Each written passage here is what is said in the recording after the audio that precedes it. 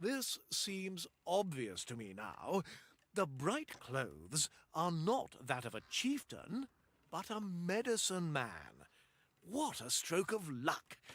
I will endeavour to gain his simple-minded trust and enlist his services. Greetings to you, jungle people. I am a great explorer who has sailed many moons to come among you. I bring many gifts from faraway lands, wondrous glass baubles to exchange for your help. The doctor smiled and winked at Perry. Indeed. Well, I have been told quite recently that I have a weakness for shiny objects. If there's anything I can help you with right now, my services are at your disposal. Columbus scrutinized the doctor with amused eyes. I couldn't help but overhear that you were a doctor. Do they practice medicine where you come from? The doctor spread his hands and shrugged modestly. Yes, we do. And I do dabble. Shake the odd stick, apply the odd leech. Splendid. One of my men has come down with a fever the like of which we have not seen before. I wonder if your tribe has come across it. The doctor bowed low and gave a flourish with his fingers. Well, one can but take a look, good sir. Show me to your patient. Columbus led them down and through the bowels of the ship, and soon darkness shrouded them. Columbus moved quickly, and the doctor matched him step for step. Perry scrambled to keep up. Just then, she thought she saw something. A shadowy shape lurking behind a timber. A hairy, shadowy shape with horns and a tail. Something that touched upon her darkest fears and superstitions. She stared harder into the shadows and saw... nothing. Perhaps she had imagined it.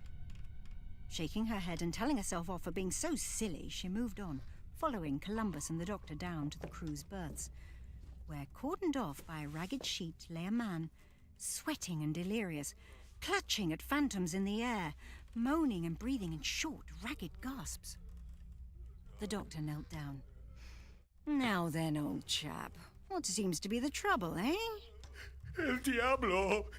He is here! He came for me! He put a curse on me! El Diablo will destroy us! El Diablo? You mean the devil? Doctor, I need to speak to you. Not now, Perry, said the doctor. I'm concentrating on this poor chap here at the moment. See! The devil! Pay no attention to him, both of you. His mind has been gripped by fever. The doctor handed Perry the TARDIS key. Fetch me the medical kit from storage bay 94, if you would be so kind. She went off into the depths of the TARDIS while the doctor made a thorough examination of the man, frowning furiously, plucking at the man's eyelids and feeling his wrist. The devil! He is among us! The doctor looked up at Columbus. He seems pretty certain that the devil is here. Doctor, no doubt your tribe has many superstitions. We have as well.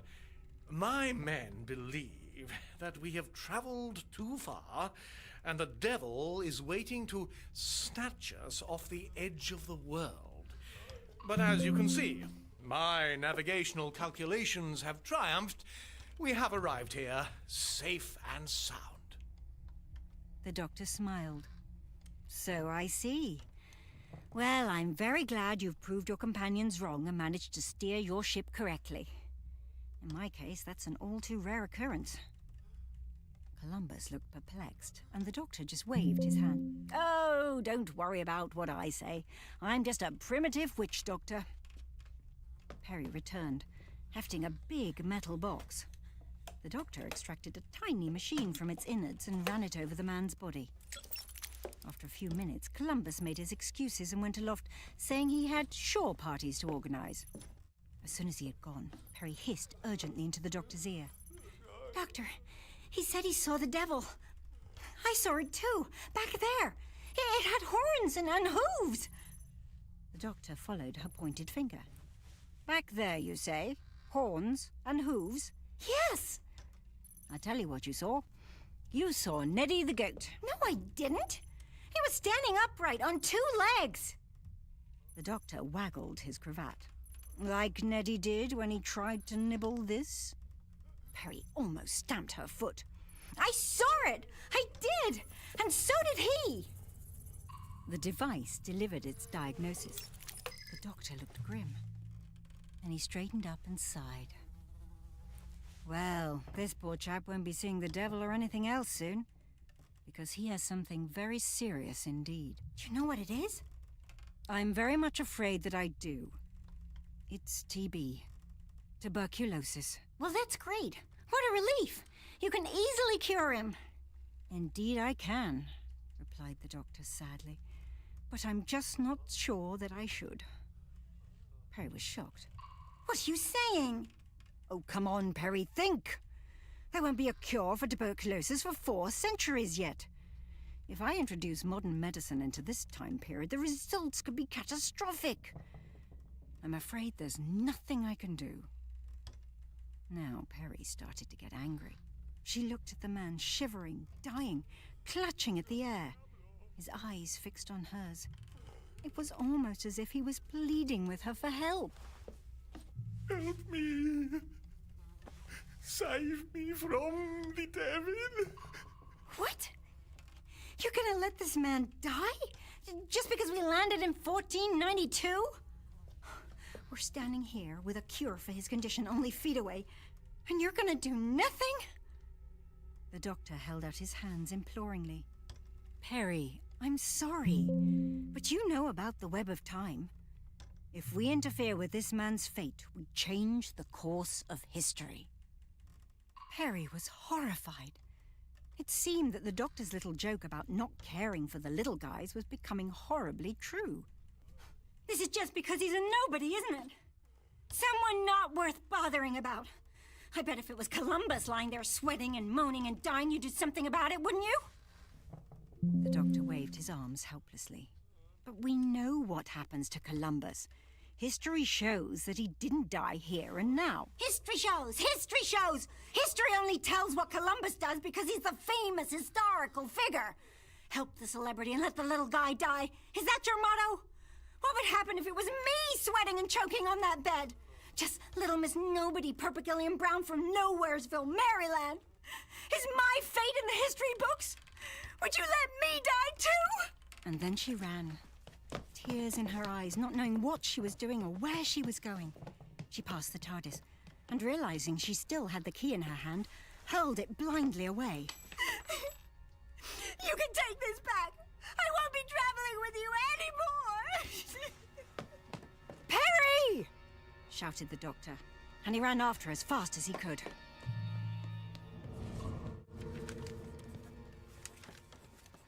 The Journal of Admiral Christopher Columbus, greatest explorer in the world, 12th of October, 1492.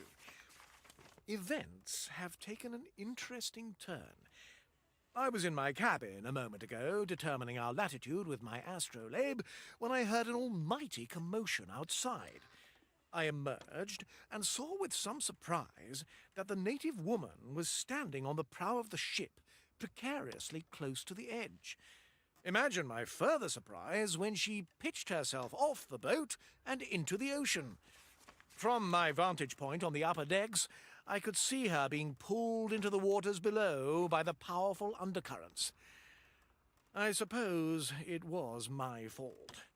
I should have realized that such a backward people would have odd methods of treating the sick. She obviously thought that sacrificing herself would appease some false gods and revive our delirious shipmate. I know it's bad luck to have a woman aboard ship, but if I had put her straight off the Santa Maria, I would have looked just as superstitious as my men, babbling about falling off the edge of the world. Addendum. The doctor has emerged from the lower decks and has been told by my men that his woman has fallen overboard. He has proceeded to do a little dance, yelling and jumping and clutching his head. At first I thought this was part of the healing ritual, but he seems genuinely upset. Perry! screamed the doctor, looking helplessly over the side of the ship. Columbus joined the doctor in peering over the prow. They both could see nothing in the dark waters. Is something the matter, Doctor? The doctor gaped at Columbus. Is something the matter? Is something the matter? My companion has just fallen to her certain death. Oh, is that bad in your culture? There may be time to save her. I have to get back to my ship. The doctor was already running, and Columbus had to hurry as fast as he could to keep up. Yes, I was wondering how you managed to get on the Santa Maria. Is it a small boat moored somewhere? No, snapped the doctor. It's the blue box in your hold.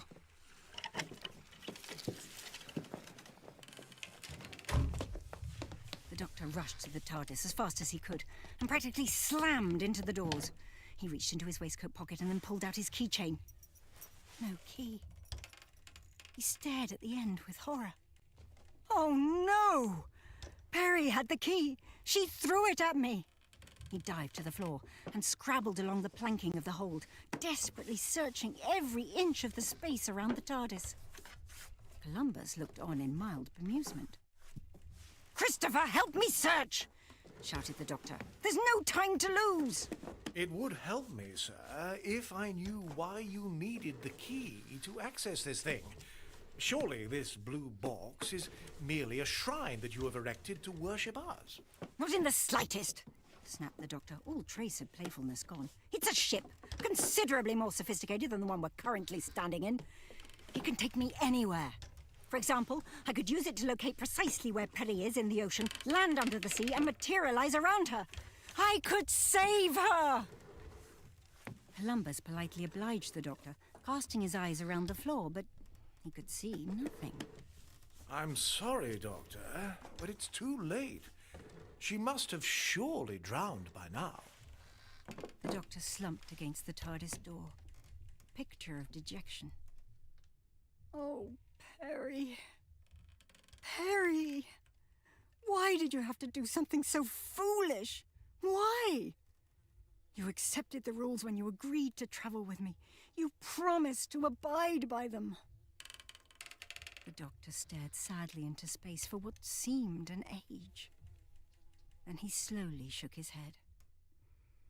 "Well, I can't sit here. Even if at the moment I feel my own personal universe has ended, there is still the literal universe to save. I have to access my TARDIS and finish collecting the Omniparadox." And he leapt up. Where's the Omniparadox? Where the shimmering star had been, there was only darkness. I'm sorry, Doctor. I know not of what you speak. There was an Omniparadox. I mean, a shining thing, like a star. Just up there, just in the corner, said the doctor, fear rising in his voice. No, Doctor. There's nothing there. Then there was a crashing, roaring sound from above. There were screams from the sailors and the snapping of timber. Columbus and the doctor dashed above decks and found themselves in darkness. A fat, purple bruise of a sky expanded over their heads. The air grew chilly. The water beneath them writhed and bubbled, clawing at the ship, and the Santa Maria lurched forward sickeningly. Men tumbled overboard, screaming as they fell into darkness. The doctor and Columbus ran to the prow of the ship and looked down. They were staring into chaos. Stars and planets churning, swirling into a tiny point like fine white sand being drained from an ebony bath. The other boats were gone, already consumed by the revolving maelstrom, and the prow of the Santa Maria jutted over the abyss where everything fell into nothingness. Columbus staggered along the deck, gripping onto the guardrail. He shouted at his crew, but his words were snatched by the wind and thrown overboard. He clutched at the doctor's arms and pointed into the abyss. What in heaven's name is going on? The doctor screamed above the unearthly howl. "If there's no Omniparadox, then my future self can't use it to save the universe!" His hair danced around his face as he fought to be heard. I'm afraid to say, Christopher, to use the terminology of your era, we are quite literally sailing off the edge of the world! Columbus gaped at him. The doctor explained further. If there's no omniparadox, there's no universe! The effects of that are starting here as the focal point. But soon the whole of existence will fold in on itself. And I can't do anything to stop it. Then a thought struck him. Wait. Just wait a second. Perhaps I could halt it for a short time. He fished into his pocket and brought up his omniparadox detector. He held it above him, switched it on, and the device shone like Excalibur, its beautiful twittering noise sounding out above the storm. All at once, the sea calmed. The storm clouds parted. The ships returned to their harbor, and the hysterical sailors stopped spinning helplessly and floated back onto the deck. There. That should hold things for a while, said the doctor. This is sending out the call of the omniparadox. I'm fooling the universe into thinking that the omniparadox still exists. But that won't last forever. The battery on this thing is very low. I think we have about an hour before logic catches up with the universe and it truly ceases to exist. Columbus stared at the doctor, the calm seas, and then at the wand in his hand. He backed away and fled into the ship. The doctor sighed. Why is it, he groaned, when I try to explain anything these days, people just run away from me?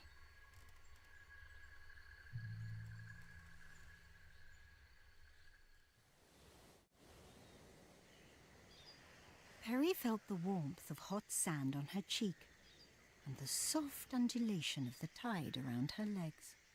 She opened her eyes, saw the blue sky, clouds and birds overhead, and remembered what had happened. She groaned. How could she have been so stupid? She had just wanted to prove a point and threatened to jump off the boat, thereby forcing the doctor to admit that he'd be prepared to save an ordinary person like her. How was she to know that the prow of the ship would be so slippery and she'd really fall in? She hoped he wouldn't be worrying too much about her now.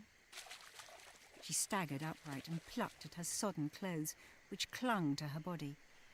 At least they'd dry quickly in the warm sunshine. She looked around.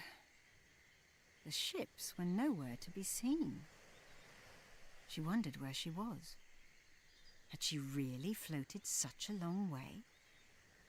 As far as she remembered from high school, Columbus first anchored in San Salvador in the Bahamas. Well, she thought to herself with a smile, she'd always wanted a holiday on a tropical paradise. Now she was getting her wish, whether she liked it or not. As she walked along the beach, she noticed eyes glinting in the undergrowth and stealthy movement in the trees. Well, she said to herself, fighting back her nerves, I also remember from high school that the natives Columbus encountered were polite and friendly, which made it even more sad that they were exploited so badly by him. So, I have nothing to fear. Absolutely nothing to fear. She was so reassured by her mantra that she didn't scream when the natives emerged and stood on the sand, nor when they raised wicked-looking spears and advanced on her. She only screamed when she saw the alien control devices sticking out the sides of their heads.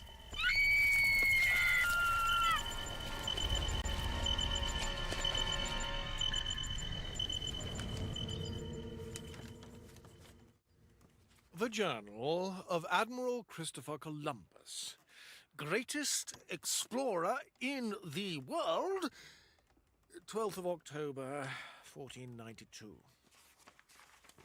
These are the scribblings of a shattered man. It seems everything I know is wrong.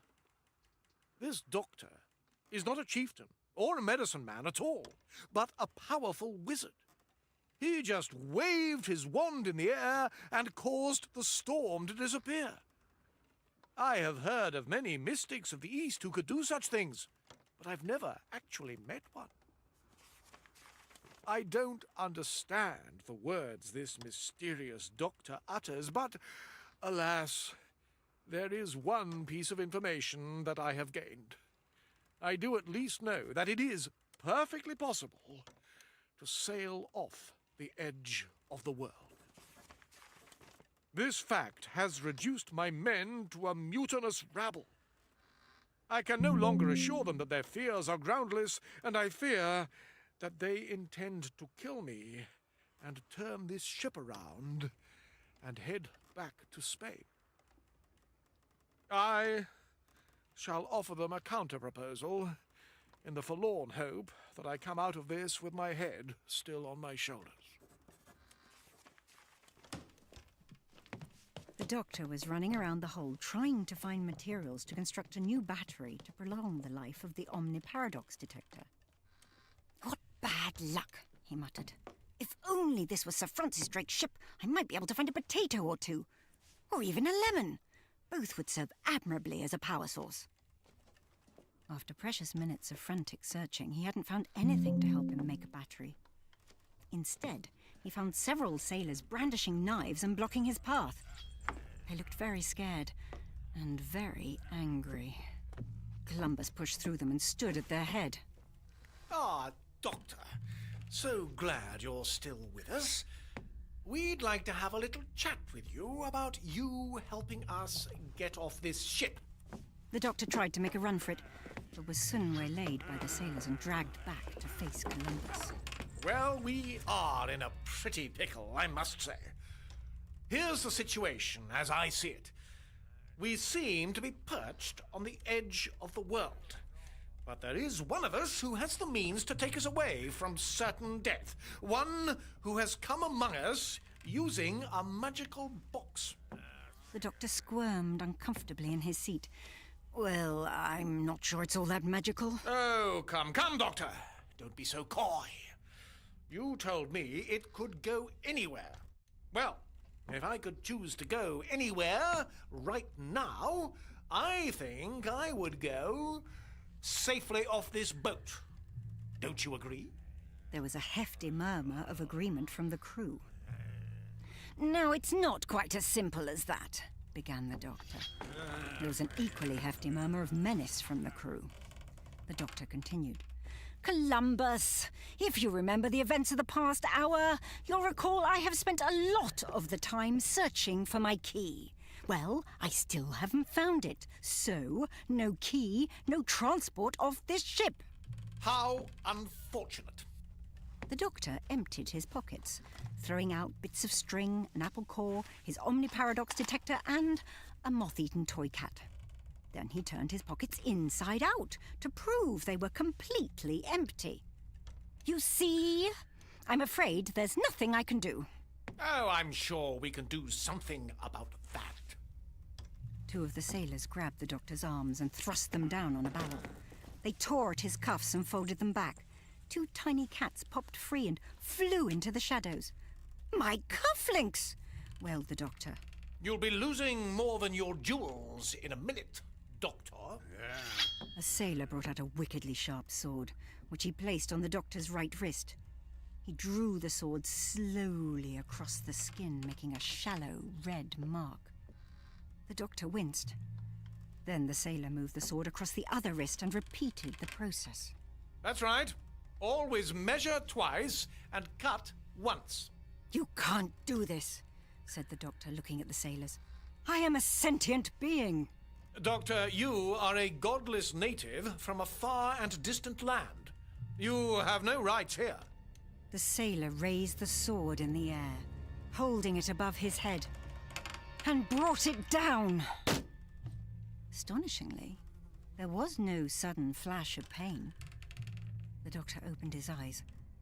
The sword had thudded into the barrel mere centimeters from his wrist. Columbus looped a piece of string over the doctor's neck, slowly and gently, as if he was awarding him a medal. I give you this task, Doctor.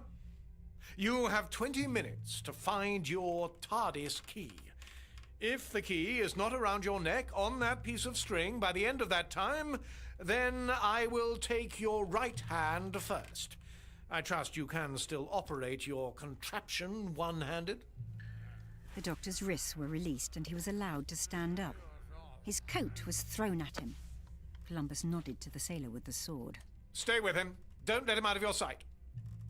Hurry, Doctor. You haven't much time. Don't you understand, Columbus?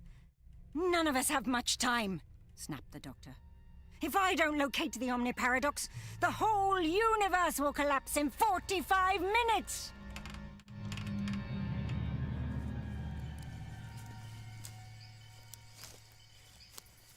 Perry was escorted through the jungle where, after about 20 minutes, they came into a clearing where there was a pale grey machine, about the size and shape of a large tent. A door in its side glided open to reveal a series of 3 chambers. Perry thought they looked like shower cubicles. The natives grabbed her arms and strapped her into the nearest one. Hey! I may be a bit sandy, but I don't need a shower today. But they were lost to the world in deep trances. A transparent screen slid down, shutting her off from the outside. Perry examined the insides of the cubicle, then gasped in revulsion. It looked like an ossuary. The walls and the ceiling were human bones.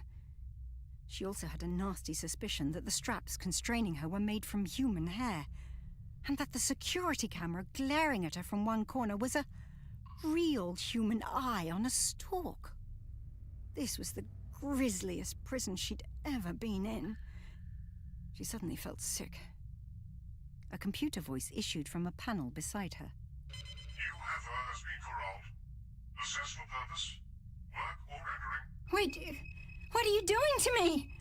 Insufficient muscle development for manual labor. Recommendation is rendering. Heifer's fat deposits will be rendered to power fusion reactor.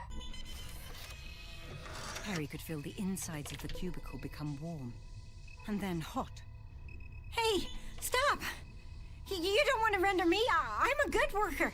I'm stronger than I look. My fat deposits couldn't power anything. I'm only a little heifer. Suddenly, outside there was an ominous crashing sound. Something very big was coming through the jungle, and it was getting closer. The outer door of the machine opened and something entered.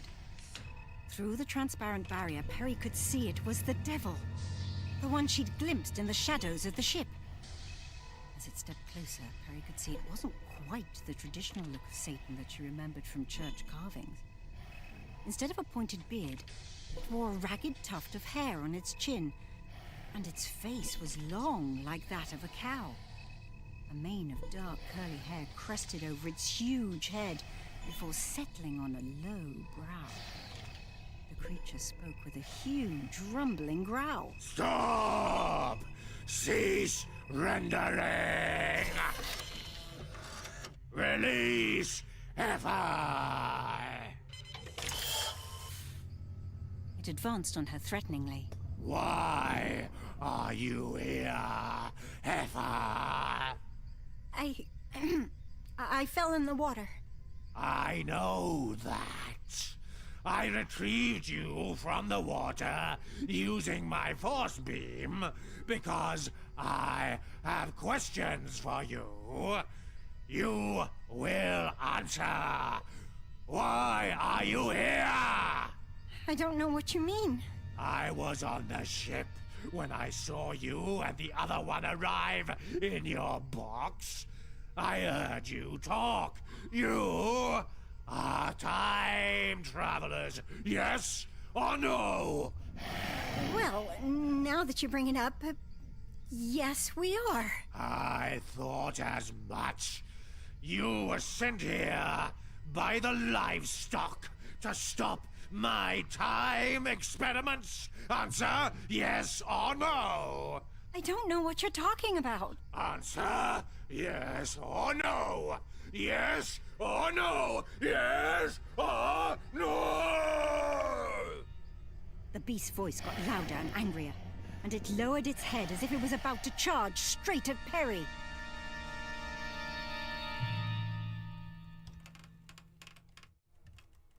Meanwhile, the Doctor was searching frantically around the outside of the TARDIS. The sailor who'd been given the task of guarding him looked on, glaring and occasionally running his finger along the edge of his sword. "Yes, yes," snapped the Doctor. "I am very well aware you have a very sharp piece of cutlery in your hand. There is no need to keep reminding me." Columbus strode up to them. So, Doctor, your time is almost up. Have you achieved your mission? "Would I be on my hands and knees if I had?" said the Doctor testily. "I can't understand it. It must have landed right here, right outside the TARDIS. There is no reason for it not to be here. It could only have fallen right in this area. Even if it had been kicked, it couldn't have gone far." "Just a minute." He went over to the goat, which was peaceably munching hay in its stall. "Hello, Neddy. How have you been since we last met? I bet you've been eating all sorts of interesting things. I wonder if you saw a key on your travels. And if you did, was it tasty?" So you think the goat ate your key? Well, there's only one way to find out. Rodrigo, cut the animal open, if you please. The Doctor waved them away angrily. "Leave Neddy alone. I can't countenance the death of an innocent animal in such a needless fashion." Then what do you suggest? I want that key, Doctor. The Doctor looked thoughtfully at the goat, and then at the TARDIS, and then back at the goat. The TARDIS key and I are isomorphically linked. That means I can change the molecular structure of the key so that others can use it simply by thinking about it. Maybe something else I could possibly do is telepathically boost the signal of the key. Aha! He picked up the goat, which bleated with alarm. The Doctor's face grew red and beads of sweat sprang upon his forehead, partly from the effort to keep the goat from wiggling free, and partly from the act of extreme mental focus. He pressed the goat against the TARDIS door, which smoothly opened, shining a light from within. Once again, Columbus could only stare at the Doctor in amazement. The Doctor leant against the TARDIS, weak and shaking. "Quite a good trick, that," he gasped. "Perhaps, with practice, I could open the TARDIS door remotely without rupturing my cerebellum in the process." The sailor dropped the sword and ran shrieking from the hold. "There! It's happened again," sighed the Doctor. "I explain something and someone runs away. Why do they keep doing that?"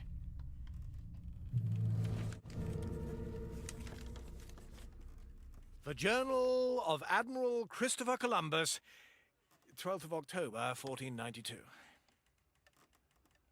I am severely doubting the wisdom of recording these events. Surely, if this journal were to be discovered by any sane man, then I would be judged a lunatic, or worse. I have no wish to finish my travels being laughed at by peasants or burnt by witch-finders. I picked up the sword dropped by my man and followed the Doctor inside his blue box, where I was met by wonder upon wonder. Such miracles of the age! Inside was a huge chamber with walls of ivory, far too large to sensibly fit inside the box. Furthermore, there was a steering mechanism that contained more instruments for navigation than any ship I have ever seen. The Doctor became a flurry of activity, plugging his wand into a hole which he claimed would give it more power and stay our descent into destruction for several more hours. He also used his ship to look for his woman, and was ecstatically relieved to find her alive and on the island. As he pulled levers and engaged contraptions to follow her, he talked excitedly, explaining the principle of his ship, how it could vanish and go anywhere in the heavens. He must have seen countries and continents I have never heard of, let alone visited. He pulled a lever, and in the twinkling of an eye, we made landfall on the island. The box was now sitting amidst lush green jungle. I knew then that the doctor was not a native of this island. He was no chieftain, no medicine man, not even a wizard. I finally realized who he was. At last I understood that the doctor was, in fact, the greatest explorer in the world, and that compared to him, I, Christopher Columbus, was nothing.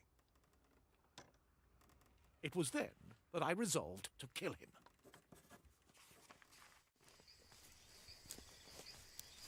The doctor and Columbus fought their way through the undergrowth until they came to the clearing with the pale grey machine. "According to the TARDIS, she's somewhere near here," said the doctor. Perry, can you hear me? Doctor! Help! The doctor ran to the machine with obvious relief. Perry, you're alive! Thank goodness! Stay calm, I'll get you out of there. The doctor moved along the side of the machine, his fingers feeling for an entrance. Then, the hidden door slid open, revealing the chambers within. Perry was still inside, imprisoned behind the transparent barrier, pointing frantically in his direction. No, Doctor! It's a trap! Watch out for the space buffalo! Space buffalo? The doctor turned and saw that he and Columbus had company. Except that Columbus was lying in a bloody heap on the floor, a rock lying near his head. 5 seemingly possessed natives were holding rocks and pointing spears at the doctor, whilst behind them a huge upright buffalo held an electrical device in its hoof. "Well," said the doctor, "I've had more hostile welcoming committees, but I'm not sure I've had any stranger." Your heifer has told me that you are the primary time traveler in your vessel. Admit that you have been sent here to stop my time experiment. "I admit nothing. I've never even met you before," protested the doctor. "I'm sure I'd remember if I had." The buffalo raised its device. You will admit it, or your mate will be culled. I will render her and use her fatty deposits to power my fusion reactor. The doctor sniffed, unimpressed. I'm afraid you'll have to get up earlier in the morning to threaten my heifer's fatty deposits. About 30 seconds earlier, to be precise. Because that was when I removed the time element from your machine. He pulled something from inside his coat and held it up. It looked like a triangular tea tray. I'll see your device and raise you mine. The buffalo stopped and gestured angrily with its hoof. Give that to me. Give it to me now. Oh, poor creature, wailed the doctor mockingly. Word to the wise? If you suspect someone is a time traveler bent on thwarting your time experiment, then don't allow them access to your time machine, if even for an instant. I've had to learn that the hard way many times, and now I pass that advice on to you. The doctor bent down carefully, and keeping his eyes fixed on the natives and the creature, felt Columbus's neck for a pulse. Satisfied that the explorer was merely unconscious, he straightened up and waggled the component in his hand. Now, Mr. Space Buffalo, if you could just relieve Perry from her rendering machine, we can talk freely. The buffalo hesitated, then pressed a button on its belt. The transparent screen lifted and Perry fell out of her compartment, gasping with relief. The doctor helped her up, keeping his eyes all the while on the beast, who glowered impotently at them. "I'm guessing that if this time element gets damaged, you'll never get back where you came from. So, On that basis, I'll ask the questions from now on. Just who exactly are you? I am Bovin, the herd leader. The doctor's eyebrows arched dismissively. Is that supposed to mean anything to me? You're really gonna have to be a bit more specific. Where are you from? I am from the past and the future. Enough talking in riddles, snapped the doctor, or I won't hesitate to drop this. I am the herd leader. At the time of ice and snow, we ruled this planet. Our herd stretched across the land masses. We were the dominant species. We were the mighty Bovin. The creature gave a contemptuous gesture to the natives, who stood motionless around the clearing. The livestock, the humans, worshipped us. They both feared and prayed to the horn and the hoof. They fed us offerings and painted our likeness on the walls of their caves in homage to us. But then came the day of disaster. I was trapped in the ice. Without my mind, the herd became no better than the livestock, stupid and slow-moving. The humans turned on them, killing and eating them. They used their skins for clothing and their bones to decorate their dwellings. Many thousands of years in the future, the ice melted and I broke free. I discovered my people were small in number. There was no longer a herd for me to lead. They were few, not a herd, not enough. I need to be a herd leader to give them the power. Oh, I get it. You're like a kind of queen bee of buffaloes. You need a large number of of bovin, to spread your intelligence to them. The humans in the future developed time travel. I copied their technology, and I came back through time. I could not control the device well, and many humans saw me throughout history. The doctor smiled at Perry. That makes sense. You probably became the devil to most people in your history. You were right, Perry, about what you saw. But now, at last, I am at the right point of history to save the herd. The doctor folded his arms, keeping a careful grip on the time element. Oh, really? And how do you intend to do that, pray? The bovin pointed a hoof down at the slumbering Columbus. Using a tractor beam, I steered that human's vessels to this landmass so they could disembark and I could become the herd leader again. I'm sorry, mused the doctor, but I'm not very clear on this point. You've said that in the future your herd does not exist. So you've come back in time to get Columbus to discover America. I don't see the logic. In the future, the bovin herd is destroyed by the humans who are indigenous to the major landmass. They feed on us and use our skins. They will bring the herd to extinction if they are not stopped. But now that I have brought the Europeans here, they will replace those natives. They have their own technologies, their own cloths and meats. They will not need to destroy the herd. The doctor smacked the side of his head with his hand. Of course, he beamed. It's all so simple, Perry. Well done, you bovin. What a brilliant, brilliant plan. Perry pulled a face. I don't get it, Doctor. Well, in Earth's future, this bovin's herd has been wiped out by the people you know as Indians or Native Americans. It's a little-known fact that buffalo were already severely dropping in numbers by the 15th and 16th century because they were being killed for food and clothing. The bovines' plan is simple and brilliant. Bring the Europeans to America, let them wipe out the Native Americans, and the Europeans will then leave the buffalo alone. Huh? That doesn't make any... Quite right, Perry, said the doctor, cutting her off hastily. He almost bowed to the bovine.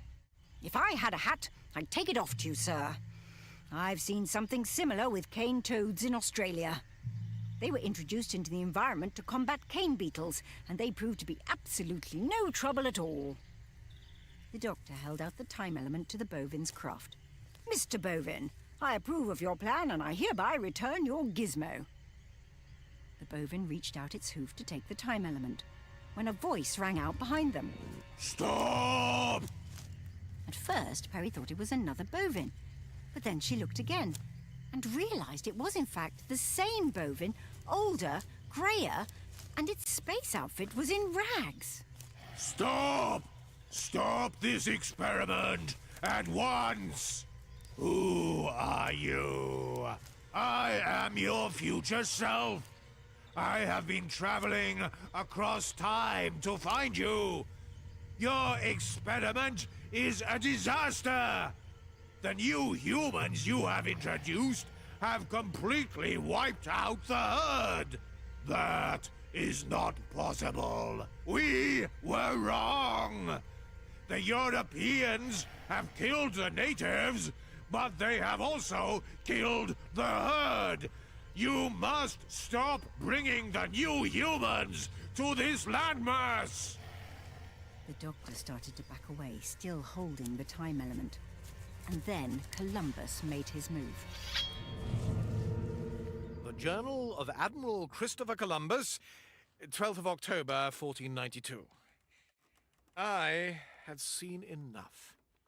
I awoke from my knock on the head to see a horrifying sight. The doctor was conversing with demons as if they were old friends.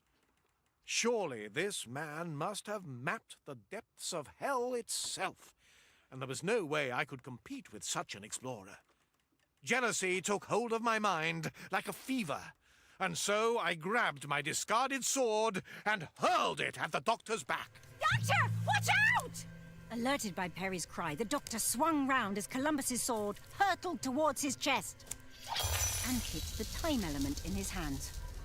The device shattered with a huge shower of sparks. The second bovine swirled and vanished into nothingness. Run, Perry! Shouted the doctor, and together they raced into the jungle before the natives, Bovine, and Columbus could react.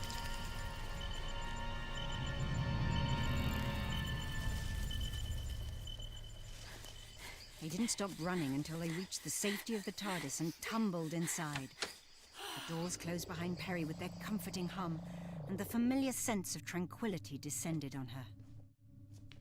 But there was a strange noise coming from the other side of the room. Doctor, you brought a goat into the TARDIS. The doctor grinned, gasping for breath. Perry, you have to understand. I thought I had lost you. I had to find a new companion from somewhere, and Neddy seemed to fit the bill. Noisy, angry, eats anything, always butting heads. Oh, very funny, Doctor. The doctor explained about the goat and the TARDIS key, and Perry laughed. As the doctor fiddled with the controls, she asked, Should we have left Columbus on the island? He is quite important, isn't he? To history, I mean. Oh, I think he'll be all right, said the doctor. But Perry wasn't about to be fobbed off by the doctor's distracted comments. I'm not sure what happened back there, Doctor. The other bovine, where did he go? It's quite simple, Perry, he muttered. Columbus destroyed the time element of the bovine ship. Without that, the bovine couldn't come back in time and warn himself that his experiment was a disaster. No time element, no future bovine. Perry's head started to ache. Right, the doctor said nervously, reaching for a lever. Let's see if everything is as it should be.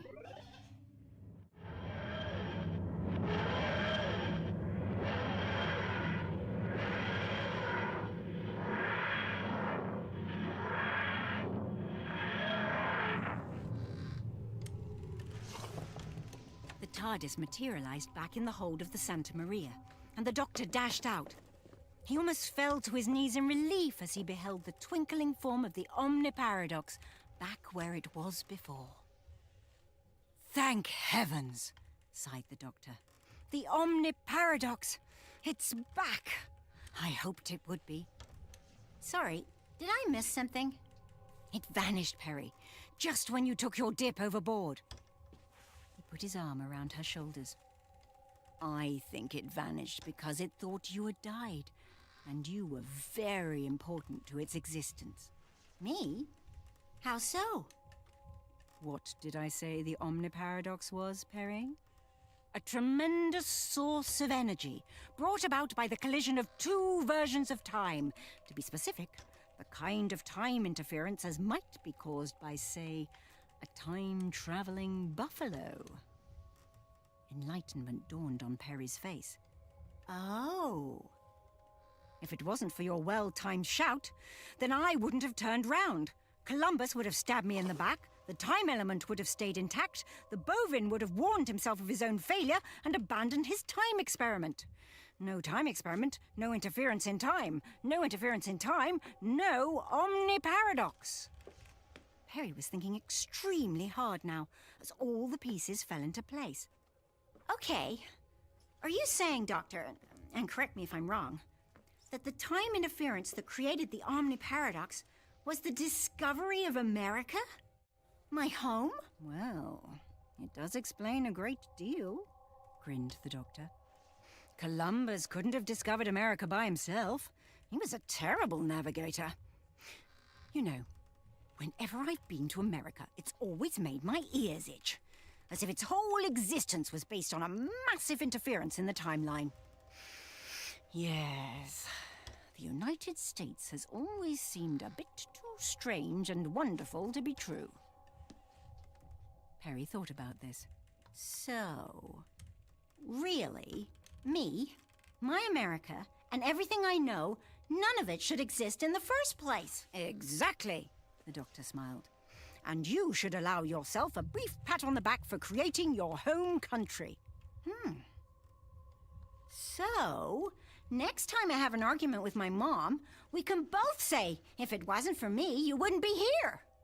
Then she realized something else. So, are you saying that sometimes it's good to change history after all, Doctor? Tweaking the web of time is okay sometimes? The Doctor looked uncomfortable. Only if there's a greater good, and I am talking about the survival of the universe here. Perry said nothing. She just gave him her special look, which, with a twitch in her mouth and an arched eyebrow, conveyed all the meaning she needed. She pointed in the direction of the crew's berth, where the crewman with TB still lay dying, wreathed in sweat on his bed. The Doctor realized what she was saying and scratched his chin in an exaggerated manner. "Do you know, Perry, I have a strong suspicion that that poor man was deliberately infected by the bovine." Really? That makes sense. "Oh, yes," continued the Doctor, picking his lines carefully. "I bet that when he witnessed the bovine on the ship, the bovine injected TB into him so that no one would believe his mad story about seeing the devil." My goodness. Such cunning. "Yes, I think I'd better go and cure him now. Can't have time-traveling aliens interfering with time willy-nilly, even with just one man's fate." Couldn't have put it better myself. The Doctor hurried off, talking as he went. Yes, Perry, that's the thing with time. Everything comes out eventually." Perry knelt down to stroke the goat's ears. Tell that to Nettie. The Doctor returned, beaming. "Come on, let's get the Omniparadox safely stored away." So, what's going to happen to the bovine now? Without the time element, he'll be stranded. I've got a strong suspicion that he'll be hunted down just like all his herd. Oh, Perry was filled with a sudden melancholy. what a shame. It was a magnificent creature, if a little misguided. All that effort to save his herd.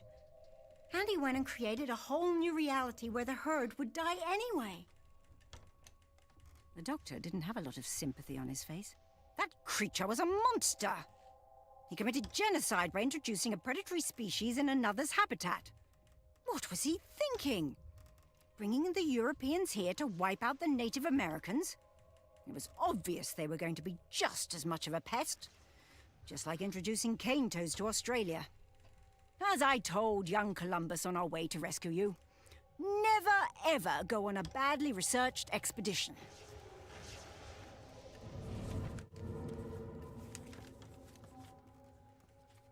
The Journal of Admiral Christopher Columbus, greatest explorer in the world, 12th of October, 1492.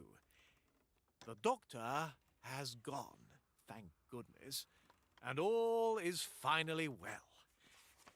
I managed to struggle my way back to the shore, where I enlisted my men to hunt down and kill the devil. Once they saw it for what it was, a mere animal, they relaxed and engaged once more in the thrill of exploration and the hunt for riches in this new world. So now I will sign off on this historic day, the day that I, Admiral Christopher Columbus, braved the unknown and the diabolical, and finally rested on this island, which, of course, by my calculations, is Japan. I am extremely relieved that there is no sign of us falling off the edge of the world, and I can only surmise it was a freak weather phenomenon. Nevertheless, I will make a note of it for future voyages. As someone once said to me, one should never undertake to go on a badly researched expedition.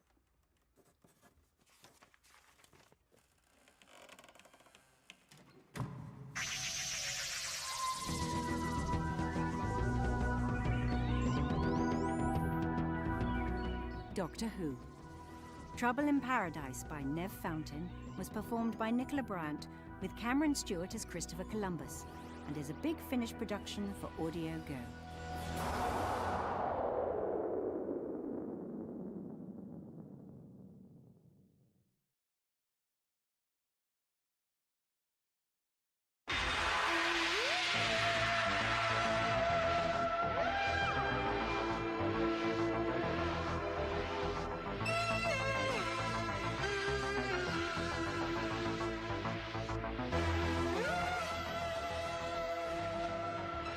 Doctor Who, Shockwave, performed by Sophie Aldred, with Ian Brooker as Owen.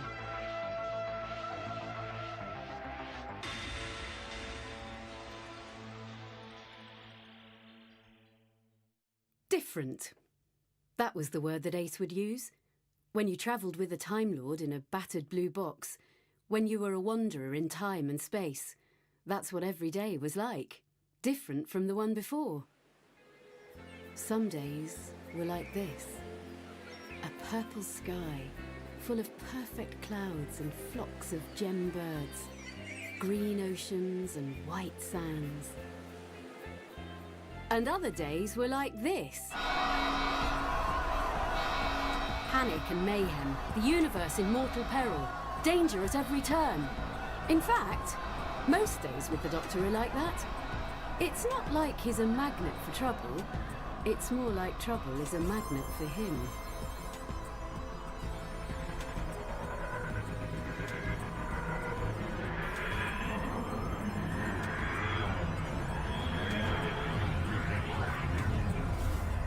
The TARDIS materialised, and it wasn't a smooth touchdown.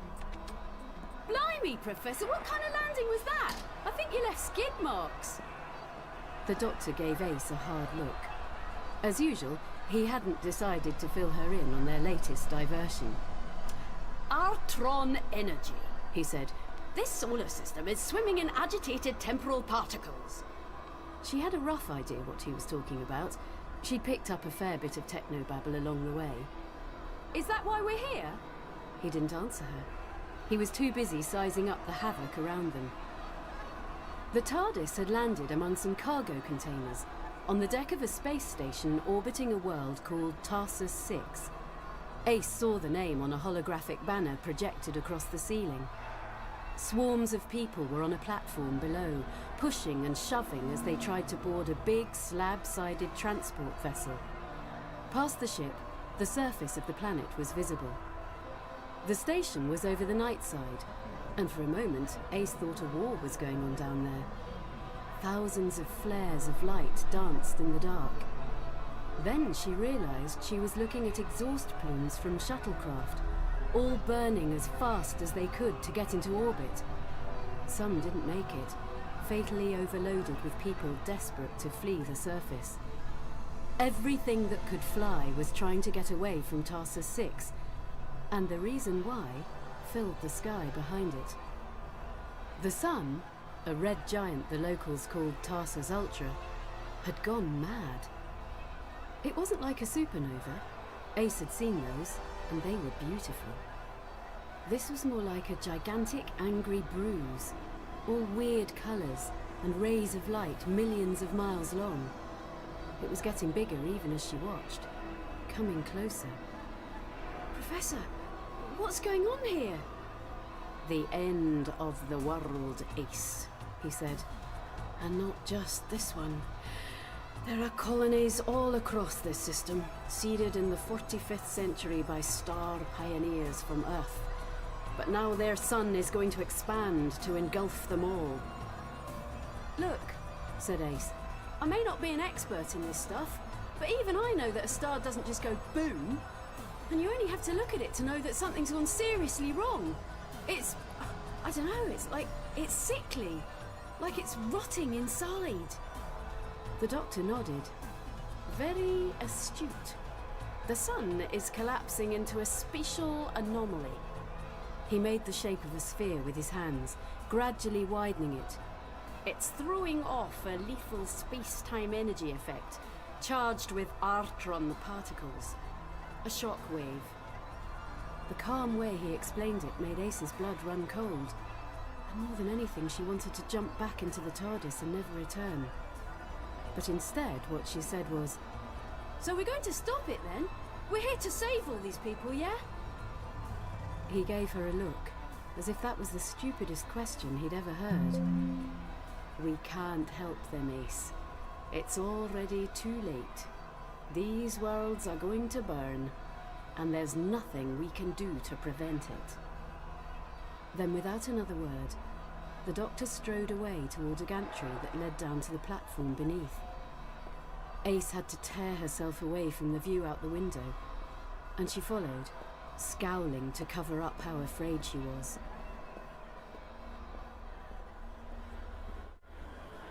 Sorry! Excuse me! Sorry! It was hard to keep up with the doctor as he worked his way through the crowd. He led with his umbrella, almost strolling, and people got out of his way as if it was the natural thing to do. She could sense fear in the air like smoke, heavy and suffocating.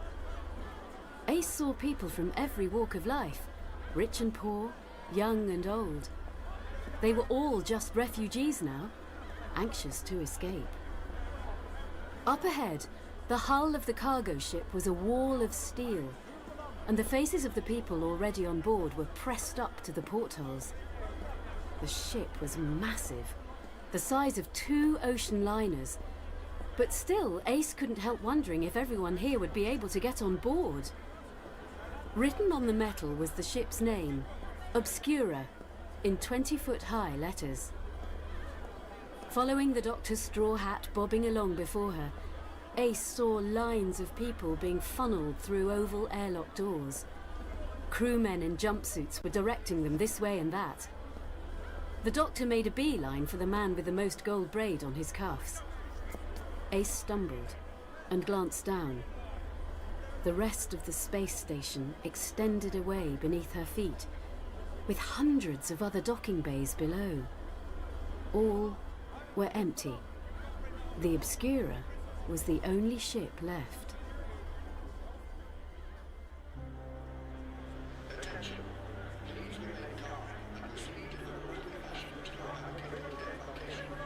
Who's in charge? Demanded the doctor. He knew the answer already, of course. A man and a woman stood side by side, one with slightly more gold braid than the other, the captain and his second in command. Are you the senior officer? The doctor asked the woman, as if he had all the right in the world to know. The woman scowled. She had blonde hair and a pinched face. I'm K6, first officer. She pointed at the man. This is Captain Owen. He looked a little friendlier, but the stress of the day was clearly taking its toll. I'm in command of this vessel. Sir, I must ask you to wait in line. You'll be embarked in good time. We have plenty of room. The doctor ignored him. Do you know who we are? Before Owen could answer, he went on, nodding at his companion. This is the esteemed Lady Dorothy McShane. Ace winced at the sound of her real name. From Earth. And I am the doctor. Earth? Earth Central? Yes?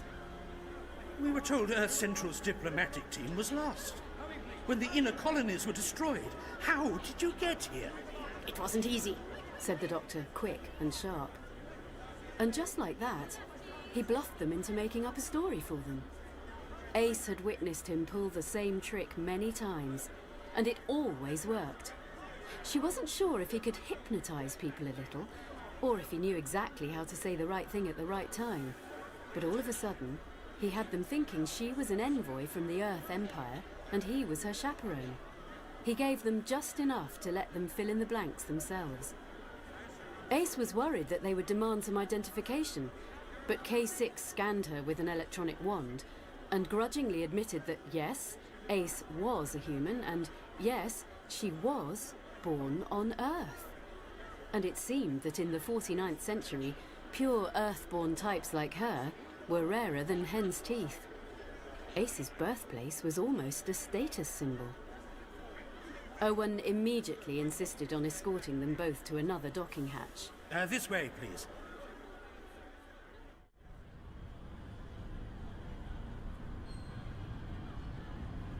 A lift platform took them up over the heads of the refugees, moving across the endless stream of people. The captain did something with his ID card to make it split in two and then split again. Take these. They'll auto-encode to cabins on Sigma Deck. Once we're aboard, go there and secure for departure. I warn you, it won't be a smooth ride getting out of here. He shot a look at the big dome above, and Ace did the same. The shimmering outer edge of the shockwave looked close enough to reach out and touch. And then, Ace heard music. What are they doing down there? A group of people in threadbare robes were sitting on the deck in a circle, singing and nodding their heads, making no attempt to follow the rest of the refugees aboard the Obscura.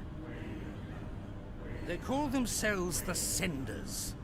A dangerous doomsday cult, if you ask me. The doctor raised an eyebrow. That's a bit harsh, don't you think? They don't seem very dangerous. They're fools, Doctor. The Senders believe that the collapse of our star was preordained. They've been waiting for the shockwave to arrive, welcoming it. They believe that when it hits, they'll be transformed by the energy. Transformed into what? Ashes? The Senders think they will ascend and evolve into a new kind of life form, a higher being. Madness. Ace thought about the terrible light pouring off the dying sun. How could anyone seriously think it was a good thing? That's suicide! We can't leave them here to die! She leaned over the rail and shouted down at them. Hey, you lot! Philosophical debates about evolution are one thing, but that's a killer star out there! You stay here singing Kumbaya and you'll all be toast! One of them looked up at Ace. A girl, about her own age. Red hair poking out from under her hood. Frightened eyes. Ace. The doctor tapped her hand and she turned back. They've made a choice of their own free will. We don't have the right to force them to do otherwise. Professor, But what she was going to say next was lost, as the first filaments of the shockwave bounced off the space station's shields.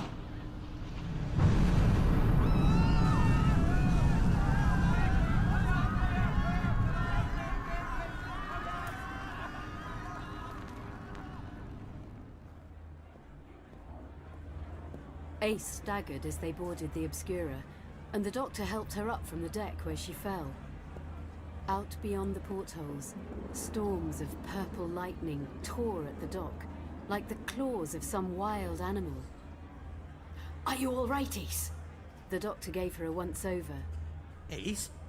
I thought you said your name was... Ace, it's like a title. Like your ladyship. I see. I'm afraid I'll have to let you find your own way up to Sigma Deck. I need to supervise the final phase of the launch countdown. He turned to go, but the doctor waylaid him. I have an important item of cargo, Captain. A large blue crate. We need to make sure it's brought aboard.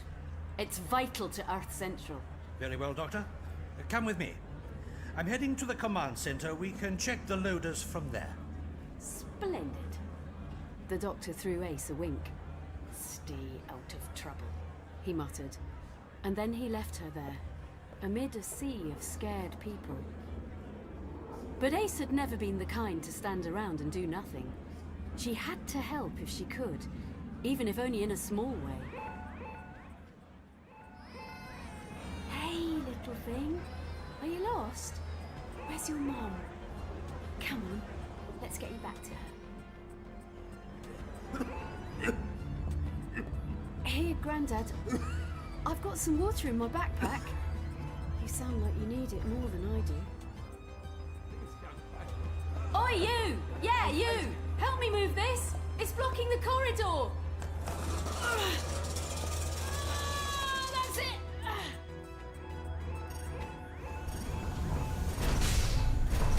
The airlock hatches sealed tight. The ship was filled to the brim, and anyone who had not boarded was going to be left behind.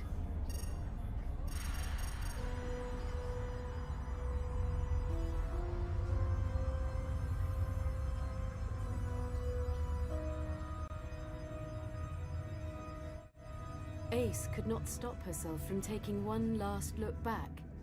She pressed her face up to a hatch and peered out.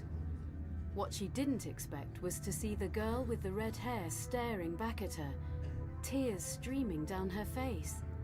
I can't stay! Please, let me in! It was the same girl she'd seen before. She'd thrown away her hood in a last-second change of heart and left the rest of the senders to their chanting.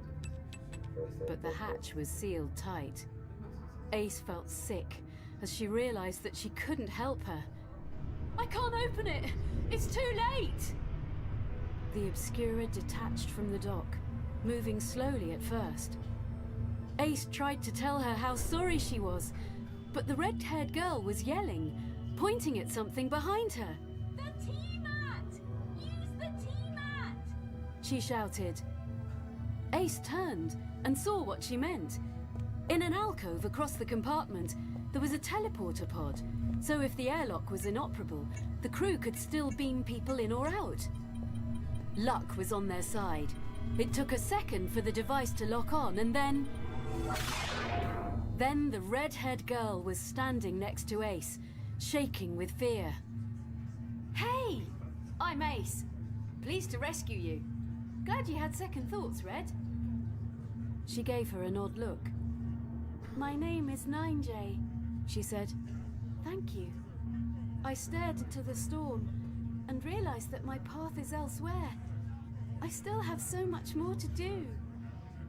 Ace had been glad to help, but the mood of the other refugees was in danger of turning ugly. There were those among them who didn't like the idea of 9J being aboard. Some blame the senders for the sun death, she explained. They think we caused it, but we are innocent.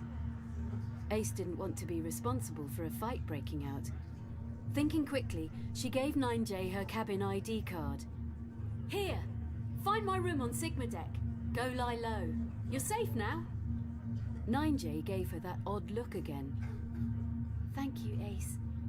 You have done a very noble and selfless thing today. Then she was gone. And outside, the world was coming to an end.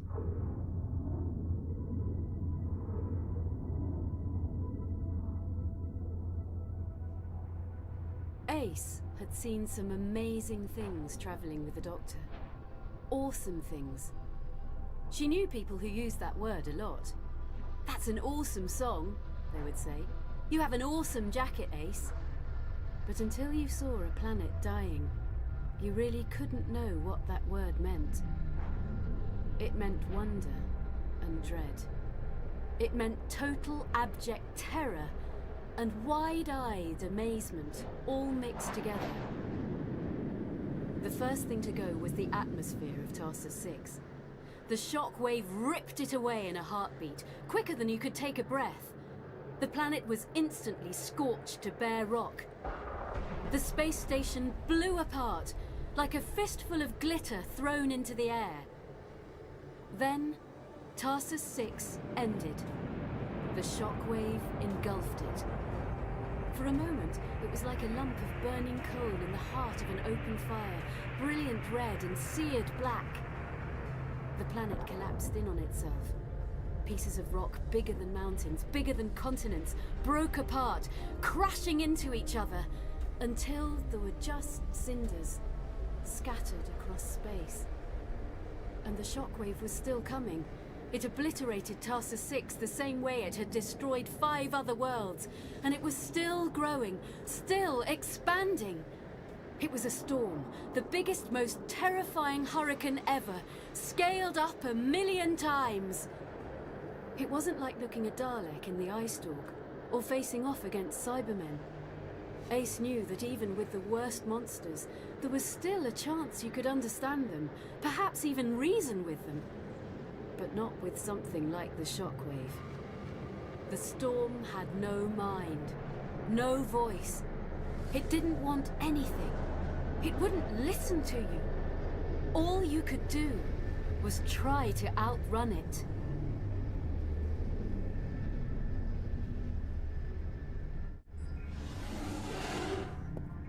Ace kept thinking back to why the Doctor had landed the TARDIS here, and she couldn't come up with an answer she liked. Sometimes, she thought, it was really irritating playing catch-up to his plans. She decided she would get the facts straight from the Time Lord's mouth. The Obscura's command deck was off-limits to everyone except the crew, but that didn't seem to be an issue for Ace. Everyone was too busy trying to keep the ship flying to notice her sneaking in. Thrusters to maximum. Seal secondary hatches and secure stations. The room was a hollow sphere, and the curved walls were video panels, showing a view from outside. The crew stood on platforms, floating on anti-gravity pods, moving around as they did their jobs. Each had hologram screens arranged in front of them. At the heart of it, Captain Owen and the Doctor stood on a silver disc, both of them pointing their hands, like a pair of orchestra conductors. Keep those reactor cores stable. Don't overexert the sublight engines. We need to accelerate slowly and steadily. K6, watch your monitors. The Doctor saw Ace, but didn't say anything. Instead, he raised an eyebrow at Owen. You understand that you can't use your hyperdrive. The shockwave's radiation would cause an implosion. This isn't my first cruise, Doctor. Believe me, I'm well aware of the danger we're in. So how did you draw the short straw then? Who decided your ship would be the last one out? I chose Ace. Because my crew are the best. I knew they could get these people to safety. The fastest ships from all across the Tarsus system were going full throttle toward interplanetary space, racing for something called the Red Line. If they made it across, they would be safe, past the point where the shockwave could destroy them. But if they fell short... What does that mean, Professor? It means the storm isn't in the mood to let us go. The Doctor nodded at a support rail. Brace yourself! This will be bumpy! Then he turned to Owen, and he was all business again. Captain, if you have neutron buffers, I'd activate them now. We may need those later in the voyage. We can't... The doctor cut him off. If you don't do as I say, there won't be a later. Must I invoke the authority of Earth Central? Very well. K6? K6 grimaced, but she did what he asked. Buffers activated.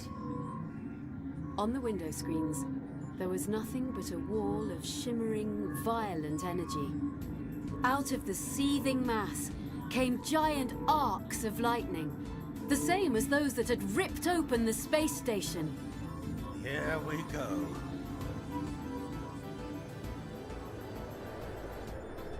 The ship was bombarded by actinic flashes of energy, and it was all Ace could do to hang on as the crew fought to keep the Obscura from being torn apart.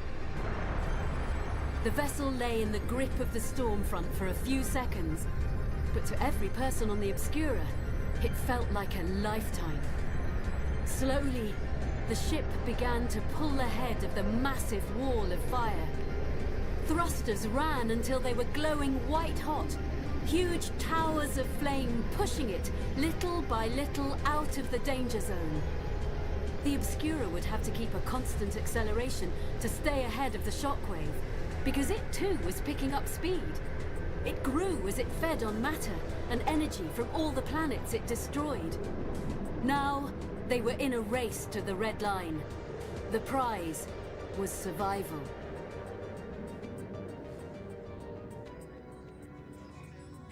Good job, everyone.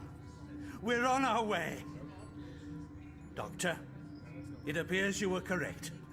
Thanks for your suggestions. The doctor doffed his hat. My pleasure. But we're not out of the woods yet! The engine controls were huge holographic dials over K6's head, coloured green and red to show how hot they were running. There was much more red than green. You can't keep your foot down all the way. I'm not sure I follow your idiom, Ace. But don't worry. Obscura's star drive is a very delicate piece of hardware. But she'll make it. You have my word. Ace knew he meant what he said, but that didn't stop her wanting to find another way out of the frying pan and the fire.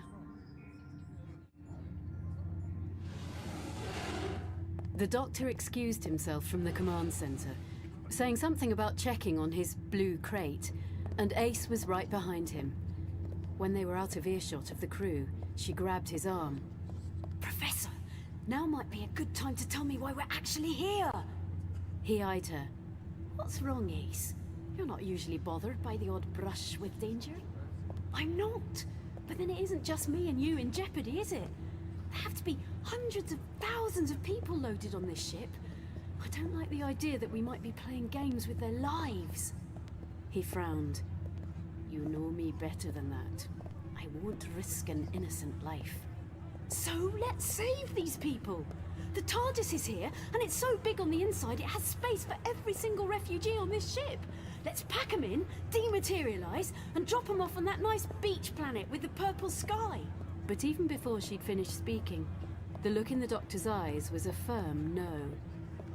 Not possible, he said. The Artron energy particles, remember? What stops the Obscura from jumping into hyperspace would also destroy the TARDIS if we tried to leave. Like it or not, we're on this journey to the end. So if we're not here to stop that star going mental, and we're not here to rescue people, then why are we here? The doctor smiled that infuriating smile of his. It's very simple. We're here to rob a bank vault.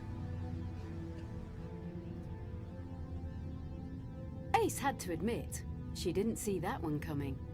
She'd been in some odd scrapes with the doctor, and most of the time he made it up as he went along.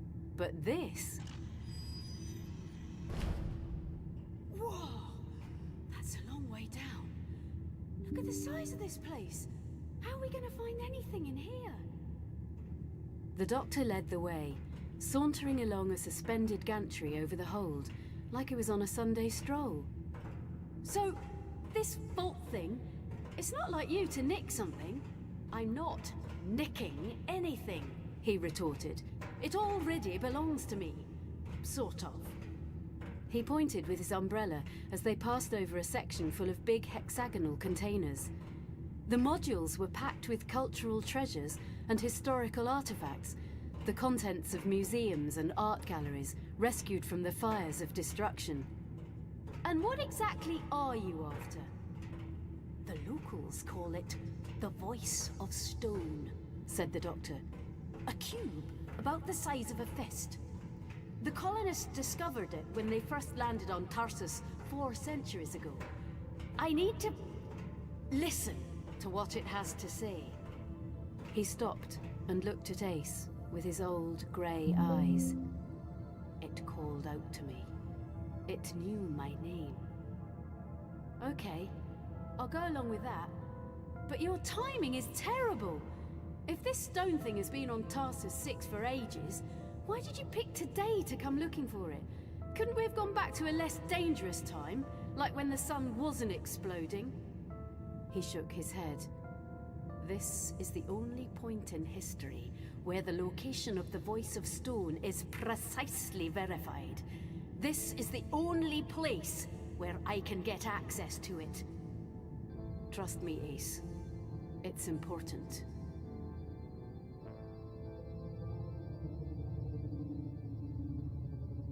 They descended to the deck on a hover platform, and up close the hexagon pod seemed even bigger.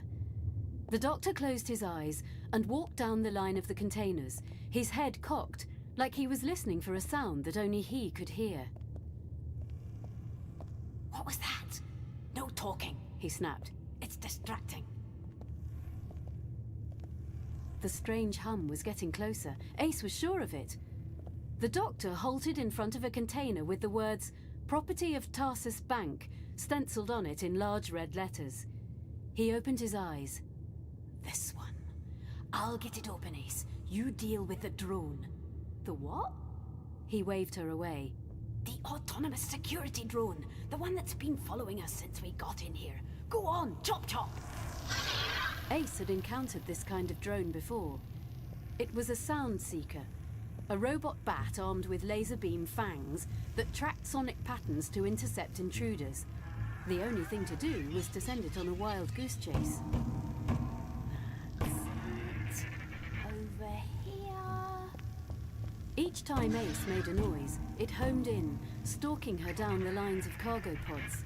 But she had a trick up her sleeve. Oi! It worked like a charm. Sound seekers were fast, but not too clever. And each time Ace called out, her voice bounced off the walls. The machine quickly became confused as the sound of her voice came at it from multiple directions. Echo! It took the bait and sped off. But it would not take long for the drone to discover that it had been fooled. It would return soon enough, and probably with reinforcements. Ace ran back to the doctor. He had the big cargo pod open, but he seemed less than happy about it. You cracked it! Nice! He shook his head. That's just it. I didn't. The hatch was 2 feet thick and studded with lock mechanisms, none of which were working. Inside were dozens of sealed cylinders, each one numbered and coded like safe deposit boxes. One of them, big enough to hold a cube about the size of someone's fist, was wide open and empty. It's gone. The doctor's expression slipped. The Voice of Stone was here. He frowned. I was following an echo. Somebody beat us to it? But who would even know about it? Before the doctor could answer, every alarm in the cargo bay was blaring. The sound seeker returned with a flock of other drones and pinned the pair of them under spotlights. Attention intruders! This is Captain Owen. Stay where you are and do not move. Unauthorized access to ship stores is illegal and... Ace? Doctor? What are you doing? That area is restricted. We can explain! It's not what it looks like! Raise your hands. You are both under arrest.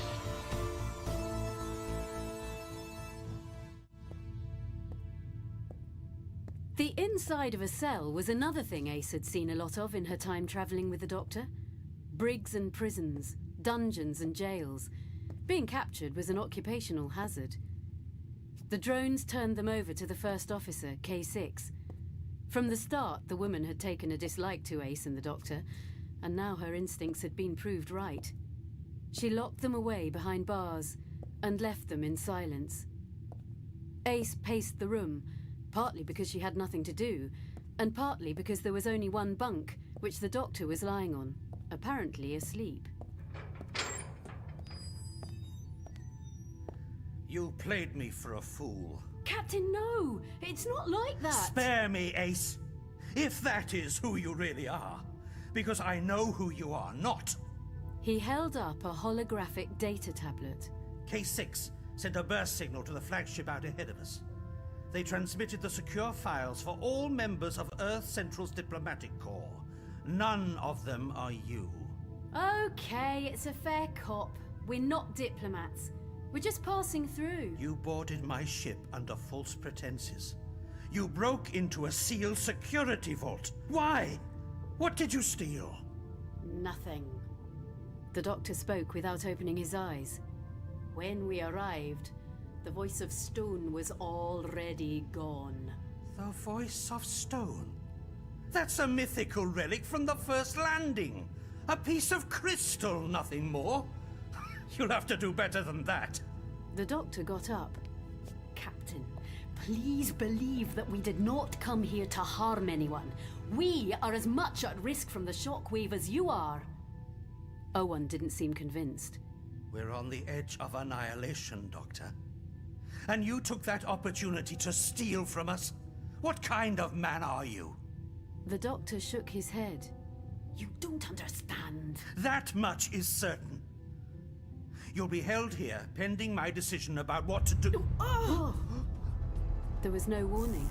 The deck vibrated under their feet, like a struck bell. The power faded, red emergency lights snapping on all around them. The cell's electromagnetic lock went dead, and the door swung open. But for a moment, Ace didn't move. No! What happened? It's the engines, said the Doctor. I can't hear them. Exactly. The Obscura star drives are offline.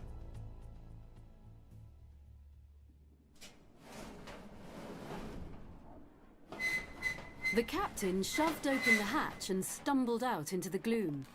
Ace and the Doctor followed. The air was smoky and cold. Owen spoke into a radio. Come on, this is the captain. K6, this is Owen. Answer if you can. The Doctor coughed politely. Captain, let us help you. You and Ace are under arrest. Please remain in the brig. I'm not going to wait around in a dark cell. Look, you think we're criminals. Give us a chance to prove otherwise. If the ship is in trouble, everyone needs to pull together, right? The Doctor opened up a service panel. What are you doing? Stop it! Behind it was a mess of circuits and wires, but the Doctor seemed to know exactly what he was doing. He stuck his hand in the middle of the tangle and made a quick repair. How did you do that? My best engineers couldn't reroute a powertrain that fast. Captain, said the Doctor carefully, your ship is adrift. The engines are dead. Even with its current velocity, the Obscura will soon be overtaken by the shockwave. In a matter of hours. The Doctor nodded. Now, we can put aside our differences, or Ace and I can stay in that cell and do nothing. It's up to you. For all I know, you could have caused this. That would make us the most galactically stupid thieves ever. Look, I know it's a big ask, but trust us? You lied to me once today. And under different circumstances, I might do exactly what K6 suggested and vent you to space. You're right. I need every able hand. But rest assured, that once we're safely past the red line, you will answer for your misconduct. They started forward, the doctor and the captain talking intently about the Obscura's power systems. As they walked, O1's dour first officer spoke up over the radio. K6's report was troubling. The overworked engines had not just malfunctioned. Someone on board the ship had deliberately sabotaged the drives to set the ship adrift and then fled into the lower decks. Who would do something like that? K6, did the security drones capture any visuals of the saboteur? They had. K6 sent a holographic image to O1's communicator. Ace's blood ran cold as a familiar face appeared before them. A girl, about her age, with red hair and frightened eyes. 9J. Ace, what is it? Said the doctor, seeing the colour drain from her cheeks. Nothing. Ace came up with an excuse, telling the doctor she would find the TARDIS and make sure it was safe.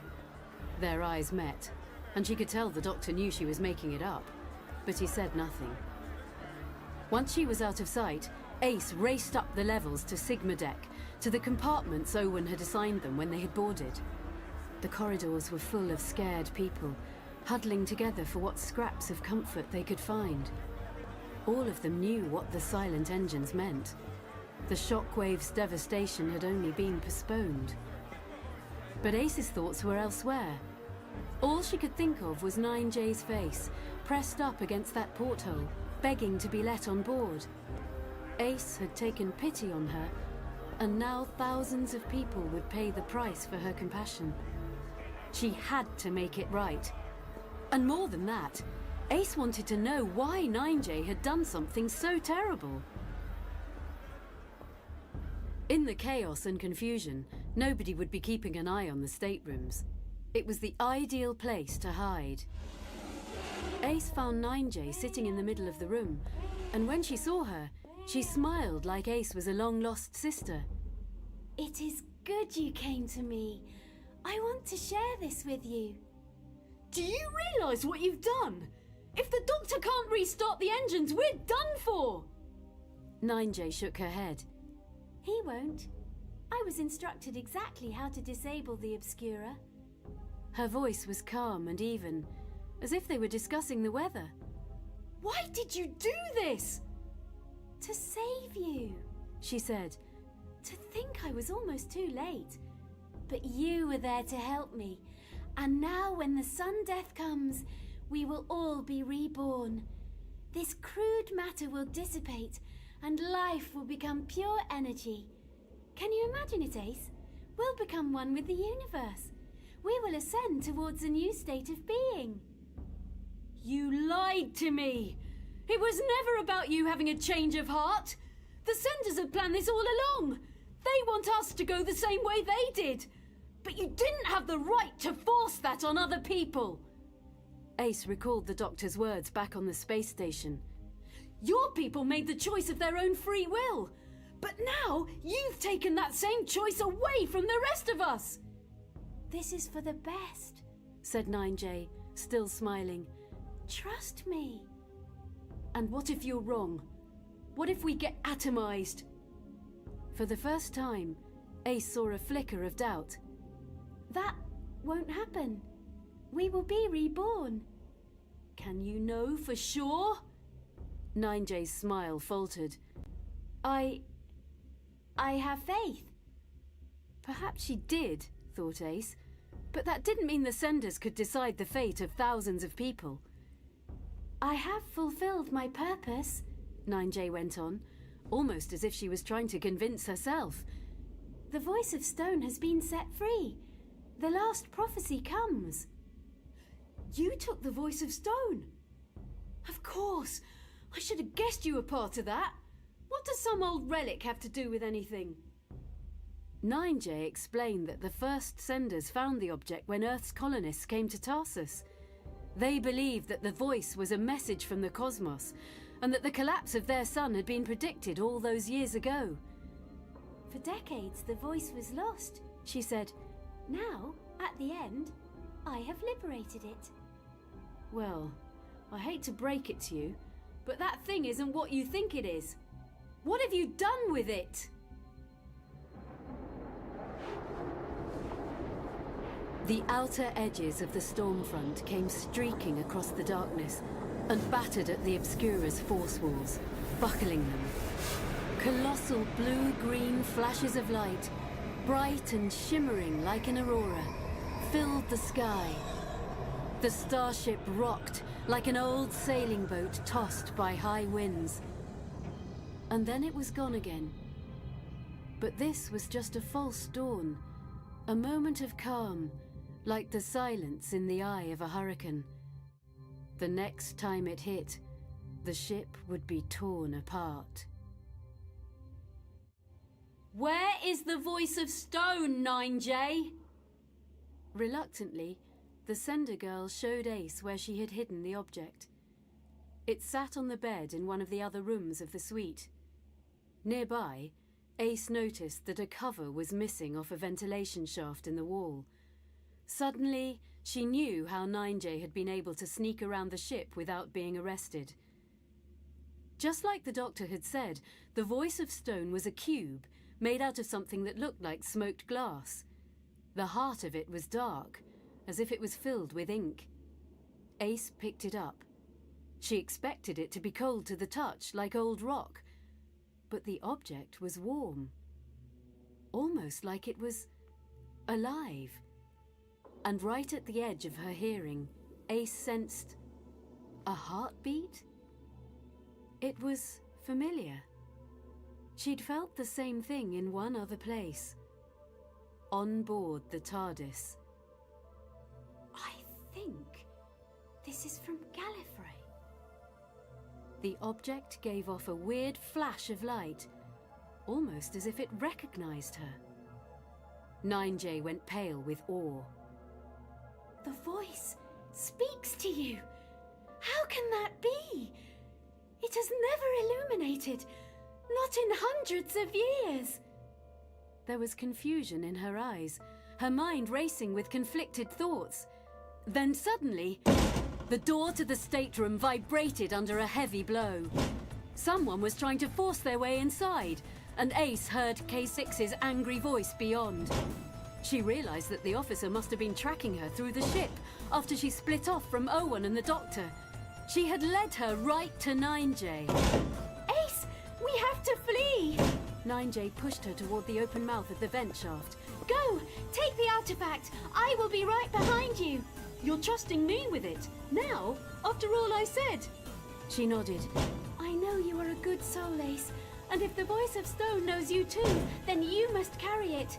Now hurry! Behind them, the door crashed open. Ducking drone stun bolts, the two of them dove through the hatch and fell away into the darkness.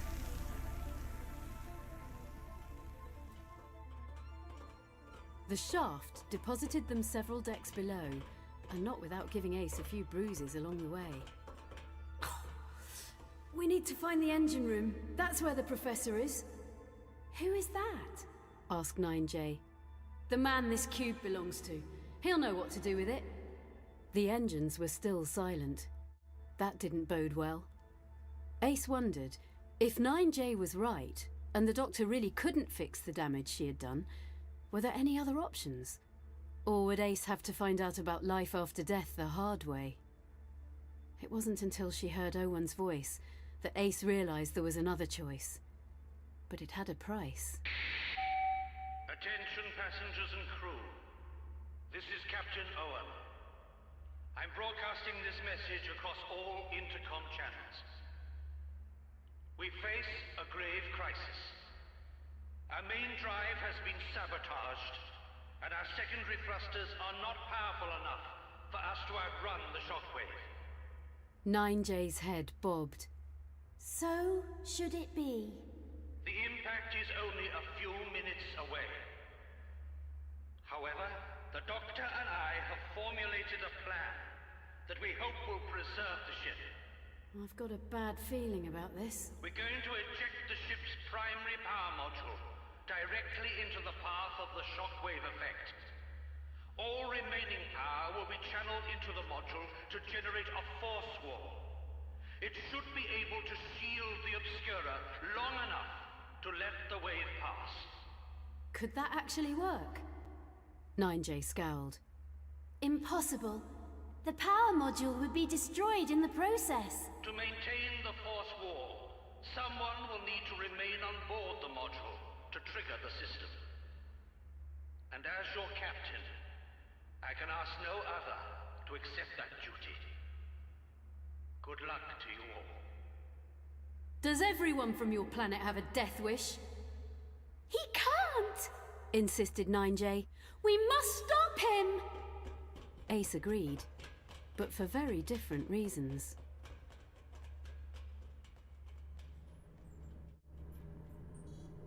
Ready to detach.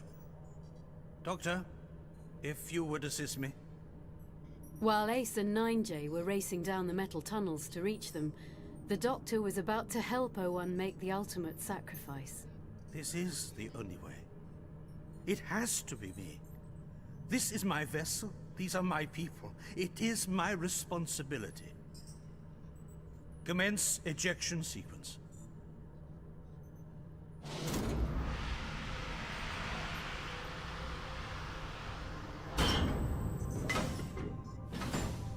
Thank you, Doctor. Please, tell my wife that I'm sorry. The Doctor was silent for a moment, before he gave a slow nod. I will, Captain, he said. I'll make certain she knows what you did for us. Wait! Wait! But it was too late. The Captain was already on his way. The power module fell away, drifting into the void between the starship and the oncoming shockwave. Not long now, muttered the Doctor. He glanced at 9J, looking her up and down. Come to witness the end? Ace turned to him, glowering, and thrust the voice of stone into his hands. Here, you better take this then, before it's all over. His eyes widened. Where did you find it? Ace spilled it all out in quick order. 9J and the Senders, their plan for the Obscura, K6 and her drones.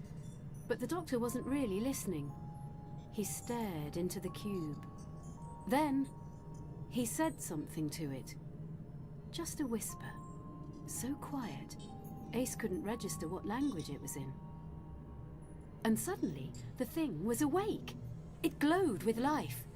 Inside the glassy cube, there was a core of milky quartz, and on one face of it, a symbol that almost resembled a question mark. 9J clasped her hands and bowed her head, as if it was the most incredible thing she had ever seen. A fan of light shot out and formed into the shape of a man. He was odd-looking, youngish and oldish all at once. He wore a tweed jacket and a bow tie. He reminded Ace of a quirky geography teacher. But then, the hologram looked right at her and grinned. And she knew exactly who he was. It was the eyes. The same eyes. Ace, hello, said the hologram. You're there, right? I'm sure you would be. Hello. I probably haven't apologised for dragging you into all this, have I? Did he? I mean, lucky 7. Probably one of my more circumspect periods. The voice speaks, whispered 9J. Who is he? Ace pointed at the Doctor. He's him. I mean, one of him. Can he hear what I'm saying? The Doctor, Ace's Doctor, glared back at her and put a finger to his lips. No, I can't. Hear you, that is. You found a Time Lord's psychic cube and I'm the message. Wait for the beep. All of a sudden, the smile on the other Doctor's face fell away and he started pacing. So, 7th time lucky then. Hello, me. I'm sure you remember getting the previous 6 of these, so you know the drill. I'm in an awful bind and I need your help to get out of it. In fact, I need all of me to help, me. You know how it goes. 1 second you're off saving the universe with a ball of string and an otter in your pocket, and the next... Yes, said the doctor. I know. You and Ace have to do a thing. It's a small thing. I just need you to keep someone out of harm's way, so they'll be there when that is, we, need them. The two doctors shared a look, and they both frowned in exactly the same way. There's a man on that spaceship. His name is O1. All you have to do is to make sure he gets home to his family. Easy. Oh no, said Ace. Just keep him alive. I know you can do that. Oh, and be nicer to Ace.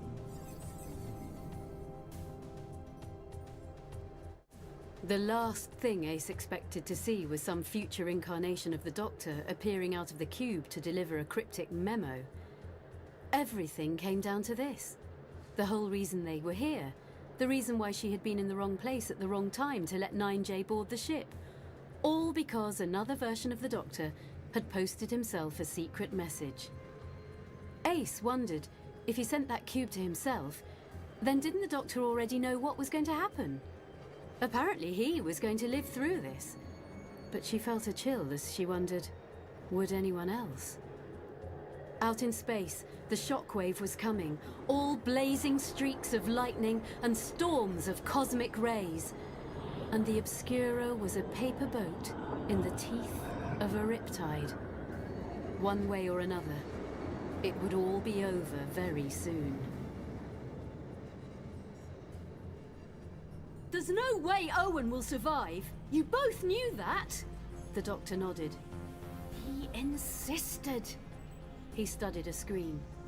The force wall is active. 2 minutes to impact. And if we let Owen die, what happens to future you? I'm sure you wouldn't ask for help unless there was no other alternative. There must be some way to protect the ship and save Owen. No, the Doctor said firmly. There's no time, Ace. Someone must face the storm in order for everyone else to live. Owen wanted it to be him. Ace turned to 9J. Do you see? Do you understand what you've done? You made us part of this, and we didn't want to be. Now a brave man is going to die. 9J shook her head. It is you that does not understand, she insisted. Owen will be given a gift. We are the ones who will suffer. A thought occurred to Ace, and it made her breath catch in her throat. What if someone could take the captain's place? The Doctor rounded on her, and his face was like thunder. Not you! I won't allow it, Ace! But 9J was already pushing past him, toward an alcove in the wall. There was a T-Map machine there, the same kind that Ace had used at the dock. We can use this to retrieve O1 from the power module, she said. Exchange him for me. You take his place. You'll die out there. She shook her head. I don't believe I will. You want us to depend on you? The Doctor folded his arms. But there's nothing to stop you deactivating the force wall and letting the shockwave consume us all.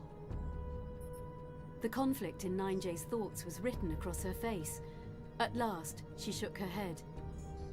Ace told me that the senders do not have the right to force others into a choice they didn't ask for. At first, I didn't accept that, until I saw the voice of Stone speak. A tear trickled down her cheek. The senders believed the voice was something it was not. If that is so, then perhaps they are not right in all things. The girl was having a crisis of faith, right before their eyes. But still 9J had made up her mind. You don't have to do this. She shook her head. Oh, dear Ace. Of course I must. I'm the only one who can. And then, before either of them could stop her, she activated the teleporter and stepped into the beam.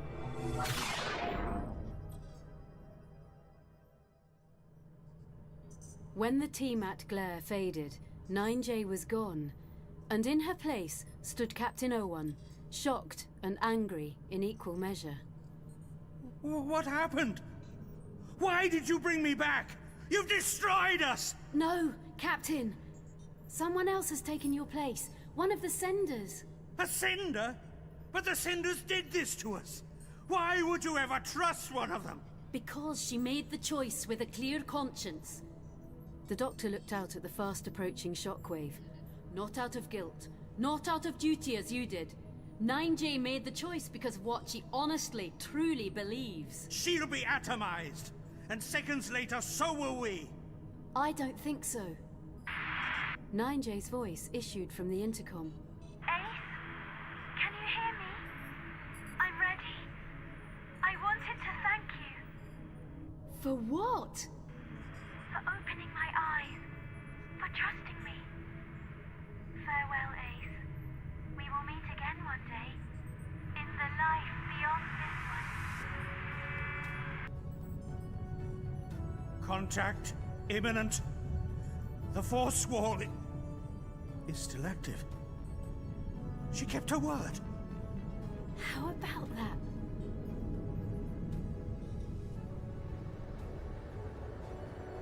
Others might have run, covered their faces, or cowered behind the sofa, but Ace had never been one to shy away. She didn't see the point. If the end was coming, she wanted to look it in the eye. And she wanted to make sure that someone stood witness to 9J's sacrifice.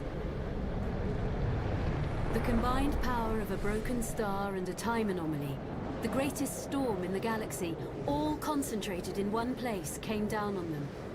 Colors out there that didn't belong in our universe, warped shades of light, shredded the sky. It was like looking into the heart of a great cosmic inferno. Ace felt tiny, confronting such a huge elemental force. But then she remembered that they were going to get through this because of another small little human, just like her. And then there was one final flash in the darkness as the ashen remains of the power module broke apart on the solar winds.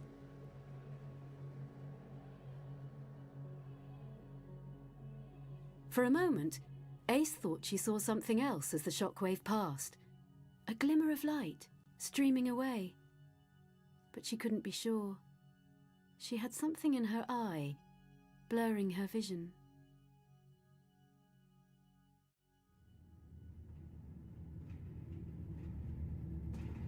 In the days that followed, the Doctor and Ace did the best they could to help out Owen and the people on the Obscura, making up for not quite being honest with them in the first place. K6 wasn't about to let them off easily, though. She wanted both of them put before a tribunal and the full force of Tarsus law. Meanwhile, the shockwave had finally dissipated, leaving a cloud of dust and gas behind it. Rescue ships from other star systems were sweeping for survivors, but the Obscura was the only vessel that had weathered the storm. In the end, only one life had been lost, but Owen insisted on listing 9J as missing, rather than dead. We detected no life sign traces out there, but I was wrong about her. She was a very brave young lady. We owe her our lives. Well, maybe one day you'll get to return the favor by doing something for someone else. I don't follow you. I'm sure you'll know what to do when the time comes. Here, you can have this. The voice of stone.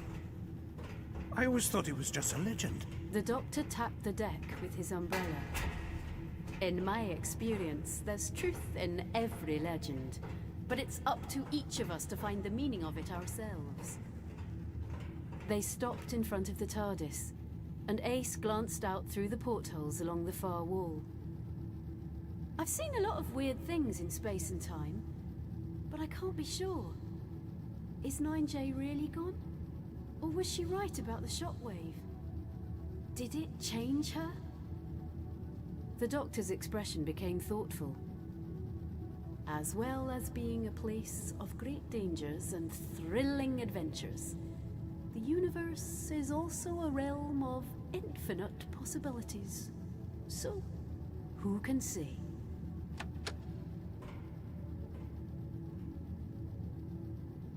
This blue crate. What does the doctor want in there, anyway? Oh, nothing much. As a matter of fact, I'd better pop inside and, you know, help him out. Back in a bit! And don't forget to stay out of trouble! The captain had a lot more questions, but he wouldn't get any answers.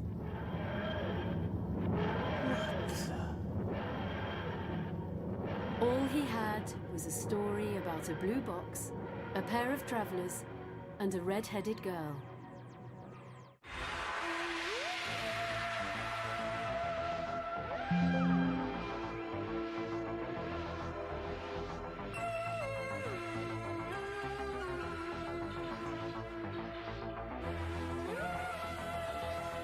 Doctor Who, Shockwave by James Swallow, was performed by Sophie Aldred, with Ian Brooker as Owen, and was a Big Finish production for Audio Go.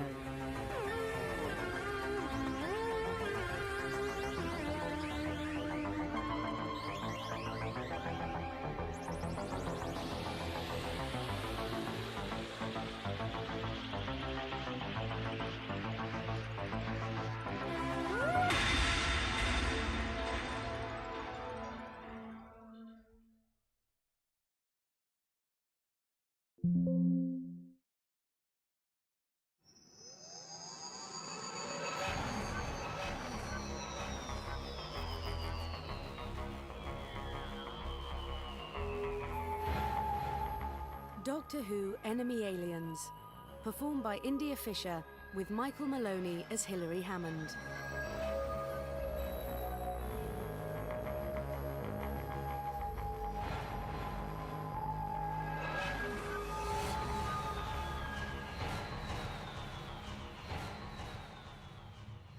Early of an evening towards the less distinguished end of 1935, the alien Time Lord known as the Doctor bounded back inside his time-traversing TARDIS, more than usually full of himself. Well, why ever not? Thought his fellow adventurer Charlotte Pollard, following his velveteen coattails behind. They had, after all, only recently concluded a particularly unlikely escapade in the streets of London's Bloomsbury, battling an army of granite behemoths brought into being by a balmy sculptor named Hamish Dorian Ernst. In the circumstances, a certain sense of self-satisfaction could be easily excused. But whereas victory had given the Doctor a second wind, excitedly reviewing highlights of the previous 48 hours in a stream of consciousness splurge, the Fabergé egg bomb, the living painting, tea with Vita Sackville West, Charlotte, known as Charlie, wanted only to flump in an armchair and kick off the boots of the Russian cavalry officer's uniform she appeared to have ended up wearing. Doctor, I'm pooped, done in, jiggered, all puffed out, and I absolutely refuse to be dragged off on another jaunt for at least a couple of hours. But as she prepared to flump, the Doctor froze at the edge of the six-sided mahoganyed altar that formed the control room's centerpiece. "No!" he exclaimed. "Oh, no, no, no!" he continued, elaborating on his theme with a further flurry of no's. Good. But no sooner had the upholstery welcomed her weight than the Doctor had darted over, spinning the chair around to face the controls. "Look at that!" he howled, pointing in the direction of one particular button which was pulsing an angry red. "Just look at it!" "It's a button, Doctor. One of many hundreds of buttons on the TARDIS console, and not even an important-looking one." "That's not a button, Charlie. That is an outrage," he insisted. "An affront to my dignity." "That's a bit much, isn't it?" "I'll say it is," glowered the Doctor.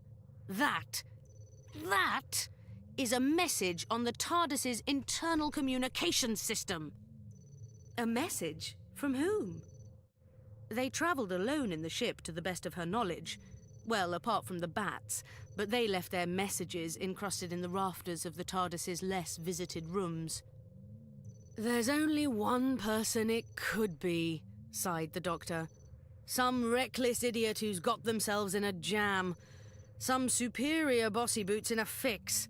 Some willfully obscure enigma hoping to intrigue me into getting them out of a tight spot. In short, me. One of your other selves, you mean? She wasn't entirely clear about this whole reincarnation business, but she knew it went on. Well, hadn't you better read it? Listen to it, corrected the Doctor. Yes, but only under protest. I should be able to stand on my own 2 feet. Well, now I've heard your protest, and clearly you are still standing on your own 2 feet, although quite how after the weekend we've had is beyond me. So, very well, sighed the Doctor. He dashed back to the console and pushed the button. A hidden speaker popped loudly, then fuzzed for a moment, before a grandstanding voice declared cheerily, "Hello there, Doctor. This is the Doctor speaking." Told you, the Doctor told Charlie. Now, the fact of the matter is, you've caught me in a bit of a jam. A fix, you might say. A tight spot, quite frankly. Told you that too, the Doctor told Charlie. I can't go into too much detail, because any second now... There came another loud pop, a fizz of fuzz, then a sudden silence. Any second now, what? The Doctor held a finger to his lips as the speaker whined and popped for what seemed like an age, before the other Doctor's voice surfaced once more and exclaimed unexpectedly, William Tell! William Tell? William Tell is the key to it all! William Tell! Anything else? Muttered the Doctor impatiently. Good luck! And watch out for those enemy aliens! A click and the speaker fell silent. That's it! Did something happen, do you think, to cut you off like that? The Doctor flicked a button beside the first, causing a miniature cassette to be catapulted from the mouth of a now empty slot. Tape ran out, that's all. I really should learn to be more succinct. But what about the bit in the middle? You know, with all the important stuff. That's easy, said the Time Lord. Either my future self has taken to dropping into the clicks and whistles of conversational Femazi, or... And here he took off on a quick circuit of the console, his fingers playing levers and buttons like a concert pianist would the keys of a baby grand. Or my message was subject to interference, caused by some sort of localized etheric disturbance. Yes! The Doctor jabbed a finger in the direction of the monitor above, which showed an oddly shaped oscilloscope trace. And there it is, he said accusingly. Mount Everest upside down? Fuzz, Charlie, fuzz! A cloud of etheric fuzz hanging over the entire bowl of London now, in 1935, like an electronic fog. Well, what's causing it? I don't know, admitted the Doctor. It's blocking the TARDIS's sensors. Well, that's helpful. So what do we do now? Take a trip to 14th century Switzerland and stand around with apfels on our heads in the hope that a man with a crossbow turns up to point us in the direction of some enemy aliens? Don't be absurd, scowled the Doctor. For one thing, I've already met Herr Wilhelm Tell. He paused for effect, but Charlie didn't seem in the least bit impressed. Punishing her by admitting the fact that it had been his apple, he carried on. And for another, the other Doctor's message was targeted at this TARDIS, at this precise space-time location. You mean there's another blasted lot of aliens up to no good in London now? It'd explain the etheric fuzz, certainly. And somehow William Tell is the key? Apparently, nodded the Doctor. You might want to put those boots back on, he added.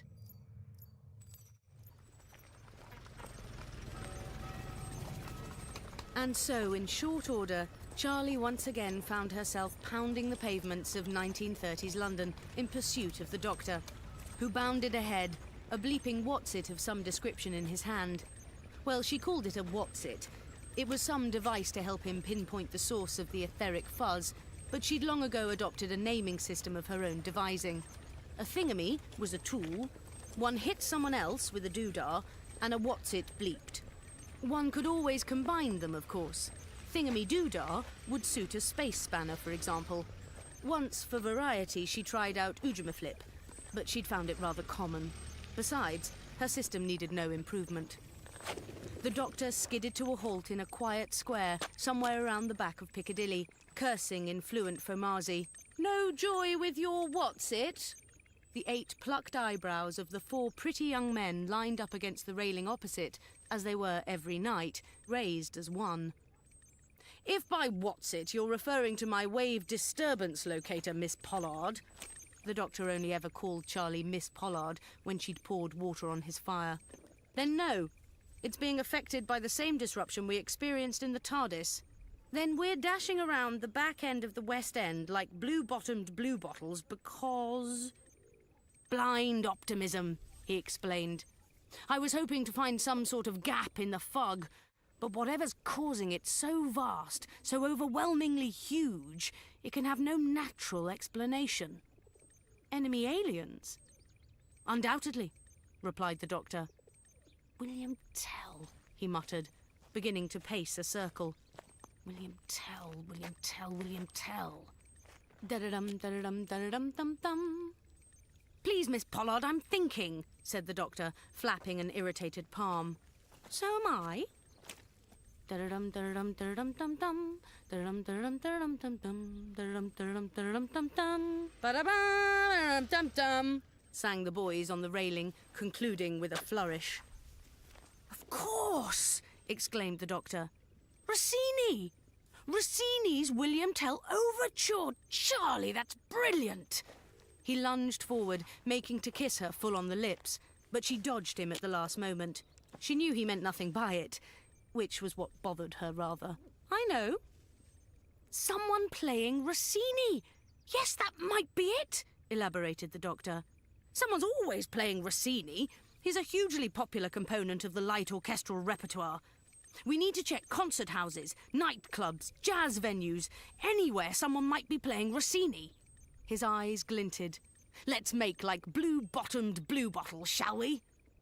Helpless to resist, Charlie picked up her cavalry officer's heels and followed the Doctor as he galloped off into the West End night. One of the boys on the railing, cheered by the Doctor and Charlie's temporary presence, began to whistle the overture. The others joined in, humming and badumming to cheer up an otherwise slow evening. Within minutes, 2 of them would be dead, their bodies ripped apart by an unknown assailant. The third survived his fearful injuries, only to spend the rest of his days in any number of lunatic asylums, humming Rossini and laughing. The last ran to Harwich, stowed himself aboard a ferry to the continent, and was never seen again.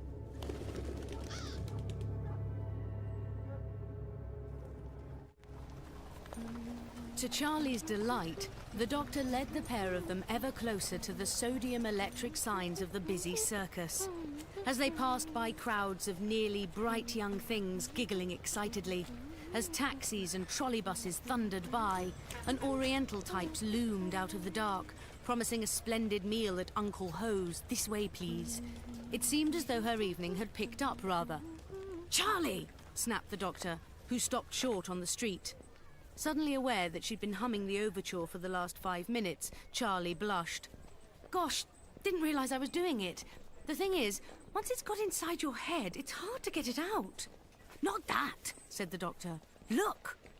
He nodded his head towards a small building decked out in cheap gold livery. Trump's Variety, it read above the double doors. "Doctor, I hardly think that the work of Signor Rossini belongs in the music hall. I mean, I hate to sound like a frightful snob, but still." "The bill, Miss Pollard, the bill!" he said testily, leading her over to the board on which was displayed the night's particular entertainments.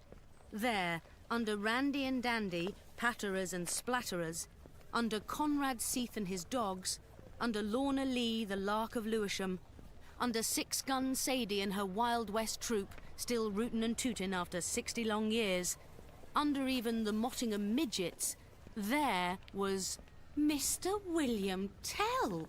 "Europe's most memorable memory man," read the Doctor. "Ask him anything, he'll give you the answer. What do you think? Shall we put him to the test?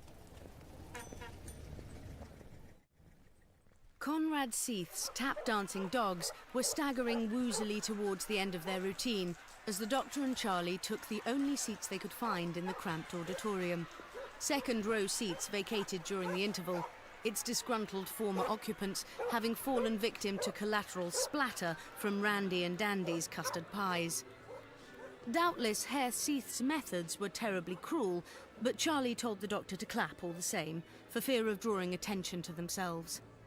"But we're here to draw attention to ourselves," he replied loudly. Charlie shrank back into her seat as the curtains came together. Truly, she couldn't take him anywhere. A fat, cross-looking compere in a fat, criss-crossed suit strode out onto the boards. A thin, pinched-faced fellow in a tightly pinched dinner jacket shuffled on behind. Motioning the audience to calm themselves down, the fat man began to project. "Ladies and gentlemen," he announced, "I have the honour of presenting to you one of the most remarkable men in the world, Mr. William Tell." The thin man looked out at the audience awkwardly, a little embarrassed, Charlie thought. "Every day he commits to memory 50 new facts and remembers each and every one of them. Facts from history, from geography, from scientific texts. Try him, you'll see." Arms shot up all around the auditorium, meing Mr. Tell. But once the more tiresome wags had enjoyed their moment's attention, inquiring after what their old man really got up to with that Sally Pickles after closing time last Friday night, or Mae West's vital statistics, 38, 27, 38, declared Mr. Tell, mopping his brow with a handkerchief. The excitement cooled. In fact, as Mr. Tell began to elaborate on a lengthy list of Football League Division 2 results for the 1896-7 season, Loughborough Town won 11, drew 6, lost 13, Burton Swifts won 6, drew 9, lost 15, Charlie sensed the crowd growing decidedly restive. "Is this really entertainment?" "You tell me, Charlie," he replied. "The people of your era don't have Wikipedia. That's why they don't know he's wrong." "What's Wikipedia?" Too late. The Doctor had already stood up in his seat and was making his way towards the edge of the stage. "Stop! Stop!" he insisted, and eager to see the monotony broken, the crowd gave him hush. "Mr. Memory Man," he called out, "I put it to you, sir, that you are incorrect. In the season ending 1897, Loughborough Town in fact won 12, drew only 1, but lost 17. Burton Swifts, meanwhile, won 9, drew 6, and lost half their total games." "How do you know?" came a heckle from above. "Did you have a season ticket?" "Well, yes, obviously," replied the Doctor, cutting the guffaws dead. He continued to press the wretched-looking Tell, whose handkerchief, Charlie noticed, was now dripping. "Mr. Memory Man, perhaps you'd care to prove to me and the rest of these people present that you are not, as I presume, some kind of charlatan." This drew gasps. "By informing me, as I'm led to believe that you can, of the whereabouts of the aliens." "Aliens?" stammered Tell. "Yes, the enemy aliens. Don't tell me that you don't know, for I have it on the very best authority that you, Mr. Tell, are the key to their location." The Doctor leapt over the orchestra pit to land beside the by now fearfully perspiring Tern. "Tell me, Tell." "The key," began Tell falteringly. "The secret key to the hidden lock?" "The secret key? That sounds promising," said the Doctor. "Where's the key, Tell?" "The witch," moaned Tell. "The key's in the house of the straggly witch. That's where the aliens are." Something flashed past the corner of Charlie's right eye, and when she looked back at the stage, Tell was staring sightlessly down at the red stain spreading across the front of his dress shirt. There was absolute, total silence in the auditorium, as she and the rest of the audience tried to work out what had happened. But then Tell's dead legs gave way. He toppled forward into the pit, and pandemonium broke out. Wait! The doctor's a... Doctor! Then something hard and heavy came shooting out from beneath the stalls behind, striking her foot. Ow! She bent down to pick the object up, and found herself holding a still warm, still smoking pistol. Doctor! Doctor, look! For a moment, she couldn't quite understand why the ladies and gentlemen to her left and right, front and back, all shrieked as one and scattered. The doctor poked his head up from the pit into which he'd followed Tell, his reddened hands testifying to the futility of his effort. "Charlie, put the gun down!" he yelled.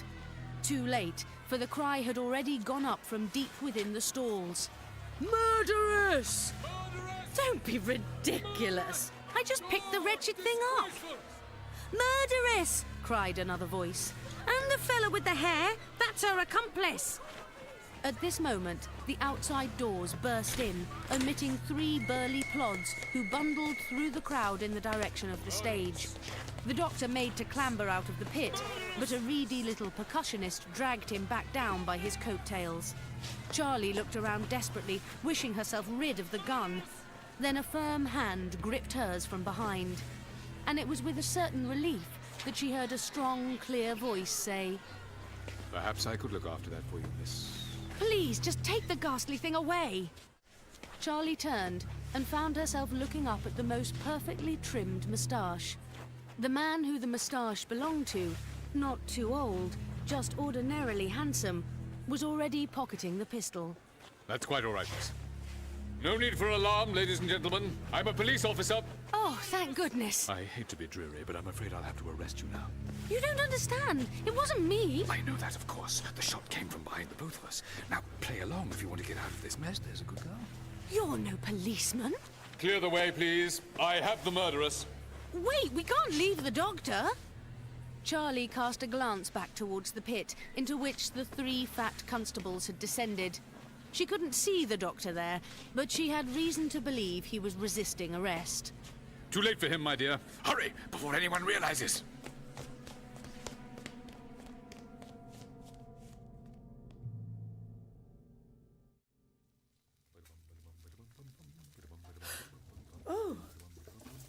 The next thing Charlie knew, pretty much, it was morning, in an unfamiliar flat on an unfamiliar couch.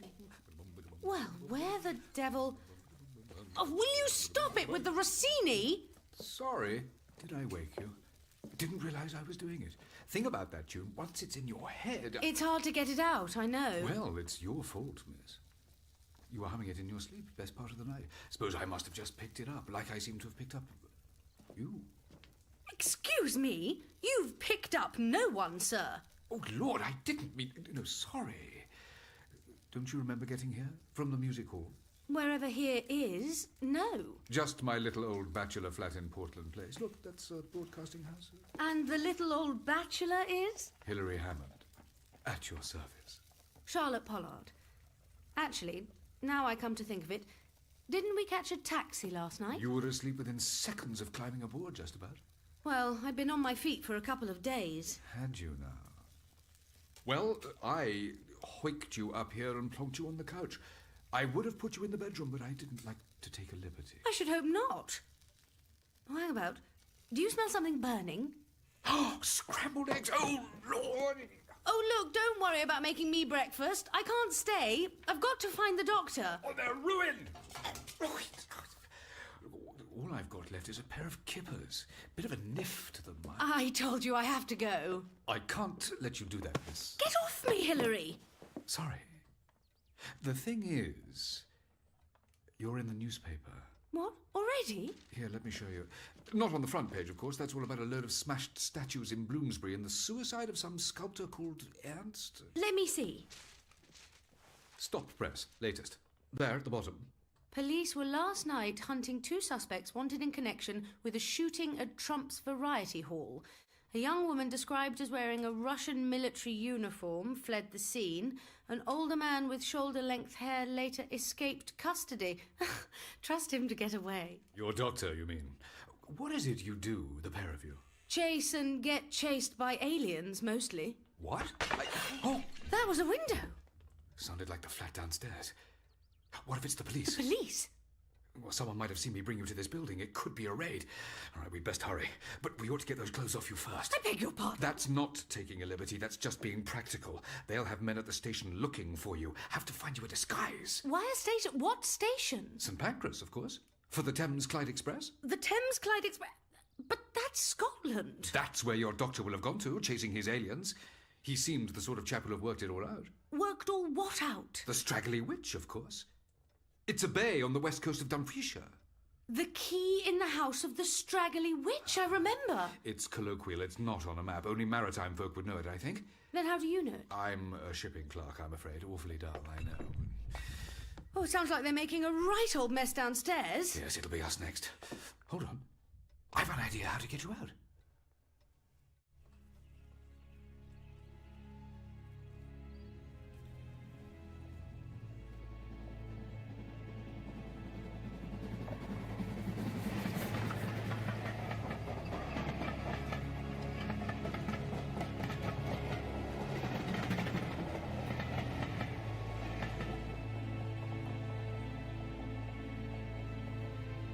As it turned out, the chap in the next-door flat worked in the Admiralty, and since Hilary had a spare key, well, to cut a long story short, Charlie ended up leaving by the fire escape at the back of the block in a sailor's suit. But as she told Hilary on the Scotland train, she wasn't worried. I've had to pass as a boy before. Oh. When I first met the doctor, I was pretending to be a steward on an airship. The R-101, as a matter of fact. The ship that crashed? I probably shouldn't have told you that. No, don't you worry. Mum's the word. I must say, you do seem a very adventurous sort, you and the doctor in your travelling TARDIS. TARDIS. I shouldn't have told you that, either. Oh, look, here's Carlisle Citadel coming up. You ought to get off, really. Oh, nonsense. I've stuck with you this far. I'll be damned if I don't see you through. I'm wanted for murder, Hilary. If they catch me, they'll hang me. And if they catch you helping me, you'll go to prison at the very least. Oh, I hadn't really thought. Oh, but it won't come to that. You saw the artist's impression the police were handing out at St. Pancras, and at Nottingham, and at Leeds. Looked nothing like you. What you could see beneath the cavalry cap, anyhow. Well, the nose was all wrong, too. Yours is so much prettier. Hilary, if you followed me halfway across the country just because you're sweet on me, I'm afraid I'm going to have to disappoint... Oh, I knew it. Well, you've been very gallant. Look, never mind all that now. Look! Charlie looked and saw half a dozen squaddies boarding the train, rifles on their shoulders. A man in a raincoat overlooked the scene, flanked by two policemen. He was showing a young lieutenant what appeared to be two sketches that she had no doubt were artist impressions of both herself and the doctor. They've called the army in. Maybe someone at Leeds or at Nottingham raised their suspicions. Look here. Why don't you just kiss me? What? If we can keep your face hidden, they might leave us alone. Hilary, I'm dressed as a sailor. I thought you didn't want to go to prison. Look, sit tight. I'm going to the baggage van. What are you going to do? Hide in a mailbag all the way to Dumfries? Baggage, Hilary. I might find a change of clothes.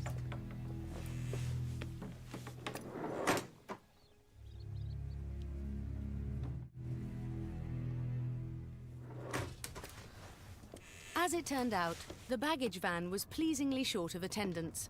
But other than several crates worth of gramophone records, disappointingly short of luggage containing suitable vestments.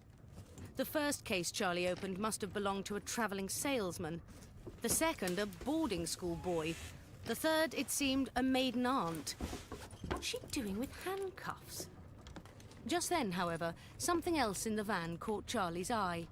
Something 6 feet long and made of mahogany. A coffin? Some recently departed soul en route to their final resting place, she supposed. It'd be the perfect hiding place, she thought, if it wasn't a perfectly horrid idea. But then, the lid was bound to be screwed down, wasn't it? She tried it anyway, just to be sure. To her surprise, it gave. Well, young lady, here's a dilemma. But as she weighed up the con of temporarily sharing someone else's casket against the pro of not being put permanently in one of her own, The lid shifted a fraction further. A hand darted out from inside, shoving the lid clean off, before the enshrouded figure within sat bolt upright and, although muffled, said distinctly, "Charlie, is that you?" Reaching forward, Charlie tugged the sheet free of the head of the Doctor. Of course. "I suppose I ought to be terribly surprised. You're not?" he asked, disappointed. "You're on your way to the Straggly Witch, that's obvious. Your method for evading the police patrols, that's not so obvious, I'll admit. A funeral director in Kentish Town owed me a favour," he said quite casually.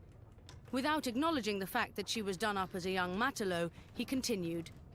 "But it's not only the police I'm avoiding." "You mean the aliens? You've seen them?" "Last night, after the police had dragged me out of Trump's and bundled me into the back of their Black Mariah, well, I'd barely begun to weigh up my options when the van skidded to a halt, then tipped right over. An alien stopped it. The back window smashed, so I got out while I could," he explained. "I glanced back, but all I could see was something long-limbed and stocky with flaming green eyes and an appetite for policemen, whistles, truncheons and all. Well, it was no use trying to get back to the TARDIS. The police were everywhere. But by this time the tube had stopped running, so I took shelter in the tunnels. And here I am. How about you?" Charlie explained the train of events that had led her to the, well, train. The Doctor fretted. "Trust no one, Charlie. Someone human shot Tell dead to protect some alien scheme. This is a fearful conspiracy. Shh! The soldiers are coming." "That's awkward," the Doctor mused. "There's no room in my coffin for two." "Well, you're all right, Jack."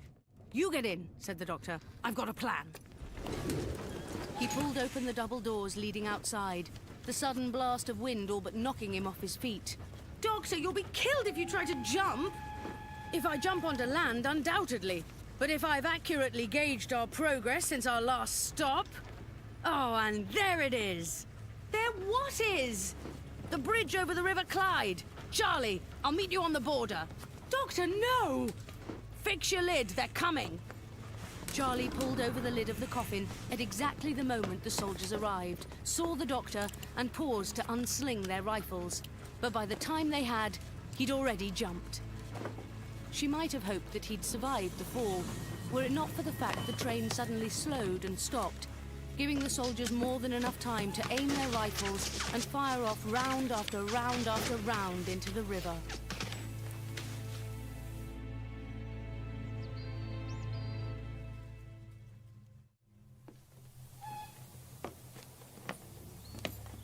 After what seemed like an age, the soldiers trooped away, and the train chuffed back into motion.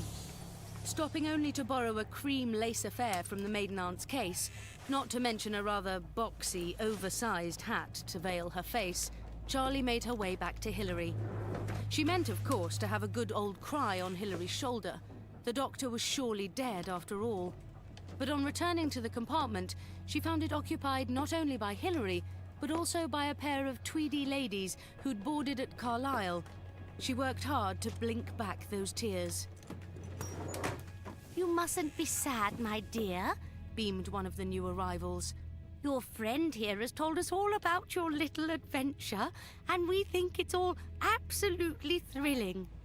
"Thrilling, yes," echoed the other, not looking up from her knitting. Charlie cast a look at Hilary, but he was wearing only a silly grin. Are you ready, my dear? Our stop's coming up. You told them? Everything, yes. These two charming ladies would be only too glad to give us their help.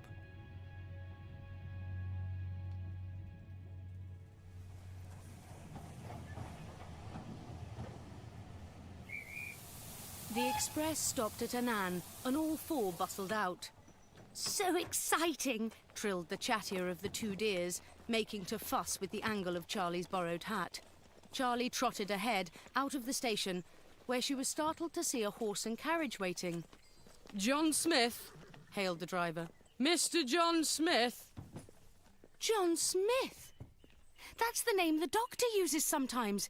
He must have arranged it. Do you think so? "Driver, do you know where you're going?" The coach driver nodded. A gift horse, then. Let's not look him in the mouth, shall we?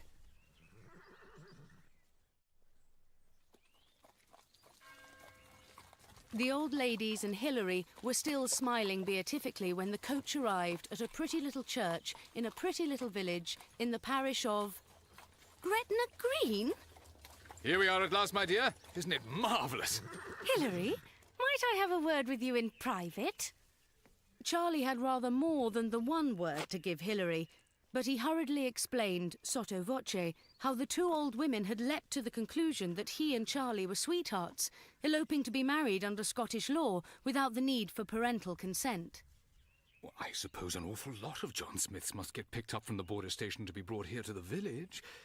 Still, it all worked out to our advantage, what? I can't marry you, Hilary, if that's what you're thinking. No, of course not. We'd have to have the bans published first. Oh, but who's this coming through the churchyard? A fussy little vicar appeared, calling out for a Smith, Mr. John Smith, and complaining that he'd been expecting them a good hour before. I wouldn't normally conduct a service at dusk, but still, if you've brought your witnesses with you... The two old ladies beamed. Charlie opened her mouth, intending to explain, but realised she couldn't. Cold feet, is it? Sighed the churchman, peering at Charlie through milk bottle spectacles. I'll give you 5 minutes to make up your minds. As the two old women followed him through the churchyard, Hilary turned to Charlie and said, Look here, Miss Pollard. Charlotte, I know this is absolutely mad, but think about it, will you? Whoever this pair the vicar's mistaken us for are, this Smith chap and his bride-to-be, it's safe to assume they're not coming. But the fact is, a marriage certificate, well, that's the sort of document that could get us both off the hook with the police. We'd be two other people entirely. That was true enough. And what Hilary didn't know, but Charlie did, was that history had decreed that Charlotte Pollard should have died in France 5 years before in the wreck of the R101. Perhaps, she thought, this was her way back to the world as Mrs. Charlotte Smith, devoted wife of probably not the man she'd have chosen, but a thoroughly decent sort all the same. She took Hilary's hands in hers, looked him in the eyes, and let him down as gently as she could. Well, he took it like an Englishman. Quite all right, I do understand. I say, would you mind if I just toddled off to be by myself for a while? As Hilary slunk off into the gathering gloom, Charlie couldn't help wondering if she'd not just made the worst mistake of her life. She sat herself down by a mossy sepulchre, intending to gather her thoughts, and became aware of a strange drumming noise. It wasn't in her head, however. There was a flash of something white overhead. What the devil? And a horse vaulted the churchyard wall like it was Beech's Brook, coming to ground just a few short feet from where Charlie sat. Its rider looked at Charlie and boggled. Charlie boggled back. Doctor? Hello, Charlie, said the doctor, dismounting. Sorry, had to find alternative transportation from the border. You're alive! Well, yes, obviously, he replied, a touch peevishly. I can hold my breath, you know.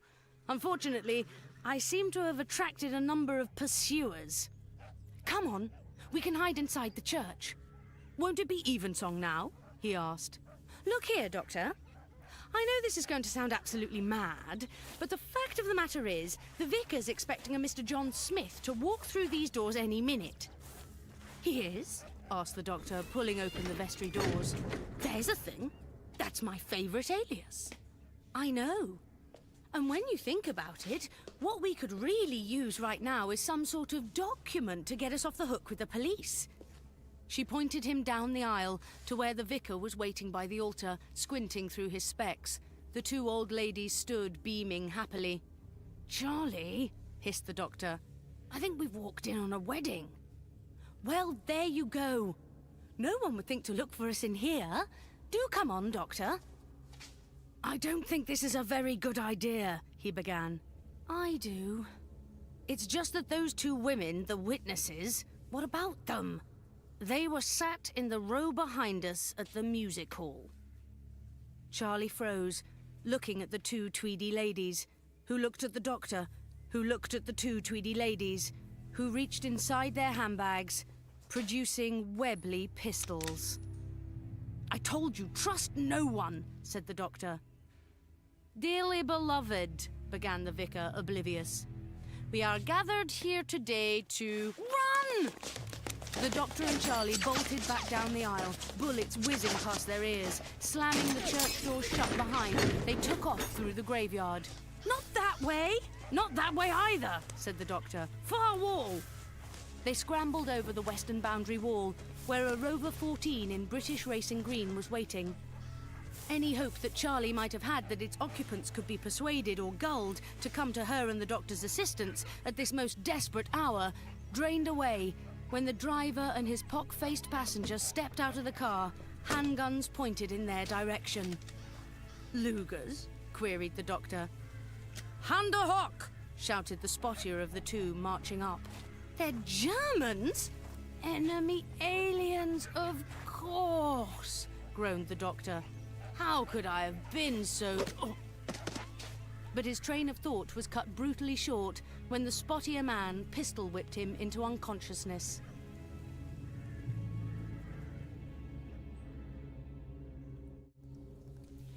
Several hours later, Charlie watched the Doctor come round, a few good slaps to the face having hastened his recovery. They shared, as they so often did, a slimy, low-ceilinged cell. 12th century brickwork, noted the Doctor, and Charlie wasn't about to disagree. Well, we're not dead yet, that's something. Leaving the near certainty that their captors wouldn't leave this state of affairs unremedied for very much longer, hanging unspoken in the stale air. I doubt our captors will leave that state of affairs unremedied for very much longer, said the Doctor, largely to fill the silence. I doubt that too, old chap, said a smooth moustache through the bars of the cell door. Hilary! Your shipping clerk friend? Asked the Doctor. What's he doing here? All in due course, Doctor. But it's a pleasure to meet you at last. Come along. I've something to show the pair of you. They were in a knock-down castle that guarded the nostril of the inlet, otherwise known as the Straggly Witch, explained Hilary, as he led them along the corridor, then down several flights of slippery steps onto a stone jetty. The jetty jutted out into a watery cavern. Beside it was a U-boat of Teutonic designation, of course. Unexpectedly, the Doctor laughed, actually guffawed, in fact, which seemed a little off to Charlie, given the circumstances, and she jolly well said as much. But don't you see, he smiled. Don't you remember what Mr. Tell told us? The secret key. Not K-E-Y, but Q-U-A-Y. To the hidden lock. L-O-C-H, not L-O-C-K. It seemed painfully obvious now. A cable lift, like a car in a coal mine, came to rest close by. A small horde of pug-faced men spilled out, lugging large wooden crates, some of which Charlie had seen in the baggage van of the Thames-Clyde train. We've been talking at cross purposes, have we not, Doctor? In the Variety Hall, we mistook you for a Secret Service man come to break up our little, well, spy ring, you'd have to call it. That was why I had to shoot Tell when he began to spill the beans. You shot Tell? Of course. Mr. William Tell was the key to how we exchanged information between our various agents. He was? That's why the football results were all wrong, said the Doctor. 26 named clubs, each corresponding to a letter of the alphabet. And the net change between each set of results reported by Tell corresponds to the number of places each letter should be moved to translate encoded messages, of course. The key changed weekly, so the enemy agents could post their communications by dead drop. What, so the music hall was full of your spies? Hiding in plain sight among the proles. And it worked beautifully. So beautifully. Until you blundered in and made Tell expose the name of the place where our agents come ashore. So you're shipping out? Hilary's henchman struggled out of the lift with a particularly large and unwieldy crate. No option. We'll be back, once we've secured our people and given them new identity. But what for, Hilary? Why betray your country? Don't you read the newspapers, Miss Pollard? There's a war coming. There'll be an invasion, not today, not tomorrow, but one day there will. And when that day comes, well, Hilary Hammond means to be in prime position at the top of the heap. Oh, and to think I even considered... Marrying me? Don't flatter yourself. It was the thought of acquiring myself a new identity that appealed. As a widower, of course, the new Mrs. Smith would have met with a tragic accident of some description. Perhaps the morning after our wedding night? Why, you despicable hound! She made to slap his face, which was the very least the traitor deserved, but he was ready with a pistol in his hand, the same pistol that had fired the bullet that murdered Tell. I don't think so, sweet Charlotte. Now, Doctor, since I presume you don't actually want Miss Pollard to meet with that untimely end I mentioned, tell me all about this. Hilary pointed to that especially unwieldy crate, now stood up on its end. He clicked his fingers, whereupon two of his goons lifted off its cover to reveal... the TARDIS! Well, don't look so surprised. You told me all about it.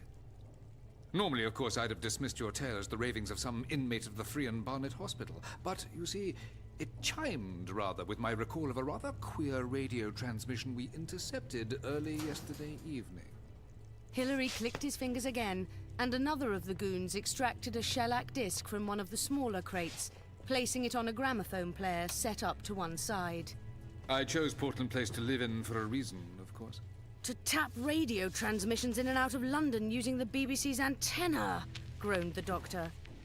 The disc selected crackled into life, and once again Charlie heard that matey, slightly showy-offy voice begin to say, Hello there, Doctor. This is the Doctor speaking. Now, the fact of the matter is, you've caught me in a bit of a jam. A fix, you might say. A tight spot, quite frankly. I can't go into too much detail, because any second now there'll be a blanket of etheric fuzz come down. Hang about, we didn't hear this bit before. The TARDIS's systems are digital, explained the Doctor, but this is an analog recording without data corruption. Now shh! The fuzz is the problem, you see. I'm trying to send out messages to lots of my earlier selves, only something's blocking them. Something very big indeed, very close to your particular time-space location. A mothership, using radio waves to coordinate an attack. Now, I've tapped into their chatter, and it seems like they'll be using a performance of the William Tell Overture. You know, Rossini, da-da-dum, da-da-dum, da-da-dum, dum-dum. I was right! That's the signal to begin the invasion. Not sure when exactly, you'll have to look it up in the Radio Times, but it's tomorrow night, whenever your tomorrow is. Remember, William Tell. William Tell is the key to it all. William Tell. Good luck, and watch out for those enemy aliens there. It's true, isn't it? You, Doctor. You are some sort of alien. Never mind that. Weren't you listening, Hammond? There's an invasion about to happen, and we have to stop it. If it is true, then some sort of panic on the streets of London or wherever, Dublin, Dundee, Humberside, would suit my masters well. All I care about is taking my prize back to Berlin. So, Doctor, show me how to operate your time and space machine. Or must I place an apple on top of dear Charlie's head and use my pistol to reenact the legend of Wilhelm Tell? Hilary reached into the other pocket of his coat and brought out the most menacing Cox's orange Charlie had ever seen. The Doctor's mind was elsewhere, distracted by the most peculiar noise from far above. Shh, shh, shh. Did you hear that? He asked. I heard nothing. Now show me! What on earth was that? That, Charlie, said the Doctor, was the unmistakable whiz-bang of a British Army mortar targeting the ruins of the castle above. But that's impossible. Not really, said the Doctor. You see, I've been looking around your circle of spies, and nowhere can I see two pistol-packing old ladies in Harris tweed two-pieces. The women on the train, you mean? Who were at the music hall too, which means... Yes, Miss Pollard, said the Doctor. My best guess is they were Secret Service agents. They were onto your Mr. Hammond's ring of spies all along, and we all led them here, straight to his Scottish hideaway. Unsurprisingly, Hilary looked distinctly alarmed. He hollered over to his goons. We are under attack! We have to evacuate! Evacuate now! You! Tell the Commandant to prepare to die! But he never completed the order, since at that point a rather large chunk of the roof of the cavern came crashing down, just inches from his treacherous head. Quick, Doctor, now's our chance! And when he looked up... No! Stop them! It was already too late. Hell and damnation! They've gone!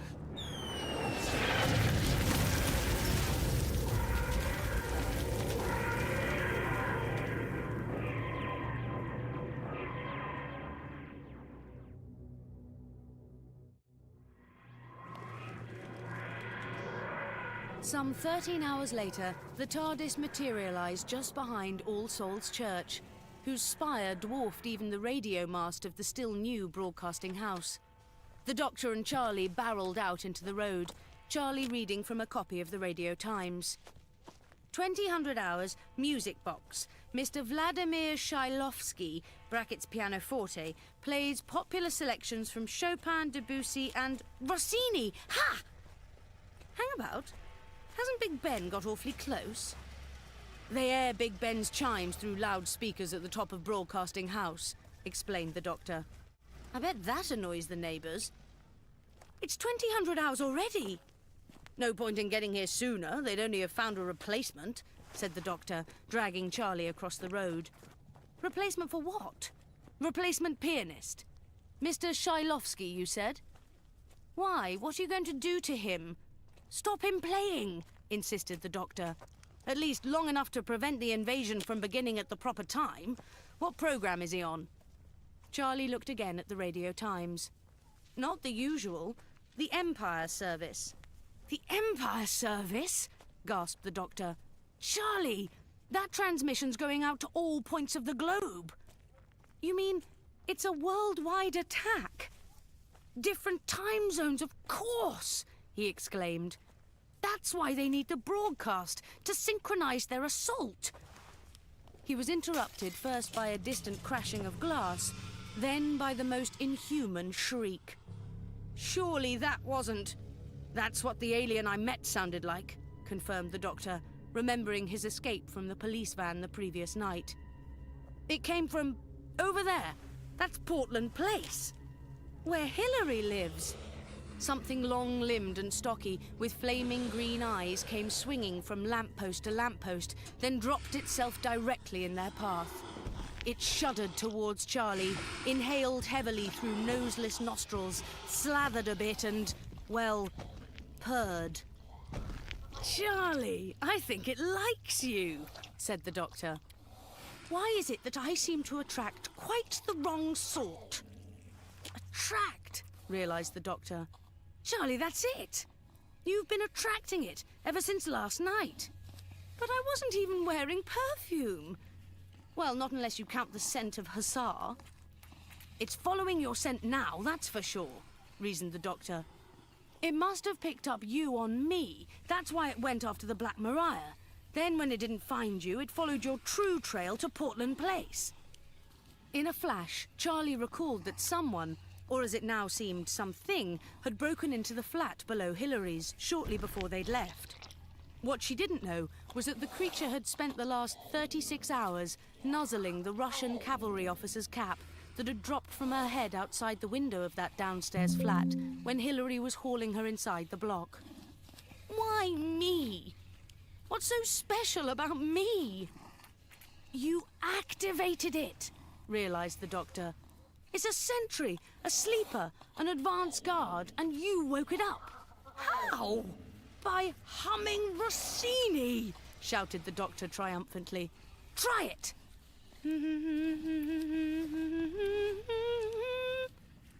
The alien pricked up its stubby ears attentively. See, said the Doctor. It thinks you're its superior officer, its commander-in-chief. It wants you to lead the way.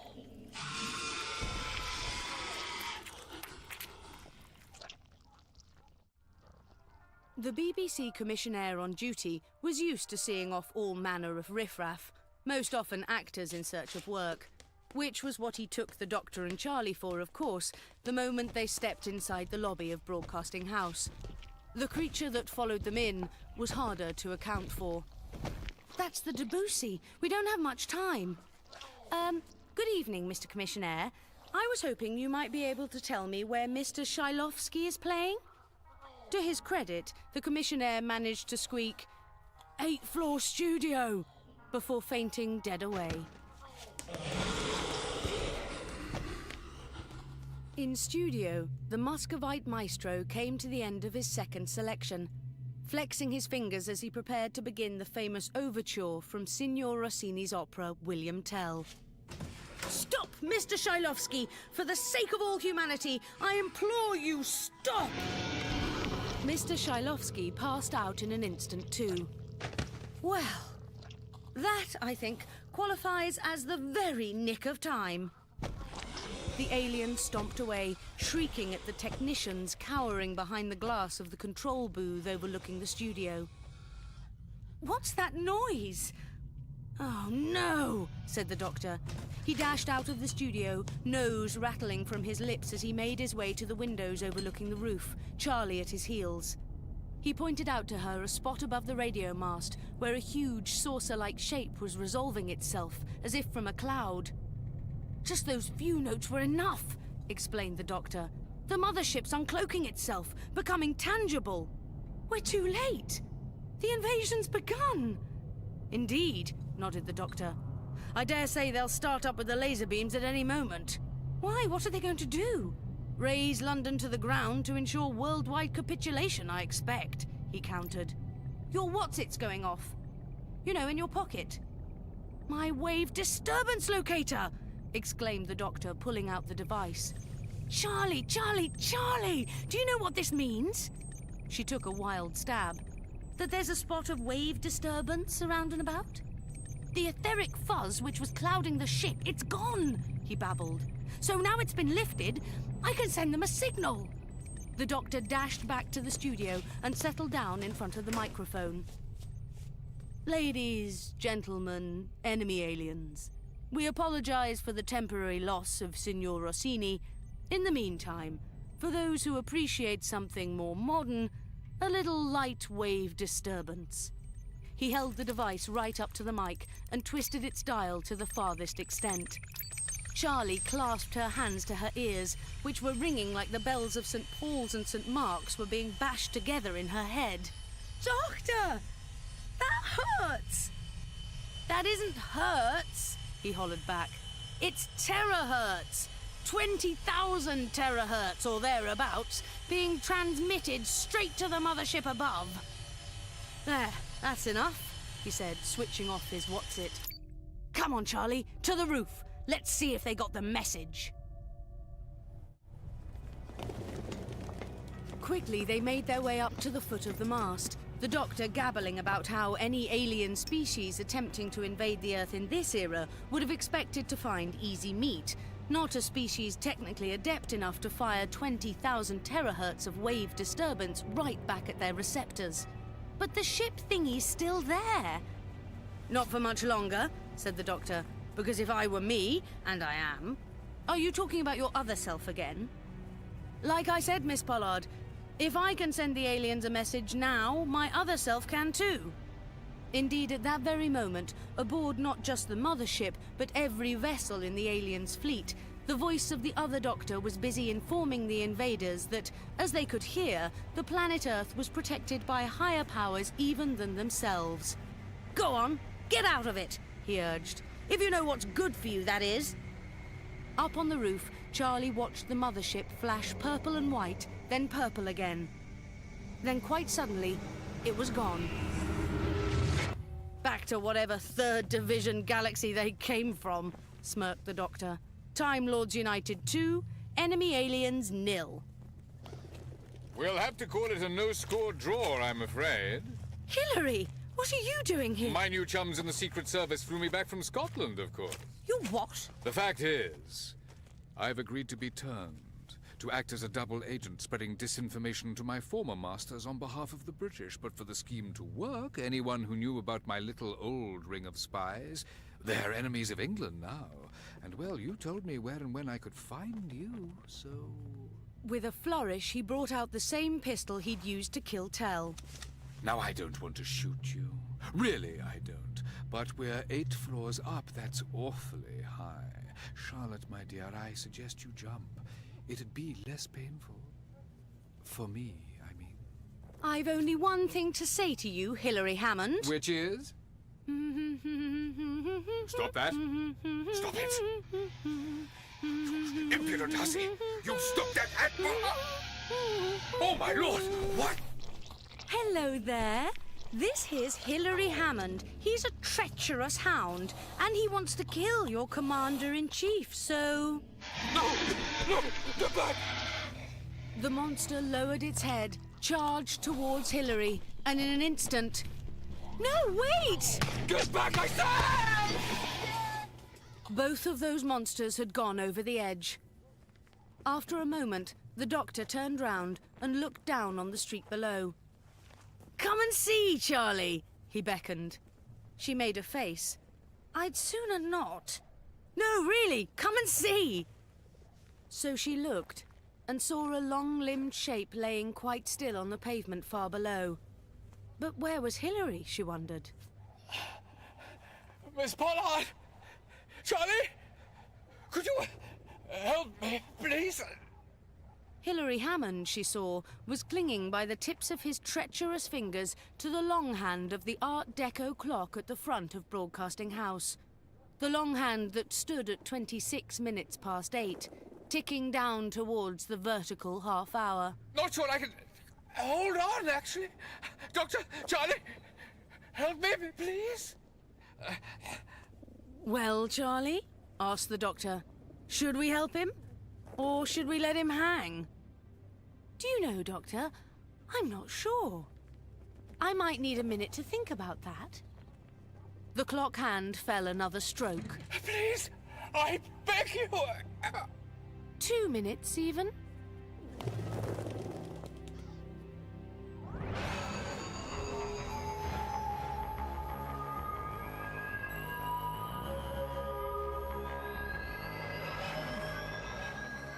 Doctor Who Enemy Aliens by Alan Barnes was performed by India Fisher with Michael Maloney as Hillary Hammond and is a Big Finish production for Audio Go.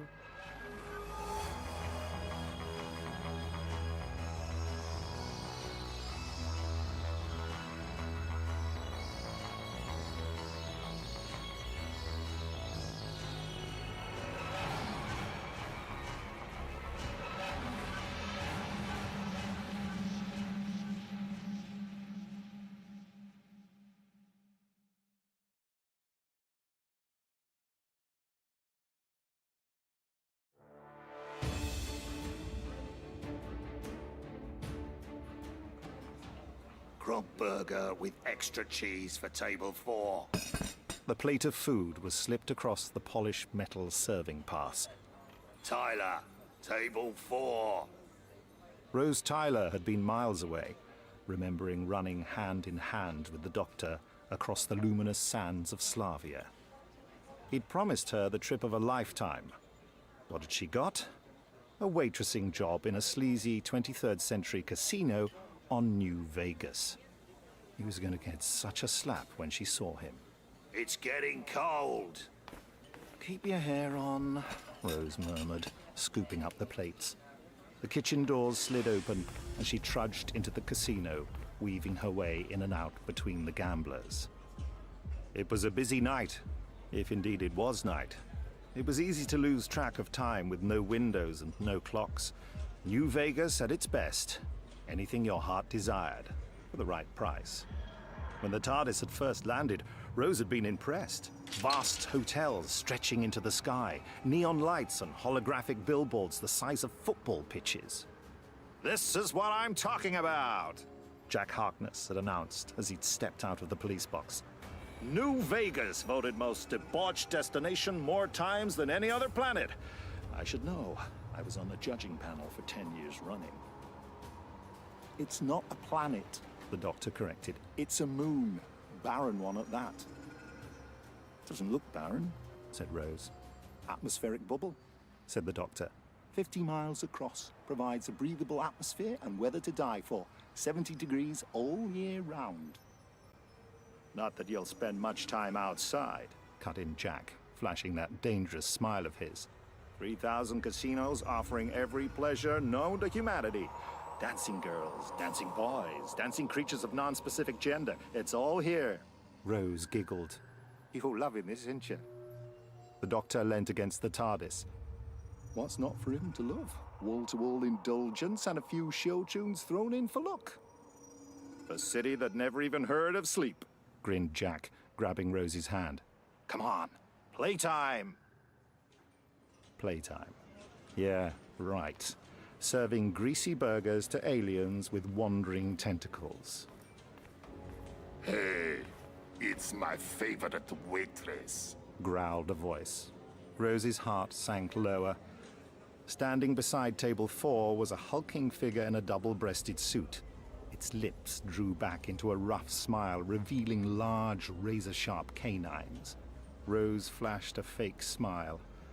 "Evening, Mr. Wolfsbane." The sharply dressed alien looked Rose up and down.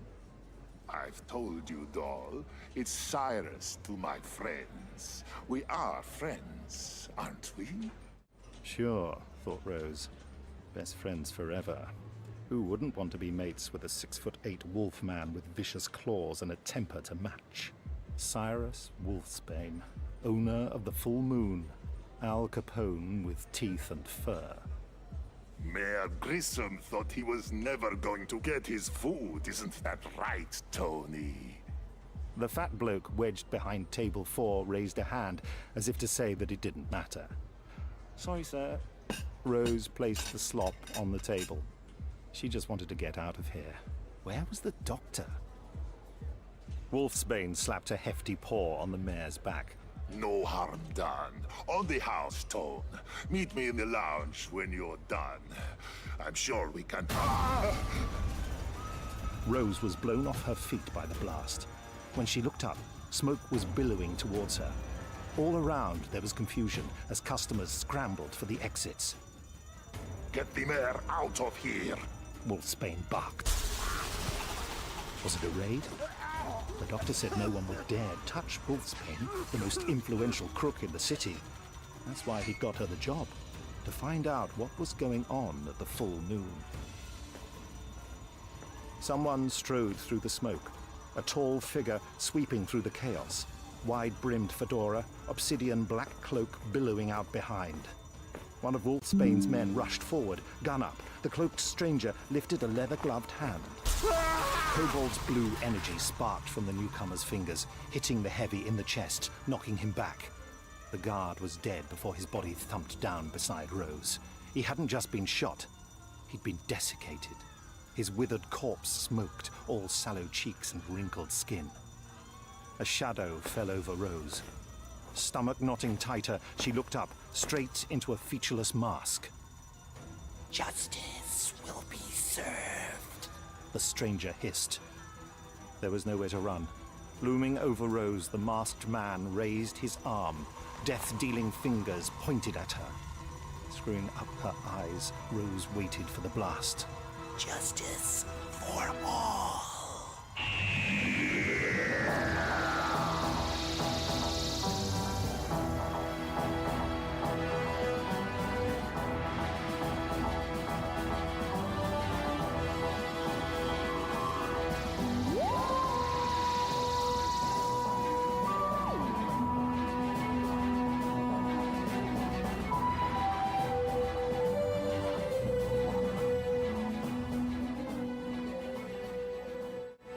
Doctor Who, Night of the Whisper, performed by Nicholas Briggs, with John Schwab as McNeil.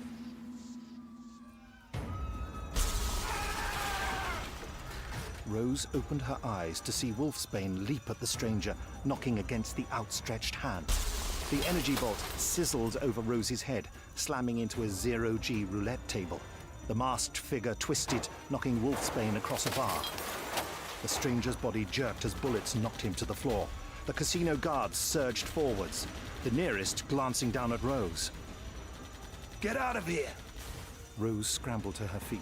She saw the heavy tense and followed his gaze to see the stranger pick himself off the floor, arms raised like talons towards them. The heavy cocked his pistol. "Run!" As Rose turned, she felt a wave of heat, energy crackling towards Wolfsbane's man. A second later, his smoking body hit the floor. Rose ran. Since joining the doctor, she'd become very good at running. She ducked as another beam of lightning blasted overhead. Smoke stung her eyes, the sound of gunfire overwhelming. She couldn't remember which way to run. There should have been a fire escape a few feet from her, a way out, but she couldn't find it. Where was it? Then, from up ahead, a clear voice, familiar, a crystal clear American accent. "Rose!" A strong grip pulled her forwards out of the smoke, confusion, and death. Rose, it's Jack. You're safe. Was it him? Rose stared into the concerned eyes of Captain Jack Harkness. She should be used to this by now. Narrow escapes, mayhem, screaming. So much for the trip of a lifetime. Rose pushed Jack away. Yeah, it was him. The Whisper. He's still in there, slaughtering those people. We need to go back. Jack grabbed her arm. Not this time. The doctor said observe, don't get involved. Find out what's happening. People are dying. I've been working with them for a month. Most of them were slime balls, but they didn't deserve that. Blue lights illuminated the alleyway. Hover patrol cars shrieking to a halt in front of the full moon. It's not our fight. Let's get out of here. See what the doctor wants us to do next. Jack started bustling Rose towards the boulevard that ran behind the casino. A police car slid to a halt, blocking their way. Jack glanced back. Cops had gathered at the other end of the alley. No exit. Burly policemen unfurled from the patrol car. Officers! Always glad to see men in uniform. He grinned, pulling faked credentials from his pocket. Jack Harkness, Daily Galaxy. The fourth Whisper attack in 2 days. Care to give me a quote about New Vegas's favorite vigilante? Who is that masked man? The cop ignored Jack. You need to come with us, Mom. Jack stepped in front of Rose. She's done nothing wrong. Never said she had, sir, snarled the officer. She's a witness. Jack grabbed Rose's arm, but the officer shoved him back. Jack, leave it, she said. I'll go with them. Jack weighed up the situation. Okay. But if the words police brutality come anywhere near this... Rose allowed herself to be led away to the patrol car.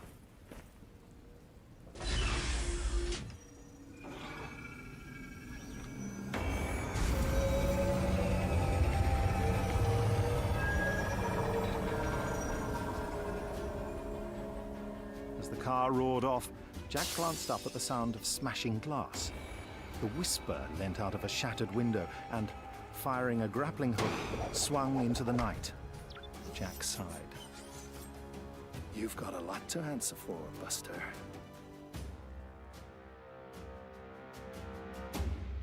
I've got rights, you know, shouted Rose towards the giant two-way mirror that took up one side of the room she'd been left in. She'd seen enough Law and Order to know the setup, the mirror no doubt hiding a collection of nosy police. A door slid open, and a man entered, datapad in one hand, coffee in the other. This wasn't any old cop. This was Commissioner James McNeil, greying hair cut short, a clipped moustache nestling beneath a strong nose. He jabbed the datapad, and a hologram sizzled into existence above the table. Wolfsbane. How long have you worked at the Full Moon? About 4 weeks, she offered. Before that? Rose shrugged. We sort of travelled. We? I mean me. I travelled. Another jab of the datapad. The hologram shifted. Wolfsbane replaced by a slim, suited man in fedora, mask, and cloak. Know who this is? Rose nodded. That's the Whisper, the vigilante from the news. The man you saw tonight? Rose nodded. Miss Tyler, for the record. Oh, yeah, it was him. 34 dead. Casino employees, customers, local dignitaries. The mayor? Rose blurted. I was serving the mayor. The commissioner put the pad down. Mayor Grissom got out, as did you, our mystery traveler. Rose didn't like the sound of that. What do you mean? I've checked your records. You say you've been traveling. Yeah, it's my gap year. All the sites. San Kaloon, Woman Wept, Raxacorica Fallopatorius. We've got no record of you passing through any spaceport. Rose smiled nervously. Oh, must be a glitch. Happens, don't it? Files get deleted, emails lost. Not on New Vegas. We keep track of everyone, to keep them safe, so they can enjoy themselves. Rose's smile faded. Sounds great. Really efficient. Yet you appear just days after this whisper makes his first appearance. Coincidence? Rose shrugged once more. Just lucky, I guess. Come. I said come in. The door opened to reveal a tall man wearing a battered leather jacket and holding 2 polystyrene cups. Ta! The newcomer said, a grin spreading across his angular features. No spare hands. He breezed past the commissioner and thrust a cup towards Rose, who was desperately trying not to smile. Tea, the man said. McNeil rubbed the back of his neck. Miss Tyler, this is... Inspector George Dixon, the newcomer announced. New, Scotland Yard. From Earth. Oblivious to the commissioner's glare, Inspector Dixon plonked himself on a chair opposite Rose. I'm helping the locals investigate this whisper bloke. Saw him, didn't you? Rose leaned in. Yeah, at the club. Dixon mirrored her. Fantastic. What was it like? I was asking Miss Tyler about her life before New Vegas. We don't have any records. Course, silly me. The inspector clicked his fingers and snatched up McNeil's datapad. His fingers ran across the touchscreen for just a few seconds. Found her. Full rundown of Miss Tyler's movements for the last 5 years. He passed the pad to McNeil. Must have been a glitch. Happens, doesn't it? Files get deleted, emails lost. But she has a link to the Whisper. She does? Asked the inspector. He attempted to attack her, nothing more. We don't know that. I do. Checked her records twice. The inspector leant forward, hitting a button on the pad. As you can see, Miss Tyler had a problem on Grachic Major. Need to talk to her about that. McNeil's shoulders sagged. In private? Earth business. We'll need a full statement. Leave it to me, Chief. McNeil turned and stalked out of the interview room. Rose went to speak, but the inspector shook his head. He slipped his hand into his jacket pocket. That's better. Don't want any eavesdroppers. The doctor grinned widely. Hello, Rose Tyler. A few minutes later, the doctor escorted Rose from the precinct. What are you like? She complained. You're as bad as Jack. Oi! The doctor replied. Playing cops and robbers? Who's George Dixon anyway? What do they teach you in schools these days? The doctor grumbled, turning up the collar of his jacket against the driving rain. Thought you said it was always sunny, said Rose. It's supposed to be, the doctor said, pulling out the sonic screwdriver and taking a reading. The atmospheric bubble handles the weather. No need for rain. All water comes from the ice lakes under the surface. The entire matrix must be on the fritz. Rose wasn't letting him get away with this. Ultimate pleasure planetoid, you said. What do you expect me to do? Turn and look the other way when innocent people are reduced to desiccated husks? Not my style. Innocent?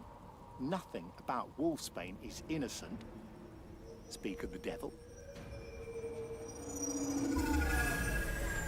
The doctor nodded as a stretch hover limo pulled up. A mirrored window whirred down, revealing Wolfsbane's fur-covered face. Miss Tyler, can I offer you a ride? The alien growled. An offer you can't refuse, the doctor muttered under his breath. Find me when you clock out. Rose nodded discreetly. Back into the wolf's den, Rose thought, stepping towards the limo. The door swung open, and she slipped inside.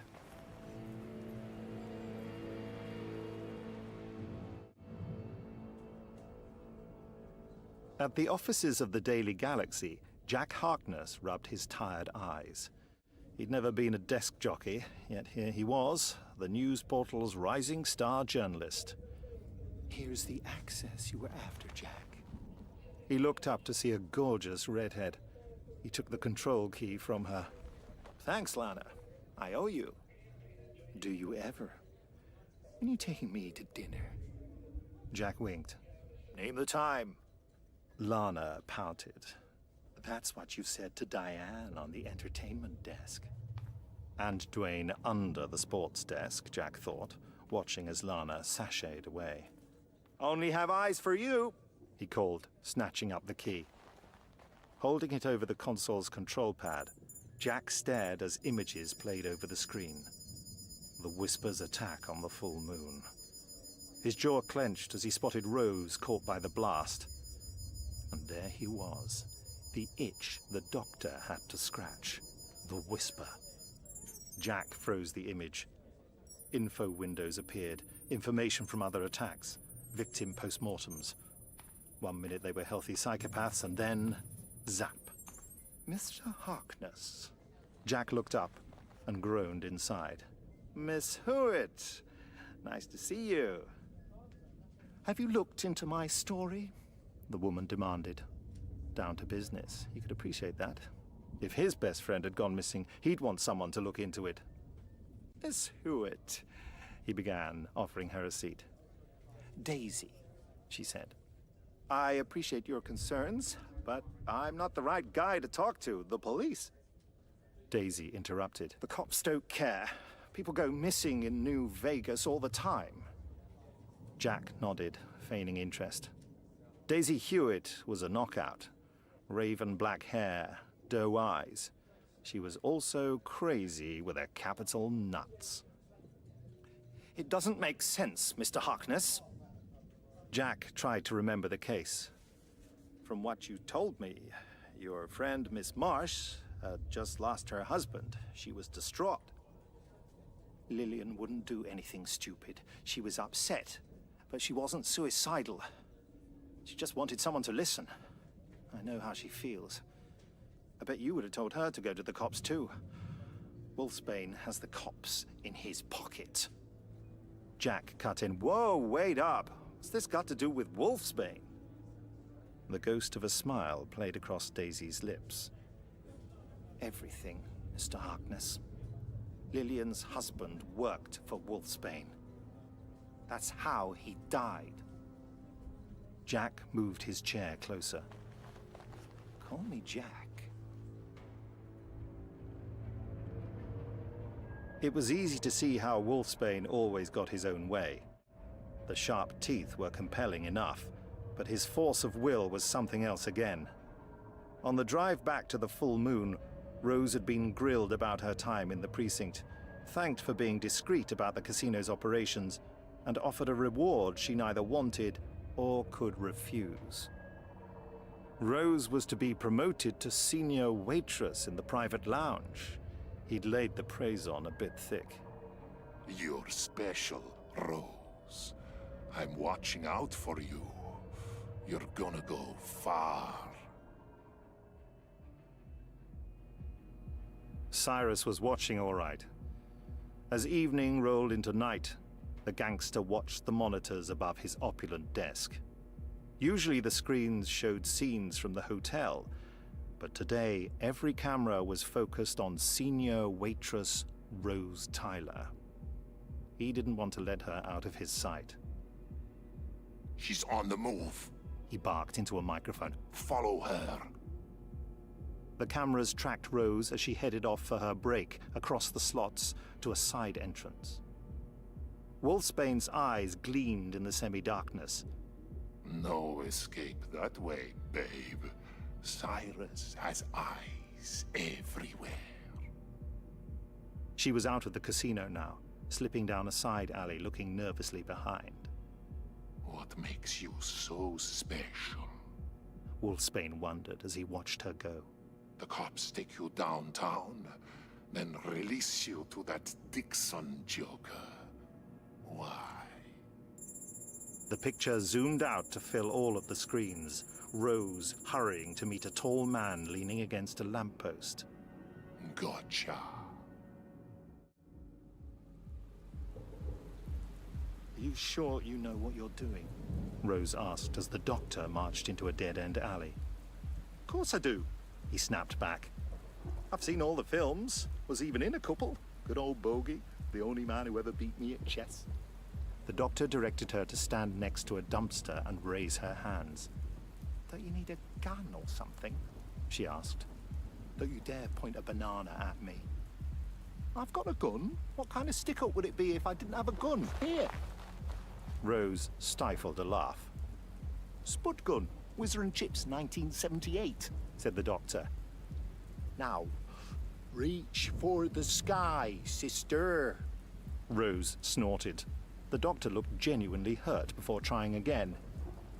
Give me all your dough, or I'll fill you full of Maris Piper. You going to scream or what? Rose screamed, half-heartedly, and then, to wipe the look off the doctor's face, a full-blown shriek.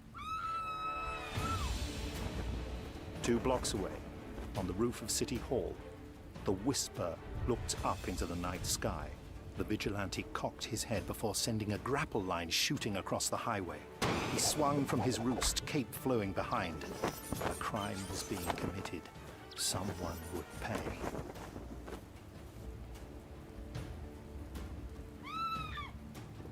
Can I stop now? Rose croaked. The doctor wasn't listening. He stared up towards the wall at the back of the alley, at the figure silhouetted against the stars. The Whisper. Told you it would work. The doctor turned back to Rose, brandishing the spud gun theatrically. Hand over your pearls, dame. Above them, the Whisper threw out his arms, his cape held like a pair of gigantic black wings. He leapt into the air and swooped down at terrifying speed, gliding gracefully on the billowing cloak. Rose called for the doctor to look out, but he stood his ground, only ducking as the vigilante soared harmlessly over his head. Oi! Where are you going? The doctor called, face darkening when he realized what was happening. Across the boulevard, a graffiti artist was oblivious to the approaching danger. Shaking his can, he only turned when the doctor ran out in the first of 12 lanes, yelling at him to run. His eyes widened as he saw the Whisper barreling towards him. He stumbled backwards. The Whisper landed nimbly and strode towards the petrified street artist. You have committed a crime, he hissed. Justice must be served.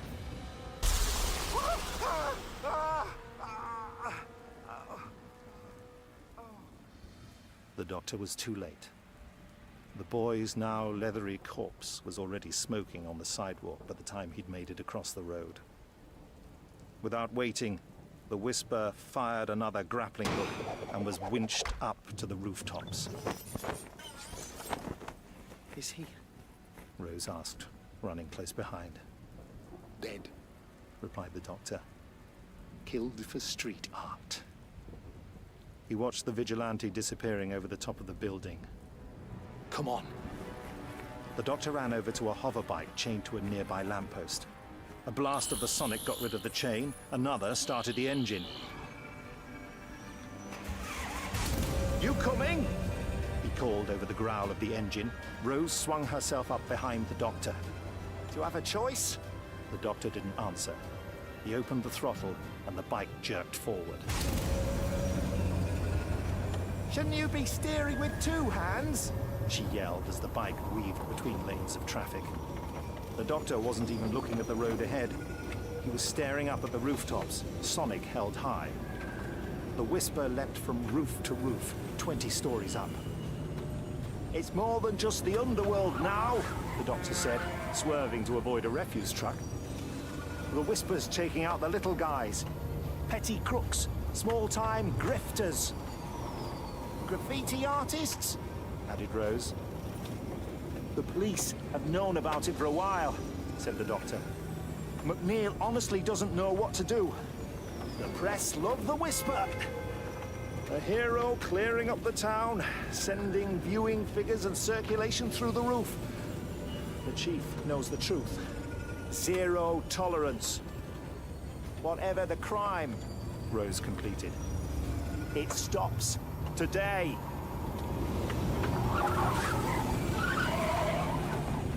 The doctor pulled the bike into a turn, screaming into a side alley, bombing out onto the next highway, the Whisper just ahead.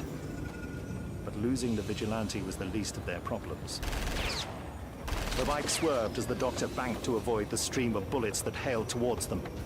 Rose turned to see a black hover limo closing on them, a gunman hanging from a window. Friends of yours? The doctor called. It had to be Wolfsbane's men. Hang on! The doctor pointed the screwdriver under the hover pads. The bike shot into the air, climbing fast. Is he supposed to do this? Rose yelled, grabbing the doctor's jacket.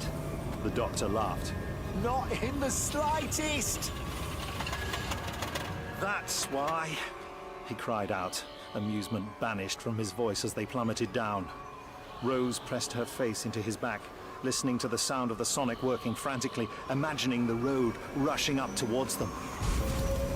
Then the bike righted, engine screaming as the doctor dropped them down between two buildings.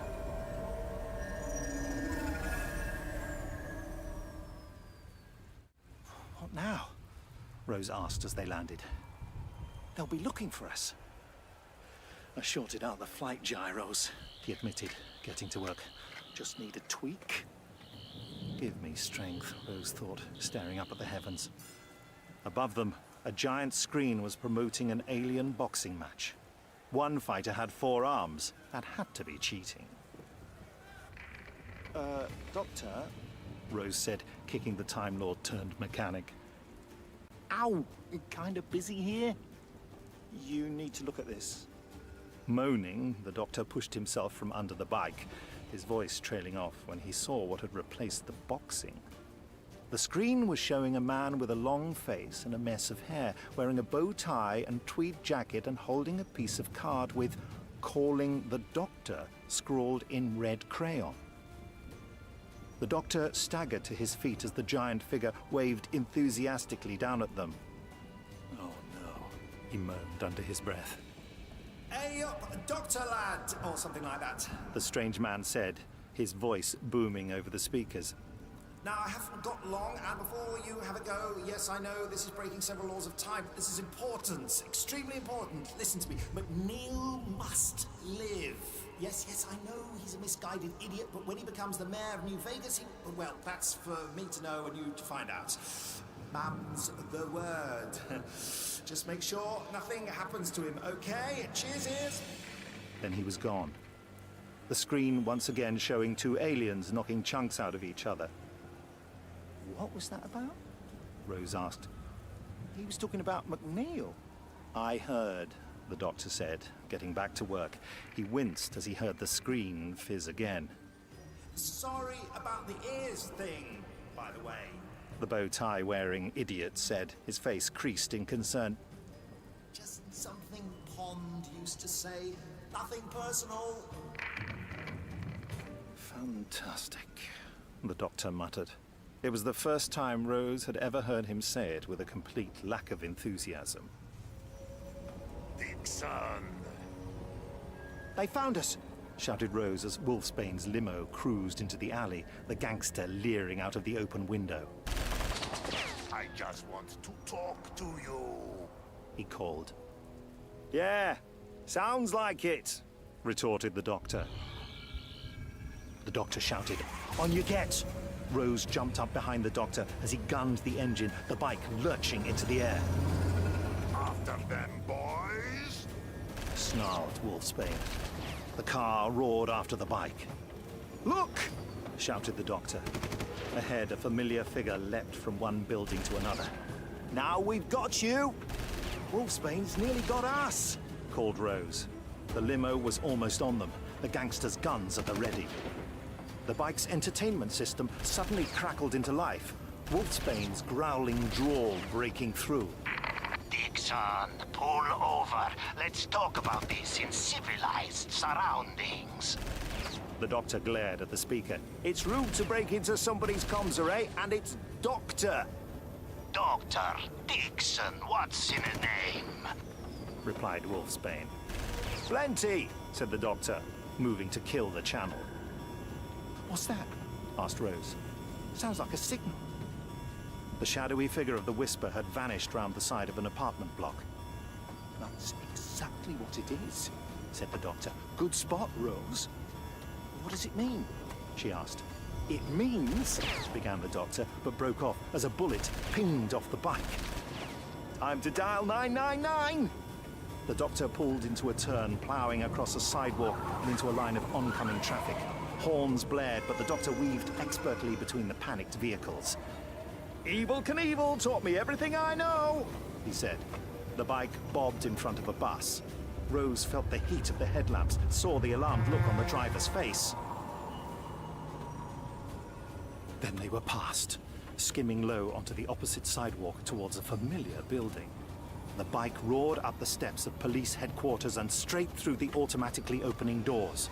The doctor heaved back on the handlebars, the bike skidding into a wide arc. Police and perps diving to safety as they shrieked into the reception. Rose was thrown from her seat as the bike smashed into an information stand, finally coming to a halt against the wall. She opened her eyes to see leaflets fluttering around the doctor. He grabbed one of the papers and waved it happily. "Road safety on New Vegas," he read with a big grin.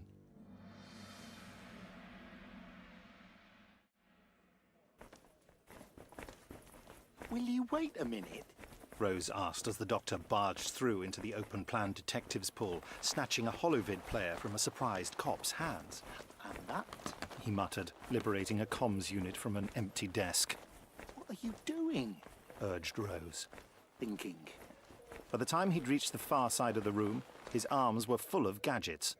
He dumped them on a desk, pulled out the sonic, and began working.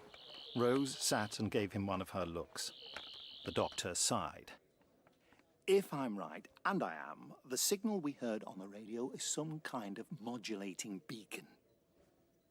From the Whisper. Why would he have a beacon?" He ignored the question. "And if I'm brilliant, and I am, I can whip up a modulating beacon detector." Rose grinned. "A Whisperer's sniffer-outer." "Exactly," said the doctor. Inspector. The doctor groaned as McNeil strode across the office. "Yes, boss. What can we do for you?" McNeil glared accusingly. There have been 4 Whisper attacks in the last hour, and reports of car chases around the city. You wouldn't know anything about that, would you? The doctor buzzed the sonic. "Don't worry about the Whisper, Jimbo. Got it covered." The commissioner looked like he was going to complain, but the doctor absently whipped out his psychic paper. "Remember this? Complete authority from Earth. Leave the bad guy to us." McNeil looked as if he was going to speak, but changed his mind. He frowned, took one last look at the doctor's contraption, and stalked back to his office. The doctor fused one wire to another, then beamed when the holovid player's screen lit up. "That's it," said Rose. "Am I brilliant or am I brilliant?" said the doctor. "You're brilliant." Rose grinned. "Just got to narrow the beam, then we track this bad boy to his lair." As the doctor and Rose concentrated on the device, they didn't notice McNeil grab his hat and raincoat and hurry out of his office. With a glance back, he slipped away from the detective pool.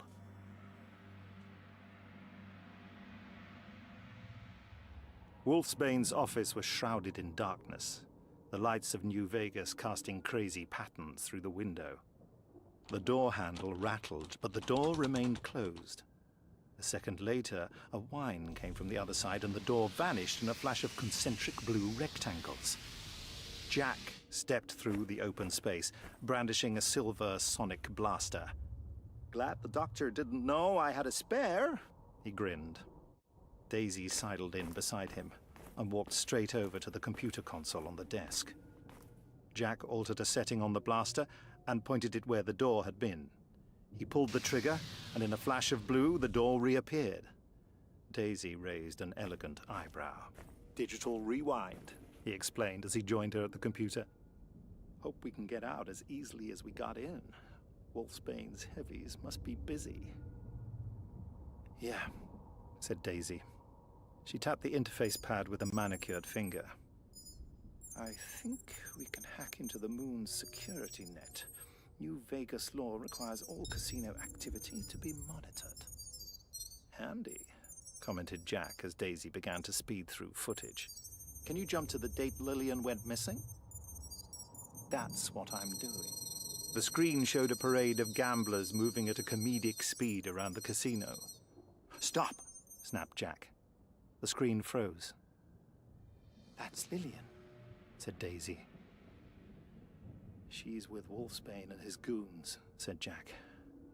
Must be after hours. Play it. Who the hell are you to come barging into my casino, making accusations against a respectable businessman? Complained Wolfsbane on the screen. I should report you to the cops. An attractive woman with blonde bobbed hair was striding back and forth before Wolfsbane. She's ballsy, going in there alone, admired Jack. That's Lillian. Lillian turned on Wolfsbane. What have you done with my husband? The gangster's canine features creased into mock innocence. I have no idea what you are talking about. Your hubby stopped turning up for work. I assumed he'd found alternative employment. Ralph wouldn't do that. He was a hard worker. I don't know why he wanted to work for a lowlife like you, but he... Watch your mouth, growled Wolfsbane. But now you come to mention it. This is ringing a bell.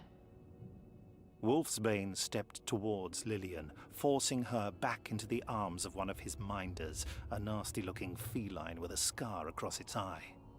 Wolfsbane grinned. Oh yeah. Ralph was a hard worker. Until I asked him to do a little overtime. A job over at the air generation plant. Just some innocent sabotage. Lillian's face drained of color. Sabotage? The gangster continued.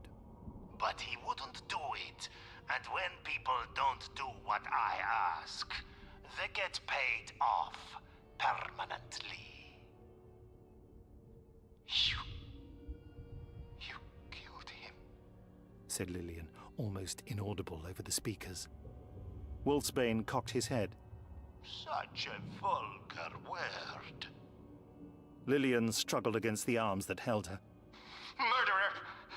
I'm going to the cops! Wolfsbane barked a deep, throaty laugh. What'll they do? I own this city. Boys, take this broad to the dome limits and dump her outside. There are no fishes out there, but you'll do plenty of sleeping with no atmosphere. Jack watched stony-faced as a sobbing Lillian was led away. The gang boss laughed, lighting a large e-cigar. The screen froze. He killed her, said Daisy flatly. Jack's gut churned. We should get out of here, but I gotta make a call first.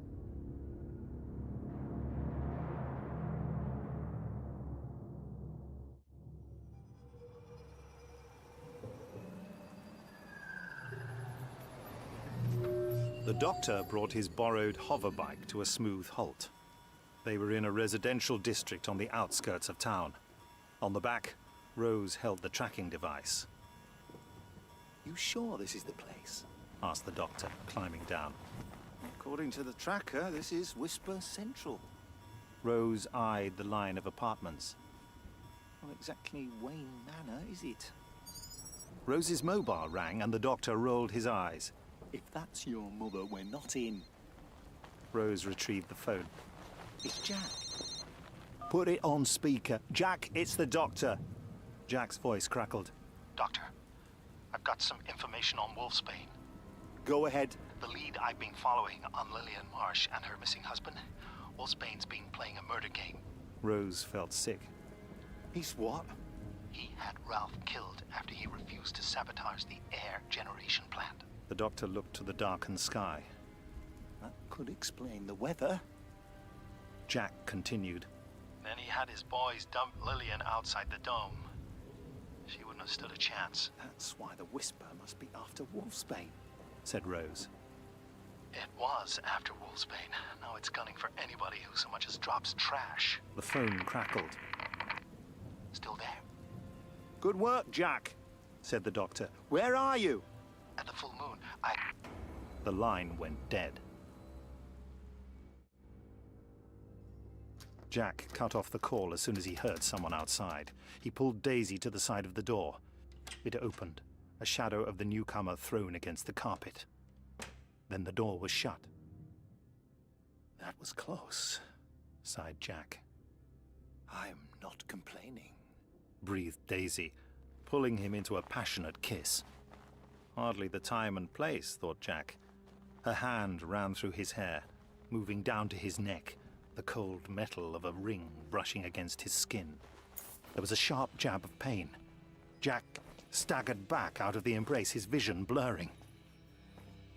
You're a knockout, he slurred before crashing to the floor.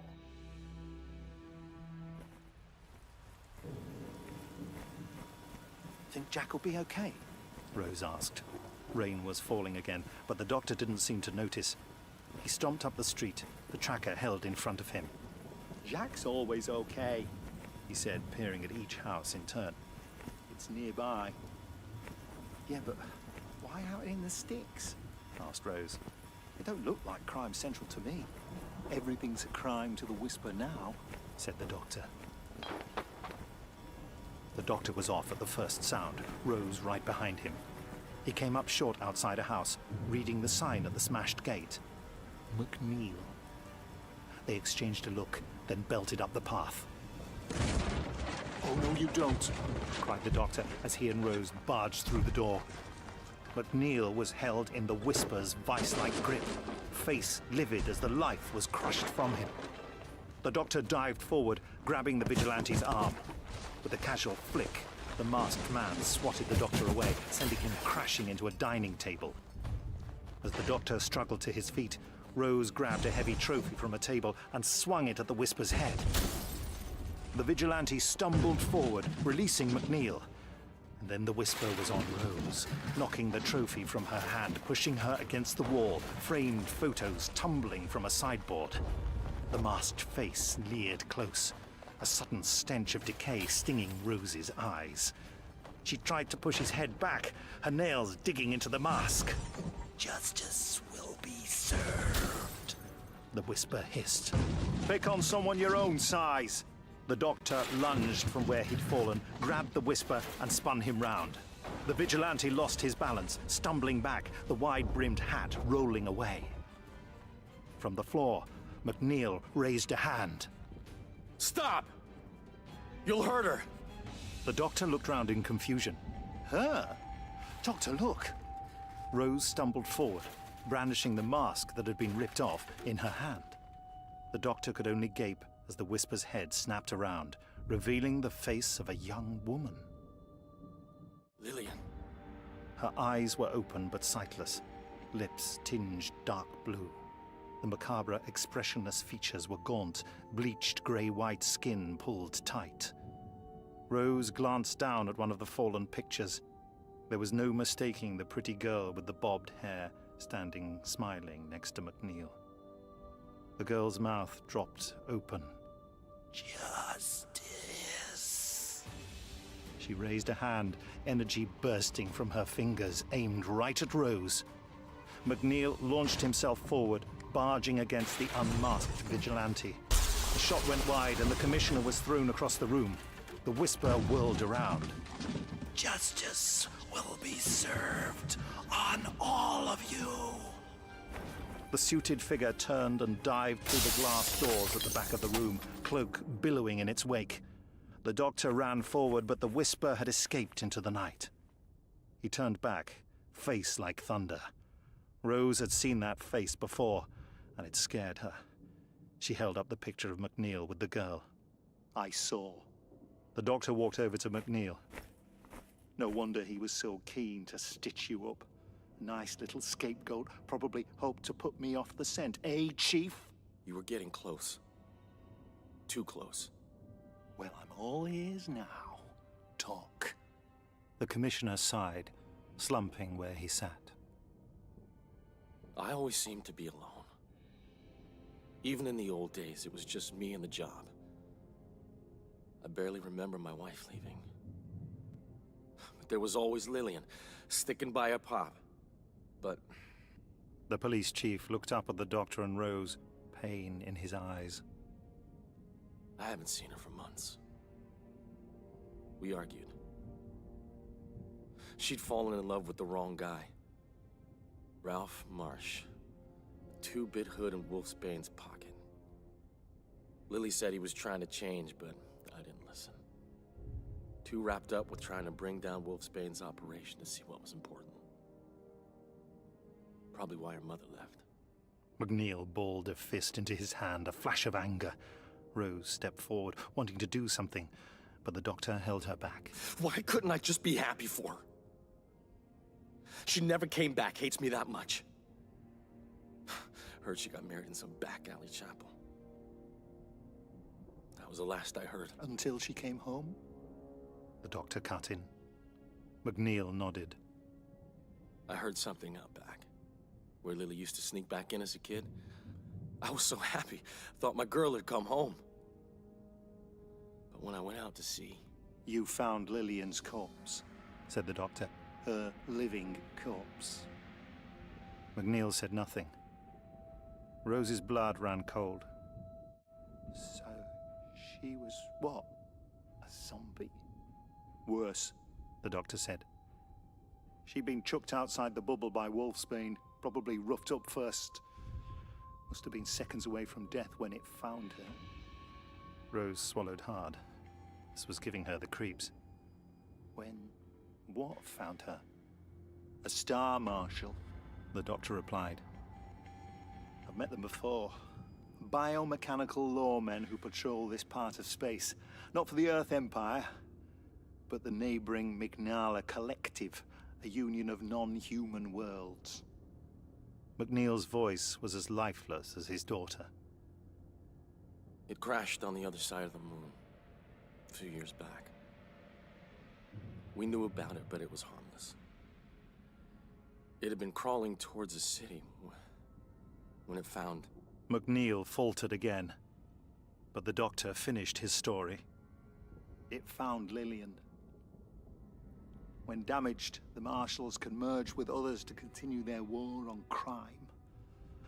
But by the look of Lillian, they were both too far gone. The resulting life form must have been confused, driven mad with pain. It found its way back into the bubble, came home. McNeil rocked back and forth.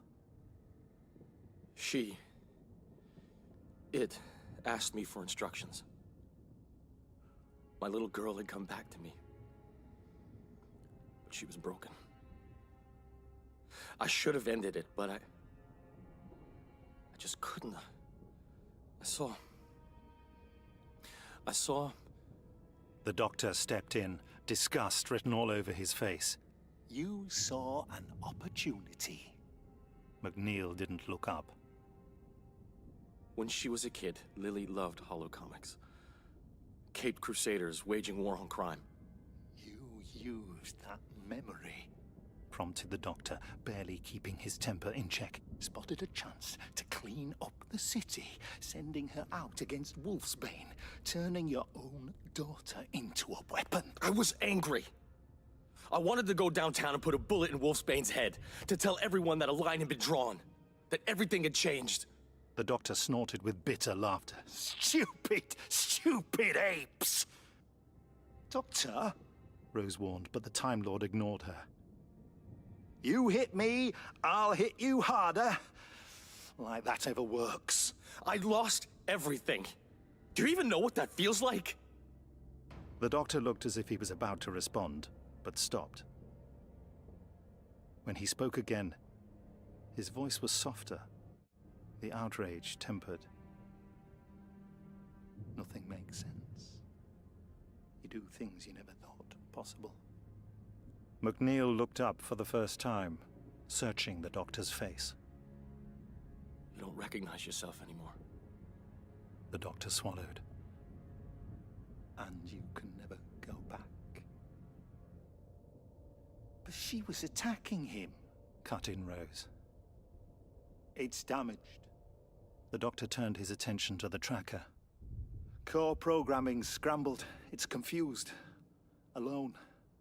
That signal? Calling for backup. but the transmitter's too weak to get off planet. It wants orders. And I gave her plenty. But she's gone too far, decided all crimes are punishable by death. From the smallest misdemeanor to mass homicide. And you tried to stop her, Rose realized. Told her to stop, and she tried to kill you. It's worse than that, said the doctor softly, the tracker beeping into life. He tried to control her. Again. The final betrayal. What's left of Lillian's mind has gone over the edge, taking the Marshal with it. They have decided that everyone is guilty. No one is innocent. On all of you, Rose said suddenly, remembering the whisper's words. She said justice would be served on all of you. She moved to the doctor's side, watching a green blob moving swiftly over the map on the screen.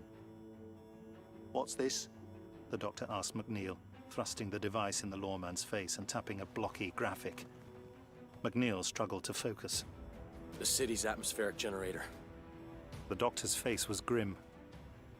The Whisper is going to shut down the New Vegas containment bubble. Sentence has been passed. Everyone dies.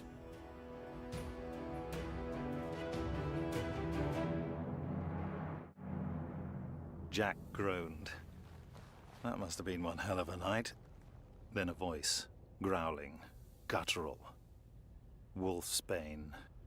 Wakey, wakey, rise and shine. Keep the noise down, complained Jack, opening his eyes. He was sitting on a chair, arms bound tightly behind. A figure loomed over him. No, two figures. Wolfsbane, sharp teeth and even sharper suit, and behind him, Daisy.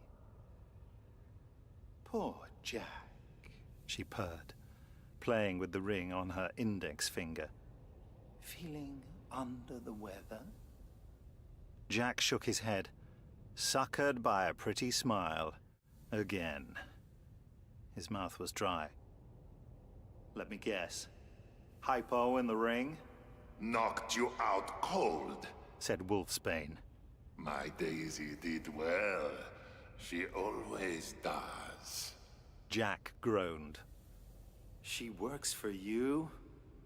Wolfsbane laughed. Everybody works for me.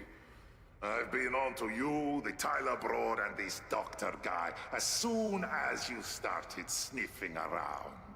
You could have taken us out at any time, said Jack. Wolfsbane shrugged his broad shoulders. Course I could. But where would have been the fun in that? Besides, you were my best chance. Jack frowned. Of what? Of finding out what the hell is going on. This Whisper guy comes out of nowhere, gives me grief, and then you mugs turn up, sticking your nose in. Figured if I left you alone long enough... Jack laughed. We'd do the dirty work. Find out who he is. I wanted to see how far this doctor would go. Wolfsbane sniffed. I kind of get the impression he's not exactly a cop. He isn't exactly kind of anything, conceded Jack. Wolfsbane pulled an e-cigar from his suit pocket, the end automatically burning red. What now? Asked Jack. The gangster sucked on the smokeless cigar. Now you tell me everything you and your doctor know about the Whisper. And then you die. Well, I hope I don't bleed all over your fancy casino carpets, said Jack, feigning bravado. What makes you think we are at the casino? Snorted Wolfsbane. Jack looked around, taking in the network of pipes above his head. Gas hissed through the grills, silver tanks rising up on either side of the room. I did wonder where the roulette wheels were, he said. Daisy slinked over. We're at the atmospheric generator, honey. No one knows you're here. How did you get in? Jack asked. Won't the owners be annoyed? I am the owner, said Wolfsbane. thanks to Bad Wolf Holdings, a little off-planet consortium. Jack suddenly realized. So the bad weather? Wolfsbane took a mocking bow. A warning, showing the mayor who runs this town. Chief McNeil, well, he's been getting a little too close for comfort, trying to shut me down. It's persecution, that's what it is, Jack. I'm just a legitimate businessman, trying to make a living. And if you don't get what you want, Jack said, you turn off the air supply. Wolfsbane smirked as he took a drag on the e-cigar. Maybe the suburbs first, but it'll never come to that. Now, tell me about the... Daisy's scream cut off the discussion. She pointed up to a gantry. Someone's up there. It's him, Wolfie. He's come for us. Jack peered up, trying to make out the movement through the steam. She was right. There was someone up there. Someone wearing a sharp suit, a long cloak. Someone with blue, crackling energy dancing around gloved hands. Heavies swarmed around Wolfsbane, protecting their boss. What are you waiting for, Ice the Freak? He barked. The Whisper didn't wait for them to raise their guns. Justice, it hissed.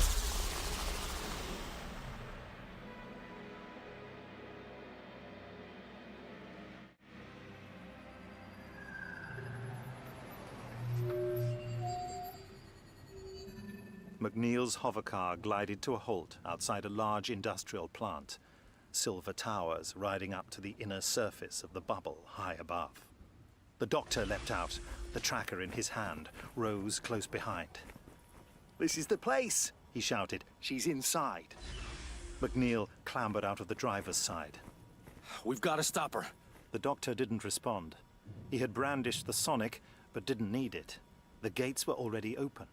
A figure sprawled behind them, its withered arms stretched forward. "Oh, Lillian, what have you done?" The doctor turned on him. "Your daughter no longer exists. Her mind is slave to a machine, trapped in a cycle of justice and punishment. Do you see this? Another corpse. It's draining the life force of its victims to stay alive. Do you get what you've done? Do you?" Rose stepped in front of McNeil. "Doctor, he gets it, okay?" The doctor threw down the tracker. "Don't need that anymore. Come on, Rose!" They sprinted away, McNeil starting after them. "Not you, Chief," the doctor said, coming to a halt, the message from the hollow sign echoing in his ears. McNeil must live, whatever he'd done. "This is as far as you go." But... No buts. Just listen for once. I can help. If there's anything of Lillian left in there. "There isn't," insisted the doctor. "You don't know that," cut in Rose. The doctor looked from one face to the other. "Humans. All right, let's go."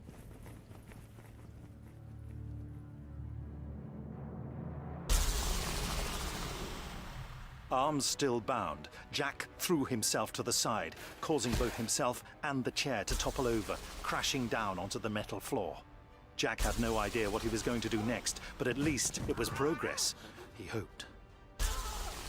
Another body hit the deck. Wolfsbane's men were being cut down. The crime lord himself was backed against the control panel in the far wall, Daisy cringing beside him. There was a flap of a cloak from above, and... The Whisper landed inches from Jack, but ignored him, stalking towards Wolfsbane. The gangster grabbed Daisy and pulled her in front of him, using her as a shield, gun outstretched. As it strode nearer, the vigilante raised its head to stare at its prey with dead eyes. "No!" Wolfsbane cried out, recognition flickering over his canine features as he looked upon the face of his attacker. Stay away from me! Stay away! Wolfsbane emptied his gun into the Whisper, who bucked under the assault but didn't drop. All the time, Daisy was struggling to free herself from the Wolfman's embrace, her face gripped in one of his huge paws. When Wolfsbane's gun clicked empty, she saw her chance and bit down hard. Daisy pushed herself out of Wolfsbane's clutches and ran, kicking off her high heels. She didn't get far. Not taking its eyes off Wolfsbane, the Whisper shot up a hand. Energy spat from its fingers, blasting into Daisy. The smoking body collapsed to the ground. Wolfsbane faced up to the creature. What's it gonna take? Money? I got money. I can give you the whole city. The Whisper whipped around, its hand finding Wolfsbane's throat, energy arcing over black gloves. Please, no. Wolfsbane gagged. The Whisper rasped. Justice will be served. Lillian! The Doctor shouted as he, Rose, and McNeil sprinted onto the gantry above. Jack's head snapped up. Rose, help Jack, the Doctor ordered. You took your time, Jack shouted as Rose clattered down the metal stairs and started working the knots on his restraints. Behind them, the Whisper's head had turned to glare at the Doctor and her father. This ends. It hissed. It still held a gagging Wolfsbane in its vice-like grip, its other hand hovering over a computer console. Energy sparked between its fingers and the screen. High above, the whine of the generators dropped. It was accessing the plant's central control. The Doctor raised a hand. Yes, Lillian, it does. Your dad thinks you're still in there. Are you? The Whisper regarded the Doctor with unseeing eyes. There will be justice for Wolfsbane, for you. The city is corrupt, Father said. I said a lot of things, Lily. I was wrong. The Doctor nodded. So was I. I said you were gone, but you're not. Your father made a mistake. Don't make another one. The Whisper paused, the energy licking the computer screen fading for a second as Lillian's milky eyes searched the Doctor's face. Now's your chance, Chief, the Doctor whispered. McNeil stepped forward. Lillian, do you remember asking me what Daddy did all day? I told you I put bad people away, kept the city safe. The Whisper's face twitched. But it's not just bad people, Lily. Good people make mistakes. I made a mistake. You came to me and I saw a chance to strike back at people like him. You and me against the world. But it wasn't right. Sweetheart, you remember me teaching you about doing the right thing? About justice? The Whisper cocked its head. Justice. Right thing. Wolfsbane will be punished. But not like this. Let him go, the Doctor said quietly, gesturing to the struggling Wolfsbane, who looked on the verge of passing out. Let everyone go, Lillian. Let them go. The Whisper hissed, its grip loosening ever so slightly. Enough for Wolfsbane to strike. No one had noticed him grabbing for the laser probe on the console until it was embedded in the Whisper's side. The gangster had got lucky, hitting a vital biomechanical system, and a spark of blue fire blazed from the wound.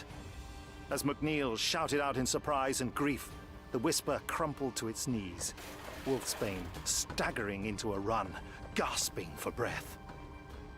McNeil fell beside his daughter's limp body, scooping her into his arms. The Doctor was beside him, sweeping his sonic screwdriver over the Whisper's chest.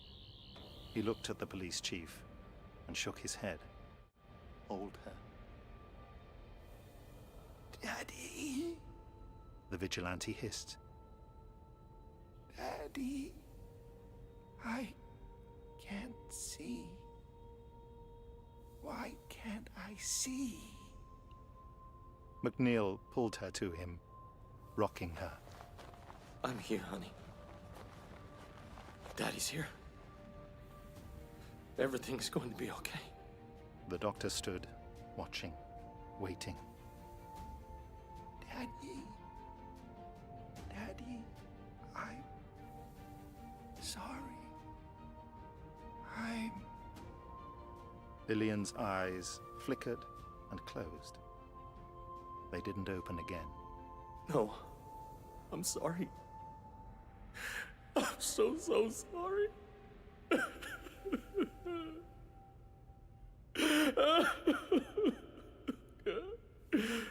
No.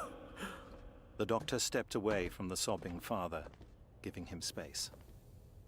No matter what McNeil had done, he deserved a moment to grieve. Needed a moment to grieve. The doctor understood that. He walked away to find Rose still struggling with Jack's knots. Haven't you done that yet? He asked, keeping his voice at a respectful volume. Rose was never a girl guide, Jack commented, still trying to pull his hands free. All right, Rose said. Mum thought it was a waste of time. The doctor just gave her a look and pulled at the ropes, which fell away. Rose rolled her eyes as Jack thanked him, going to stand before nearly toppling over. Rose stepped forward to catch him. Whatever they gave you, you've still got enough in your system to knock out a Jadoon. A what? Rose asked. Never mind, the doctor said, helping Jack stand.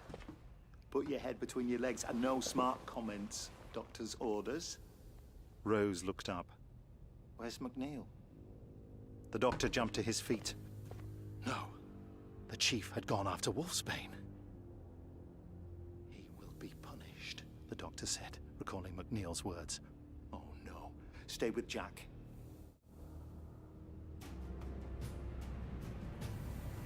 The doctor tore through the maze of walkways, muttering 3 words under his breath as he ran. McNeil must live. McNeil must live. He saw them as he scrambled around a giant silver gas tank. 2 figures on a gantry ahead, silhouetted against a curtain of steam. The doctor slowed, stepping forward gently. Wolfsbane was backed against a break in the railing, a safety chain keeping him from tumbling to the floor far below. McNeil stood before the crime boss, gun pointing straight at Wolfsbane's barrel chest. Enter the road, Wolfsbane. Turn around. The gangster raised his paws and smirked. Okay, you've had your fun. Do what you want. Arrest me. My lawyer will have me out in 10 minutes flat. Who says I want to arrest you? Turn around. Wolfsbane's furry face fell. No, wait a minute. Turn around. The chief shot forward, grabbing Wolfsbane's shoulder and shoving him around to face the yawning drop below. The gangster shouted out, grabbing for the handrail. McNeil responded with a sharp pistol whip to the back of Wolfsbane's neck. The Wolfman's knees buckled and he lurched against the lawman.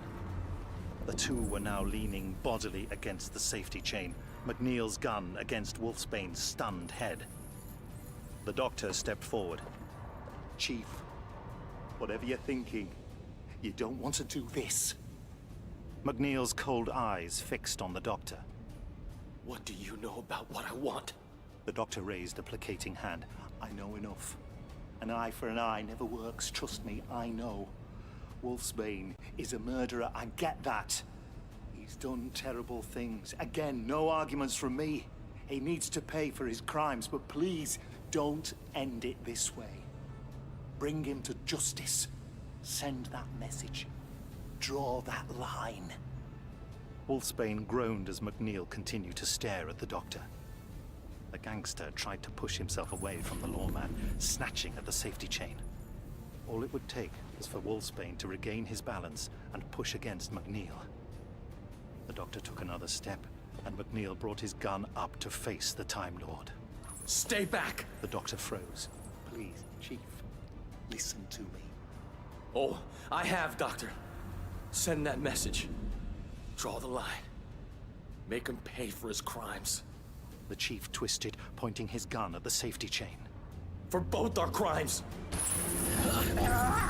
Wolfsbane roared in fear as the chain disappeared behind McNeil. He tried to pull himself away, but the chief's grip was too tight.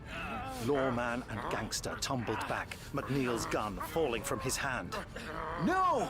the doctor cried, throwing himself forward, grabbing for McNeil. He scrambled across the gantry, his fingers finding McNeil's ankle. He grabbed hold and was yanked forward over the edge. He shot out his other hand, finding the cold metal of the rail. The three men jolted to a halt, Wolfsbane clutching at McNeil's arm, claws digging into the chief's flesh. Pull us up! He roared. I'll give you anything you want.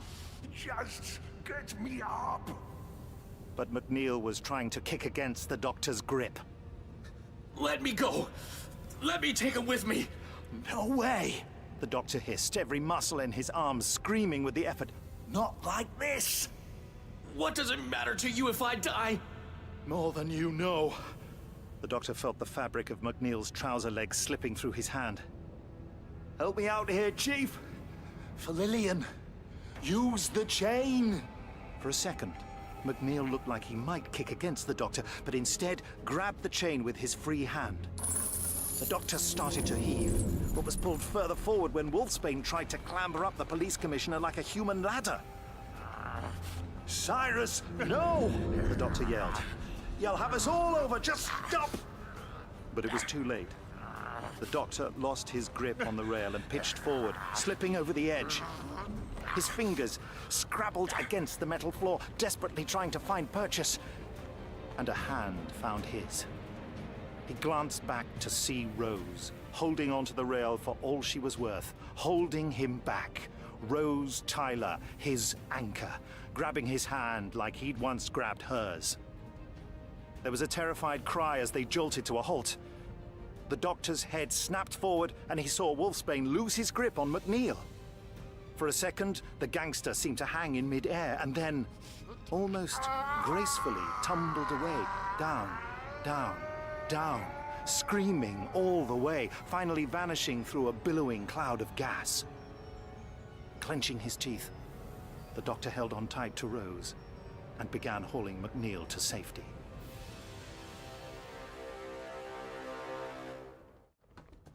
Thought you'd forgotten about me, Jack said woozily as the doctor, Rose, and McNeil arrived back at the platform. The doctor grinned. Sorry, we were just hanging out. Rose touched the doctor's arm, pointing him towards McNeil, who had wandered over to where his daughter still lay. You did the right thing, said the doctor, walking over to stand next to McNeil. Whatever happens now, always remember that in the end, you did the right thing. I did the right thing. A voice rang out across the factory. Nobody move! A squad of armed police clattered onto the platform. Rose and Jack raised their hands. McNeil turned to his men. Stand down, O'Hara. Everything's under control.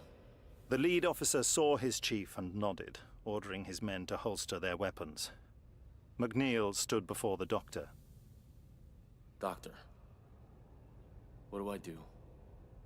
The doctor smiled sadly and shook his head. Not for me to say. It's up to you now, Chief. McNeil nodded. He held the doctor's gaze, then turned to face his officers and held out his hands. O'Hara, arrest me. The officer's face creased in confusion. Sir? You heard. Read me my rights and cuff me. On what charge, Chief? For colluding with the masked vigilante known as the Whisper, and as an accessory to murder. Justice must be served. O'Hara looked to the doctor for confirmation. The doctor shrugged. He's your boss. As O'Hara began to cuff McNeil, the doctor and the chief shared a look. No more words were necessary. So, are we done? Asked Jack, still slightly shaky on his feet. No more playing cops and reporters. And waitresses, added Rose, with more than a little warning in her voice. But the doctor was still watching McNeil being led away, a broken man. Behind them, more officers were gathering around the Whisper's body. The doctor smiled sadly. He'll make a brilliant mayor of New Vegas one day. Jack was confused. Mayor? I don't get it. How do you... The doctor smiled, cutting him off. Come on, these people have work to do, and I'm starving. How's about a good old-fashioned New Vegas breakfast? Above them, the first beams of an artificial morning were streaming over the city.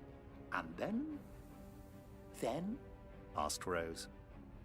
The doctor looked up into the sky, out beyond the protective dome that kept the city safe. There are worlds out there. So many worlds. He looked expectantly at his companions. What do you say, Rose? Said Jack. Want to visit a few? Rose locked eyes with the doctor. Trip of a lifetime? She asked. Trip of a lifetime. The doctor nodded, those sometimes hard features softening into that big, silly grin. Fantastic.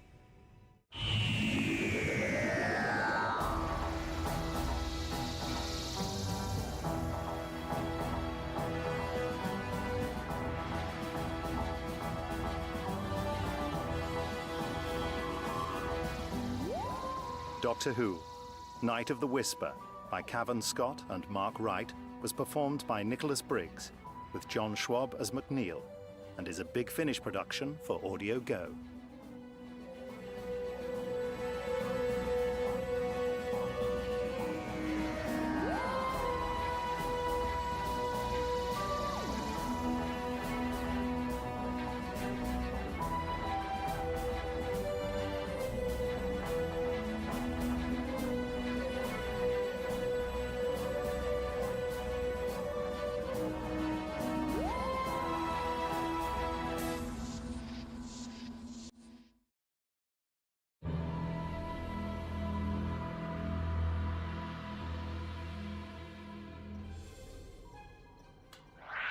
Mayday.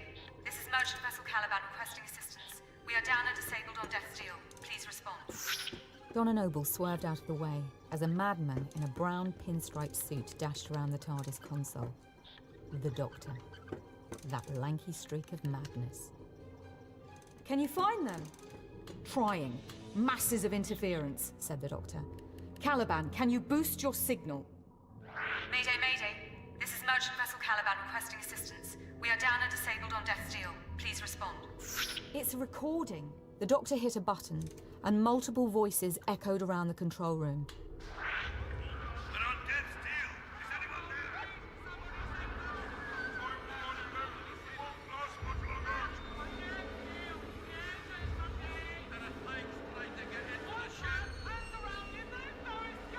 Help us. Death's Deal. It's hell alive. The Doctor released the button and silenced the cacophony. There's dozens of them. Hundreds, confirmed the Doctor. He hesitated. What are we waiting for? We have to go down there. Some of these signals are very old, Donna, but not all of them. And I'm guessing this planet's called Death's Deal for a reason. We'll just have to take our chances. The Doctor smiled. I was so hoping you'd say that. And he yanked the materialization lever. Death's Deal, here we come.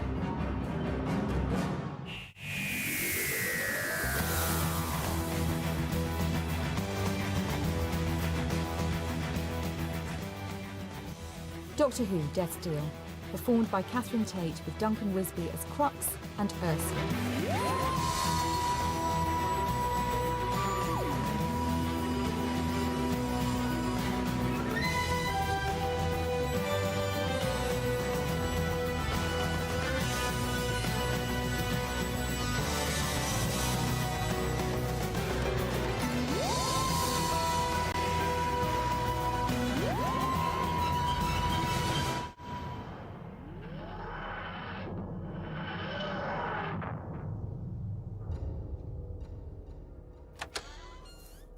They'd landed in a valley that was sand and shingle underfoot. Surrounding them were wind-carved mountains looking like a sunset of solid cloud. A thick grey sky hung above. It felt humid and smelt of damp. It's the middle of nowhere. The doctor patted the blue box. Why have you landed us here, eh? A large shadow swooped over them. The doctor and Donna looked up and saw a small spacecraft descending, its wingtip engines barely making a whisper as it touched down with gentle ease. See? We're not the only ones galloping to the rescue. Is it some sort of ambulance ship? The doctor shook his head. Transport freighter. Well, whoever they are, they can muck in and help. Donna began to approach the vessel. The freighter was old. Its hull had been patched up, perhaps many times, and its nameplate was part corroded. The attraction, it read. She could see figures moving around a forward cockpit, while at the rear a large ramp lowered to the surface.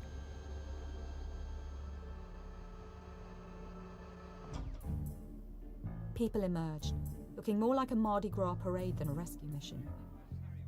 There was a mix of species and a variety of practical and impractical outfits.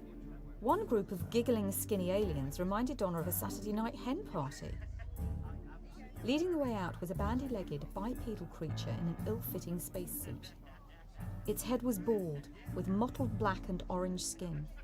Words spluttered from its amphibious mouth. This way, ladies and gentlemen and others. I'm Hickory Frims, your guide on Death's Deal. Please don't venture too far from the attraction. Remember, this is a strict 2-minute touchdown and we don't wait for stragglers. I was wrong. It's not a rescue ship, said the doctor. It's a tour boat. What? Holiday makers? But there are people out there who need help. Right, enough of this nonsense. Oi, you lot! What's going on? As Donna marched towards the odd crowd, the tourists reacted with shock. A tall woman, wearing an ornate feathered headdress, looked aghast. Who are you? This is supposed to be a private tour. Put a sock in it, Pocahontas. We're here to help people in trouble. The woman bristled. How dare you? I'm Mistress Colleen of the Orkite Guild and... Whatever! Didn't you hear the distress calls? The doctor held out the sonic screwdriver and turned on the spot. 693 signals, to be precise, he said. None of them are alive, scoffed Frims, the amphibious tour leader. How do you know? Frims looked at Donna as if talking to a fool. Because this is Death's Deal. Funny name, isn't it? Said the doctor. What exactly is the deal? The deal is you die quickly. Crash here and nobody rescues you. You don't live long enough. This is the deadliest planet in the galaxy. Frims nodded towards the TARDIS. I suggest you leave in your capsule as soon as possible. Donna noticed that she had to keep shifting her feet to stay balanced on the uneven shingle. Even so, there didn't appear to be any immediate danger. She saw that Mistress Colleen had moved away and was probing the ground with a small handheld device. How come you're happy to set down? Asked the Doctor of Frims. I know it's the 49th century and everyone's off exploring the great unknown, but you don't look like the adventurous type. No offence. Frims tried to muster some dignity. Some thrill seekers will pay a small fortune to boast that they've walked on this planet. Plus, I know all the relatively safe spots. Safe from what, exactly? There's life all over this planet. It's teeming. Trust me, sir, said Frims. You don't want to meet any of it. Donna watched Colleen remove the probe from the ground and point it skyward, but was distracted by having to shift her footing again. The shingle continued to move beneath her, and now Donna was aware of a vibration. The ground was shaking, causing everyone to check their balance. Concern blossomed on Frims' face. The amphibian turned to his passengers and screamed, "Get back to the ship!" Immediately, the doctor grabbed Donna's hand and hauled her towards the TARDIS. The blue box was only a few strides away when the ground exploded, sending sand and grit flying through the air.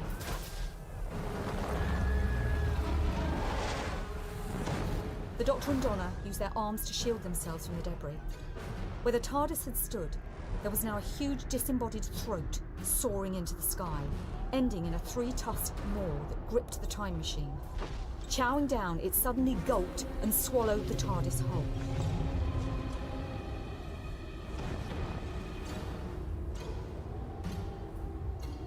The terrified tourists screamed in panic. The attraction was already airborne and passengers clung to the rapidly closing ramp as the craft ascended. Some were stranded on the ground, including Frims, who bellowed and shook his fists at the pilot's cockpit. Come back, you fickle jelly spawn! The monstrous throat writhed as it scaled to more than 200 feet. Then its maw split open and stretched into a fan of spiked fronds, fully exposing the three tusks. Rearing back like a cobra, it struck out at the attraction, piercing the ship's hull. Donna saw a shower of sparks light up the cockpit and transform the ship into a fireball.